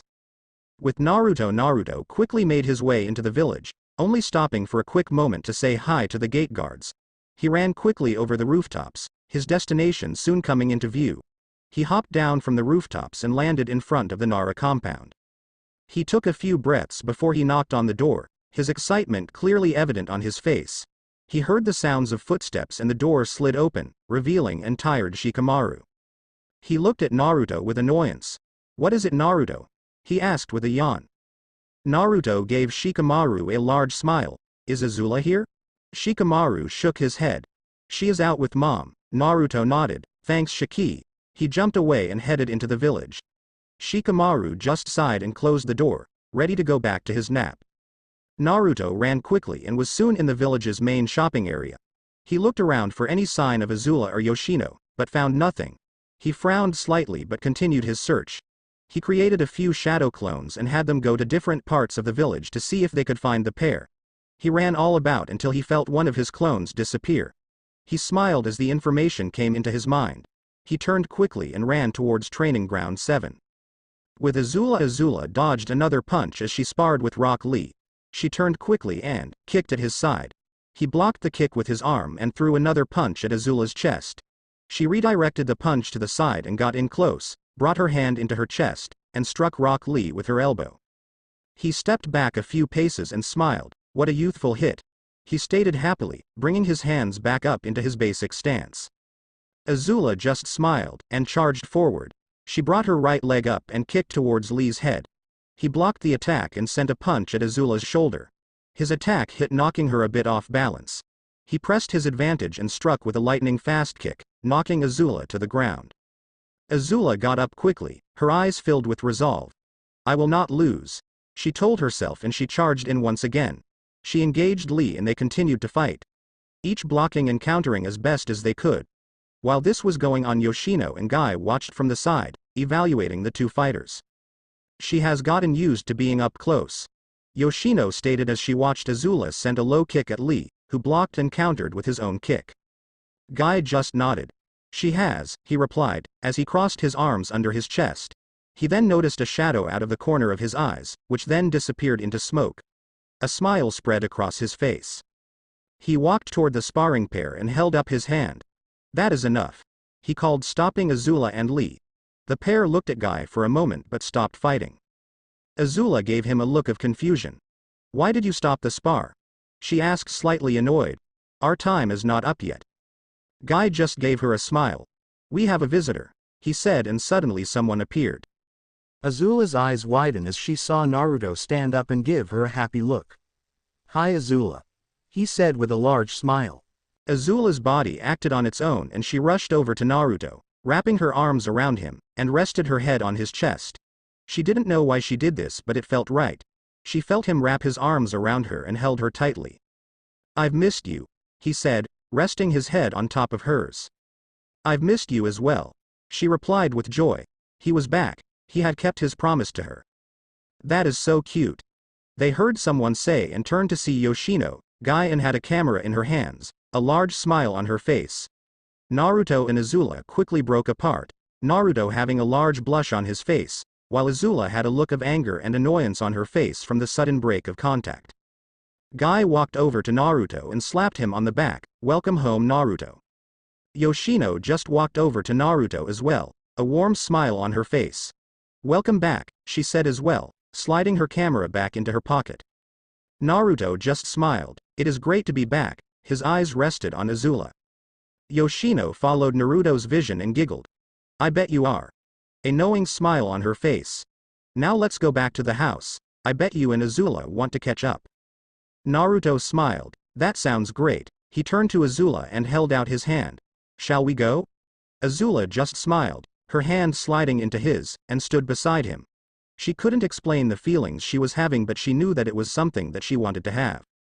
Naruto and Azula left the Nara compound after several hours of catching up. He had told them all about the meeting as well as the attack by Sasuke. When Azula heard about the attack, she nearly set her chair on fire. She vowed if she met Sasuke she would make him burn. Now they were on their way back to their home. Naruto held Azula's things in a bag. They walked through the village at a level pace, both happy to be in each other's presence once again. Naruto looked at Azula and couldn't help but be happy with all the changes that had occurred while he was gone. When he left, she was still very dependent on him, yet now she stood tall on her own. She was once scared and now she was strong. "Naruto," he heard Azula say, a calm look on her face. Yes, Azula? He replied, I am glad you're back. She said in a whisper, leaning against him as they walked. Naruto smiled. I am glad to be back, he replied. Their home soon came into view, a sigh of happiness escaping from Naruto's lips. They entered and took a seat on the couch. Azula brought her legs up and rested against Naruto's side, her eyes slowly being overtaken by sleep. Soon she was asleep and Naruto just wrapped his arm around her sleeping form. He soon joined her, letting the rest of the day go by. A few days later, 4 days had passed since Naruto had returned. It had taken them a few days for the pair to readjust to living with each other, but some things did not change. Their second night that Naruto was home, Azula had joined her in his bed. Even though she was able to silence the voices by herself, she said she felt the safest when she was near him. Now they were in their backyard, enjoying the day. Naruto simply smiled as he watched Azula going through her stances. Her strikes had determination behind them, and he could swear he saw some slight fire coming from her fist. She looked at peace as she trained, and Naruto couldn't help but admire her natural beauty. She finished going through her last stance and turned to look at Naruto, a large smile on her face. Shall we spar? She asked excitedly. Naruto just stood, cracking his neck as he got ready. I am down, he stated as he took his stance. Bring it. Azula nodded and charged forward. She threw a quick punch at his face. Naruto blocked it and countered with his own punch.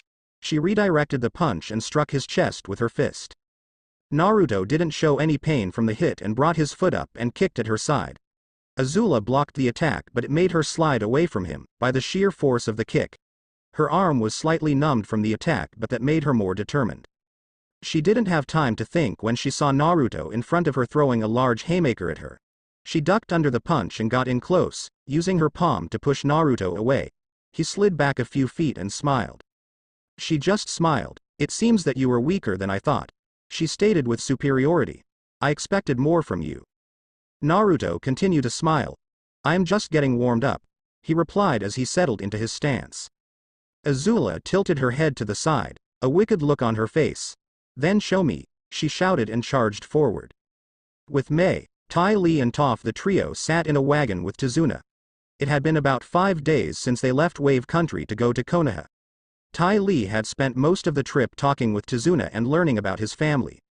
Mei had spent the time looking over her weapons and things, and Toph just relaxed in the wagon. Toph let out a yawn as the wagon moved. She wished that Aang and the others were there. She could picture Sokka freaking out by their disappearance and being more paranoid around the people of this world. She was pulled out of her thoughts when the wagon came to a halt. We here. She heard Tazuna called and felt as everyone exited the wagon. She soon joined them. As soon as her feet touched the ground, she looked around at the surrounding area. She saw that they were in a large forested area, a large wall in front of them. She let out a whistle. Man, that is big, she stated. She felt as Mei and Tai Li nodded. Tazuna just laughed. Yeah, most people are always amazed by the wall of Konoha, he said calmly. Now come on, let's get checked in. They nodded and soon were in a line to enter the village, many different vendors and merchants about. Toph just kept tapping her foot, watching for any hidden attackers. To her surprise, she felt as people came and went through the trees at amazing speeds. The guards seemed to take little heed of the people in the trees, most likely due to the fact they were allies. After about an hour of waiting, they were at the head of the line. The guards had Tazuna, Mei, and Tai Li signs their names down. When they found out Toph was blind, they put some ink on her finger and had her push it against the paper. She wondered why they did that but thought little of it afterwards. They walked through the gates and found themselves in the village. Toph couldn't help but be in awe at the sheer size of the village. It was bigger than Ba Sing Se. Mei and Tai Li were also in awe, and Tai Li could not contain her excitement. This place is amazing, she stated as she walked with the group. It's so big. Tazuna just chuckled. It is pretty big, he replied. Konoha is the biggest of all the hidden villages. Mei looked at Tazuna with slight confusion. Hidden villages? The hidden villages are the home of the shinobi, ninja that protect the land, Tai Li stated as they walked. Isn't that right, Tazuna? He nodded. That's right. Mei just nodded. So where do we go now to find out information about our friend? She asked. You go the Hokage Tower, which is the center of the village, and hire some shinobi to help you find your friend. Doesn't that cost money? Toph stated in a knowing tone. Money that we don't have. Tai Li frowned slightly, but that didn't deter her. It will work out, she said happily, we just have to talk with them and see what we can do. Tizuna nodded, that the spirit. Shall we be off to the tower? Everyone nodded and they followed after Tizuna. A while later, they had gone to the tower, but due to the current times no new missions were being taken. Tizuna was nice enough to give them some money to use for the next couple of days. So now they were sitting in a park trying to figure out what to do. Mei sat with her arm resting on the bench armrest, her chin resting in hand. Tai Li sat with her legs crossed Indian style, playing with her braid, and Toph just tapped her feet on the ground tried. This was a bust, Toph stated in annoyance as she watched the people around her. Tai Li shook her head, it's okay, she exclaimed as she flips forward to her feet, we will think of something. Mei just shook her head and stood up, let's just find a place to stay for the night and continue our search later. Tai Li and Toph nodded and started to follow Mei toward the hotel district at a leisurely pace. Toph continued to watch all those around them, as she thought about leaving her friends. They are probably freaking out right now, wondering where we went. With the gong, Sokka ran around Wave Country like a madman. Toph, Tai Li, Mei, and where are you? He shouted as people looked at him with shock. Katara ran over to her brother and slapped him on the back of the head, stop making a scene. She shouted at him and looked at the crowd, a sorry smile on her face. She grabbed his arm and dragged him away from the crowd, quickly. What are you doing? She demanded as she dropped him on the ground in a heap. Sokka looked up at his sister, I was looking for the others. He replied as he sat up. They just disappeared on us. What if they were taken by Azula's forces? They could be in danger. That may be true, but you running around screaming their names are not going to help. Katara countered and watched as Sokka deflated even more. Then how do you propose we find them? Sokka demanded. I have the answer to that, said Aang as he stood in front of them, with a young man their age wearing a hat. Sokka jumped up. Great, and who's the kid? The young man looked at Sokka with contempt. I'm not a kid, he stated with confidence. I am Inari. Well, Inari, Sokka stated as he walked over to him acting all tough. Where are our friends? Inari just smiled, they went with my grandfather to Konoha. Sokka just looked confused, where the heck in Konoha? Back with Toph. Toph just shook her head as she imagined how Sokka would be going crazy, when she suddenly felt a familiar presence walk by. She tapped her foot once again, but the familiar presence was gone. Toph just shook her head. Was that Azula? A few days later the trio walked around the village, going from store to store, gathering supplies for the trip and finding Azula. Tizuna had given them more than enough money to gather more supplies as well as pay for their room. They planned to try one of the other major villages to see if they could get any leads on Azula. Tai Li walked on her hands as they traveled through the village, which usually back home got some attention, but here it seemed as the villagers didn't care. Mei had a bag with all the supplies as well as some of the thrown weapons of the village. She was surprised by the level of craftsmanship and balance they had and nearly spent 2 hours talking one of the store's employees that had her hair up in 2 buns. Toph just let out a yawn and ate a piece of bread that tasted like melon. She had to admit the food in this world was really good. She let a tired yawn escape her lips as she sent another seeing wave out. As she looked at all the people around her, nearly dropped her bread in shock. On the other side of the village stood Azula. She stood tall and seemed to be not crazy, which threw Toph for a loop. She watched as a boy walked over to her and they started to head toward the other end of the street. Mei, she stated, getting the girl's attention. Azula is here. Mei looked at Toph with surprise. Are you sure? Toph nodded. My feet don't lie, she stated simply and started down the street. I am keeping track of her and her new friend. Tai Li jumped in excitement and grabbed Toph's hand.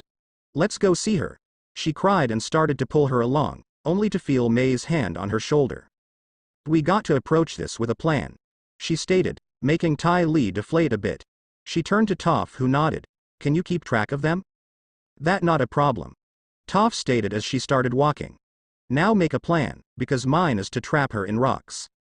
Mei just nodded. Just follow my lead, she replied in a quiet tone, as they followed after Toph. We can hopefully get Azula to come with us without any fighting. Toph just snorted. This is Azula we're talking about. It is always a fight with her. Naruto and Azula had just started up the path to their home. Azula had just had her latest session with Inoichi and progress was slow. Azula still was having trouble with facing her father, and a bit with her mother, but it was slowly getting better. Yet she still had a ways to go before she could fully be healed and at peace in her mind. She was pulled out of her thoughts when she felt Naruto squeeze her hand gently. "You okay?" he asked with concern. Azula just nodded. "I am fine," she stated as she moved closer to him. "Just tired from the session." Naruto nodded. "What did you talk about?" he asked as they walked, happy to have Azula so close. "We talked about my mother," she stated in a slight angered tone. "We talked about how she treated me and how it made me feel." Azula just felt his arm wrap around her. "That is in the past," he stated with understanding. "She won't hurt you ever again with me around, that a promise." Azula looked at him and let a small smile graced her face. "Thank you." They walked toward the house when they noticed a trio of people standing in front of them. Naruto looked at them and couldn't recognize who they were. He had never seen them around the village and wondered how they found the house. He let a hidden kunai drop into his hand as he watched the trio. He felt Azula freeze as she stared at the people before her. She began to shake and hold her head. "No," she stated as she stared at them. "You can't be here." Azula, the one with black hair, stated in a monotone voice. Naruto quickly stood in front of Azula, the kunai raised in front of him. "Who are you?" he demanded as he began to gather chakra. "What you want with Azula?" "I am Mei," the girl said simply and pointed towards the other girls. "This is Tai Li and Toph. We are from Azula's world. We have come to take her home." Azula glared at them. "You are here to lock me away again, aren't you?" she shouted at them, her anger growing. "We are here to help you," Tai Li stated in a caring tone. Azula's anger grew as she heard these words, the memories of their betrayal coming to the forefront of her mind. "You are here to hurt me, like all the others," she retorted, the rage showing on her face. "You never cared for me." Tai Li looked like she had been struck. "That is not true," she replied with conviction. "We are your friends."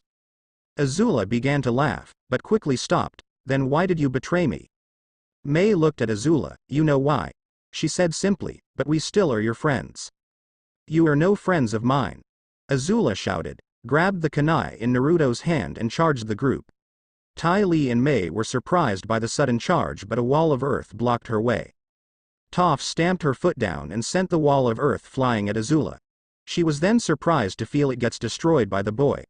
He stood in front of Azula protectively, who just pushed past him and continued her charge at Mei and Tai Li. Toph went to block her way again when the boy appeared in front of her. Toph was slightly surprised by his speed but quickly sent him flying away from him. He reset himself and landed on the ground lightly, which made Toph raise her eyebrow.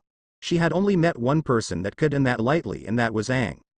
She quickly shifted her feet and sent rocks flying at him in quick succession. He dodged the rocks with ease and sent a few knives flying at her. Toph just smirked and blocked the attack with a rock. "If that all you got, then this will be easy," Toph taunted as she launched more rocks at him. He kept dodging, but she waited until his foot touched the ground and surrounded him with walls of earth. She cut off his escapes and hit him square in the chest with a large rock. He flew back and through the wall, not moving. She smiled and turned to face off with Azula when she heard a popping sound and felt the boy's body disappear. "That a crazy strong jutsu," she heard from beside her and felt with her feet that he was right next to him. "Where you learn that?" Toph just twisted her foot and sent him flying away from her, followed by several more blasts of rocks. He dodged the rocks and landed on the ground. His feet spread and he shot forward at amazing speeds. He jumped in the air and Toph lost sight of him. When he landed there was 3 of him, which threw her off a bit. She quickly went of the offensive and threw rocks at 3 attacking boys, talking out 2 who went up in smoke, but she had to dodge the last attack from the remaining one. She rolled and got to her feet, glaring at the boy. "What the heck was that?" she stated. Naruto just smiled at him as he formed the seals and was covered the air in smoke. Toph wasn't fazed by the smoke but was shocked when suddenly 10 copies of the boy appeared around him. "This might be harder than I thought," she told herself as she started her next attack. With Azula, while Toph and Naruto were fighting, Azula had continued her attack on Mei and Tai Li. She dodged several of the Mei's knives and was able to counter a Tai Li's Kai attack with a kick to the chest. She glared at her 2 former friends and her anger growing as the fight went on. Why were they here? What caused them to betray her? Those thoughts raced through her mind as they fought.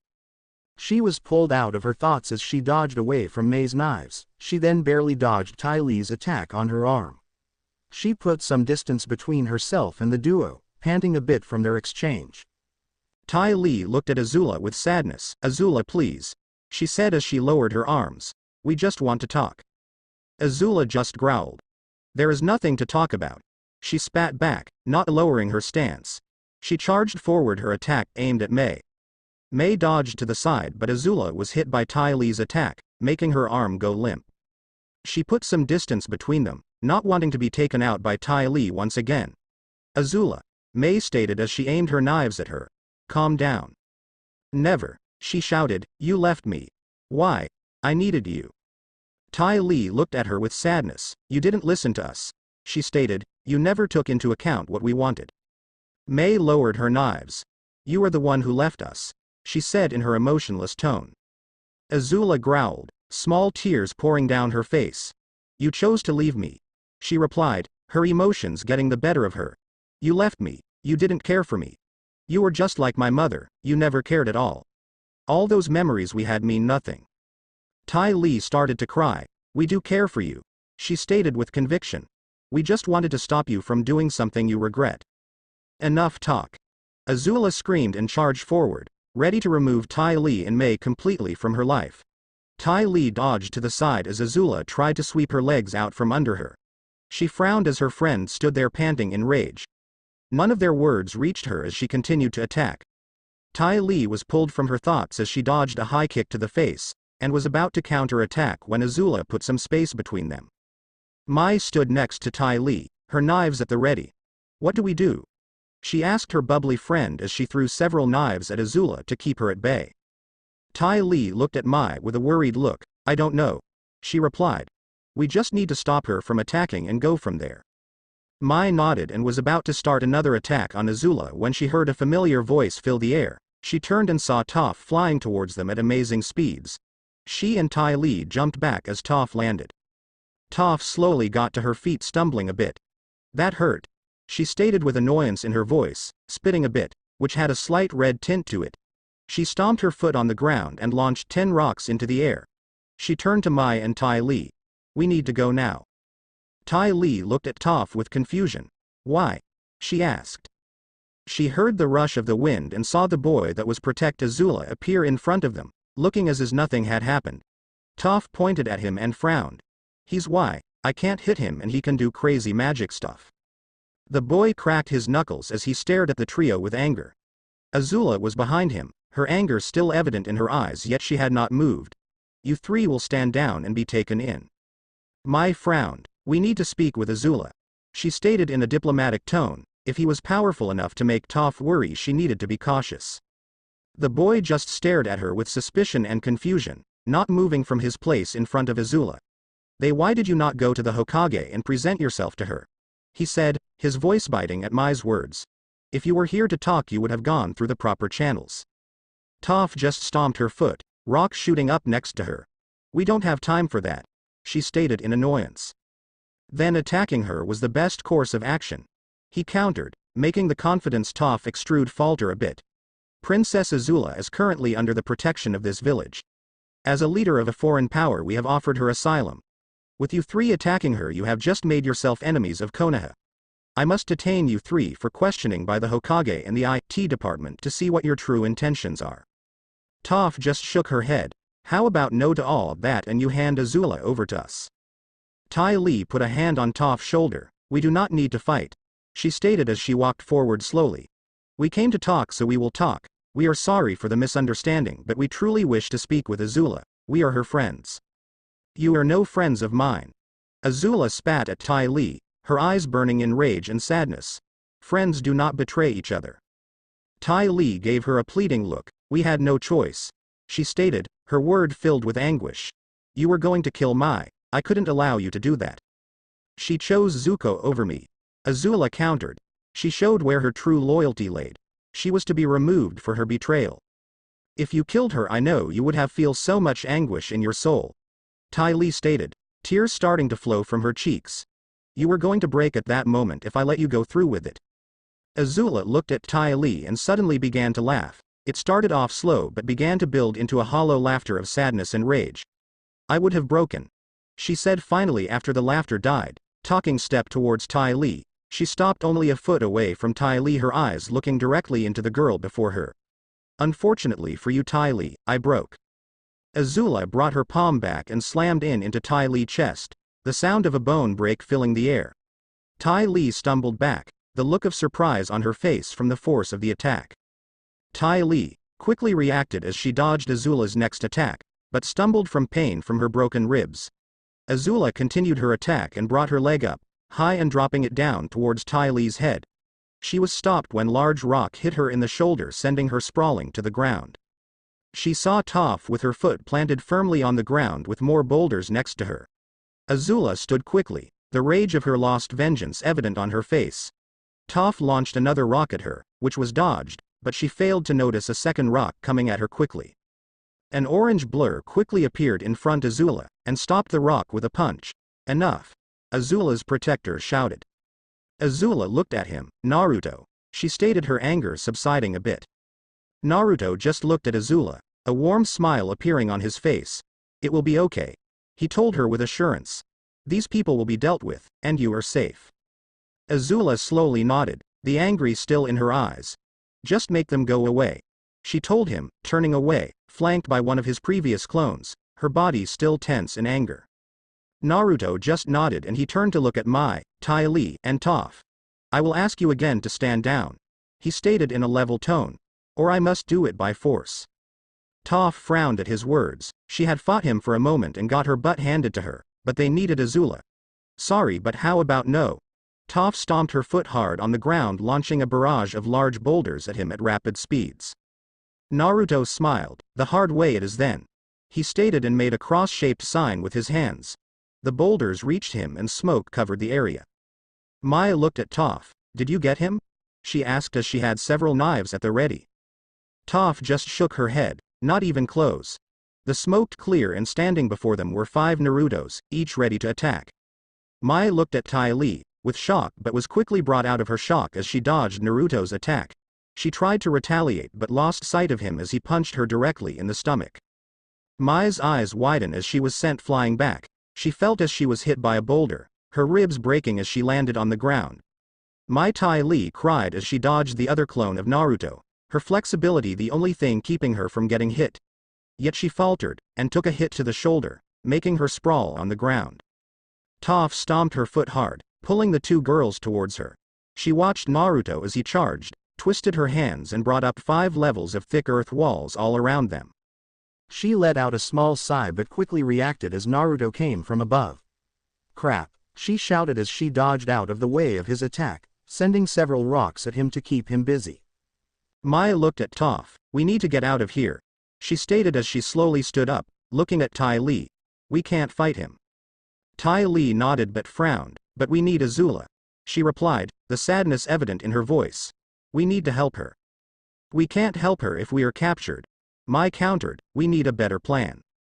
Ty Lee just nodded, clearly not happy with the situation and how it had played out.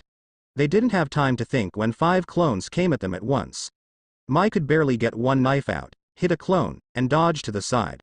Ty Lee was not so lucky and was grabbed by one of the clones, pinning her to the floor. Toph was not faring better than Mai and Ty Lee. Naruto had her on constant guard as he continued to attack relentlessly. She kept sending rock after rock at him, but it didn't stop him in the slightest. She didn't have time to think of a plan when she felt him hit her across the face. Okay, I think it time to go, she stated as she groaned in pain, standing as fast she could. She stomped her foot to find Mai and Ty Lee. Mai was fighting and Ty Lee was pinned to the ground by one of the clones. Toph growled and stomped her foot hard, sending the earth around her in a large shockwave, sending everyone in the area flying. She then saw that clone disappear from Ty Lee and made her way over to her companions. She stomped her foot. Get in the hole, she shouted as she shot rocks flying toward a large group of clones running towards them. Mai nodded and she went to grab Ty Lee and threw her in. Toph felt the 2 enter the hole and smiled, stomping her foot once more creating a large cloud of smoke, then made her way into the hole. Later copy boy, she stated as she closed the hole behind her. Naruto, not one to give up, as the hole closed, formed a big ball Rasengan in his hand and drove it into the ground where they once stood, creating a large crater from the attack. Yet there was no one there. He pulled out a kunai and threw it in the air, letting the Anbu know that there was trouble, and made his way over to the clearly emotional Azula. She sat on their porch, her head down, body shaking, the heat of her anger and rage rolling off her in nearly visible waves. He sat down next to her, finally getting a good look at her face. She was clearly angry, but tears seemed to be falling from her eyes at a steady rate. "I hate them," she stated, breaking the silence, her tone clearly distraught. "I hate them so much." Naruto slowly drew the girl into his arms, pulling her into his chest, worried about her words. With Mai, Tai Li, and Toph opened the hole, allowing Mai and Tai Li to walk out slowly. Both were injured and barely able to move. Toph set a wave out to make sure the coast was clear, and helped the two injured girls move and lean against some trees.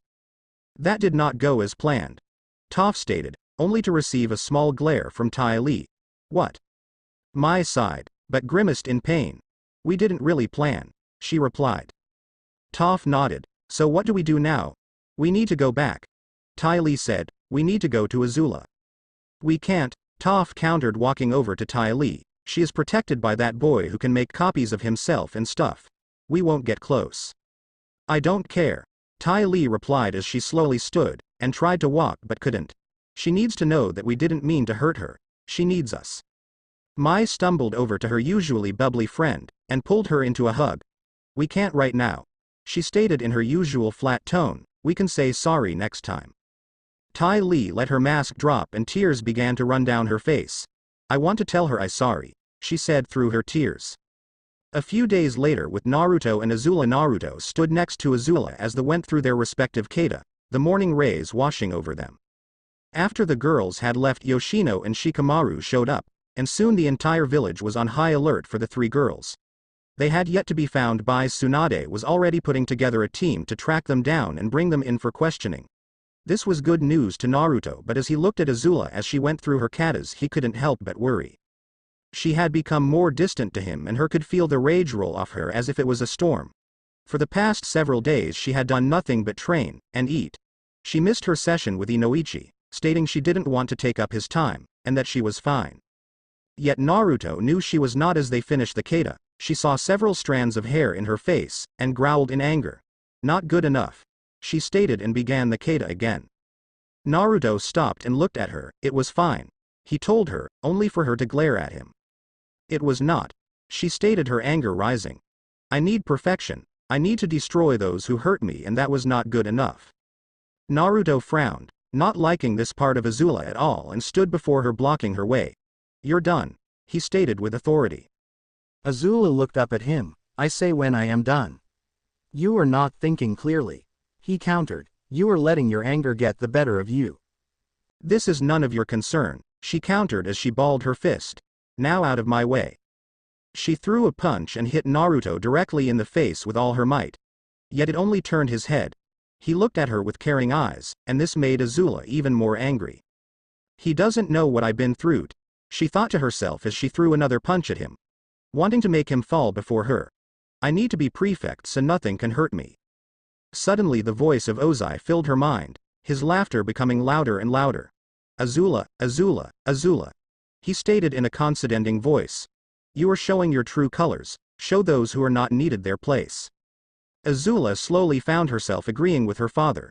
"Just burn him away," he told her. "Show them all who you really are." She let out a large scream and started to throw punch after punch at Naruto, as he stood there not moving, taking all her attacks. He did not fall as she continued her assault like an animal possessed. "Why won't you fall?" she cried as tears started to stream down her face. "Why must you be in the way? Why must I feel pain?" Azula's next punch was barely had power behind it when she felt Naruto catch her wrist gently. She felt the pull as he surrounded her form with his own. She struggled in his grip, wanting to get away. The warmth was too much for her, yet he held firm. They stood together in silence, letting the cries of sadness fade into the air.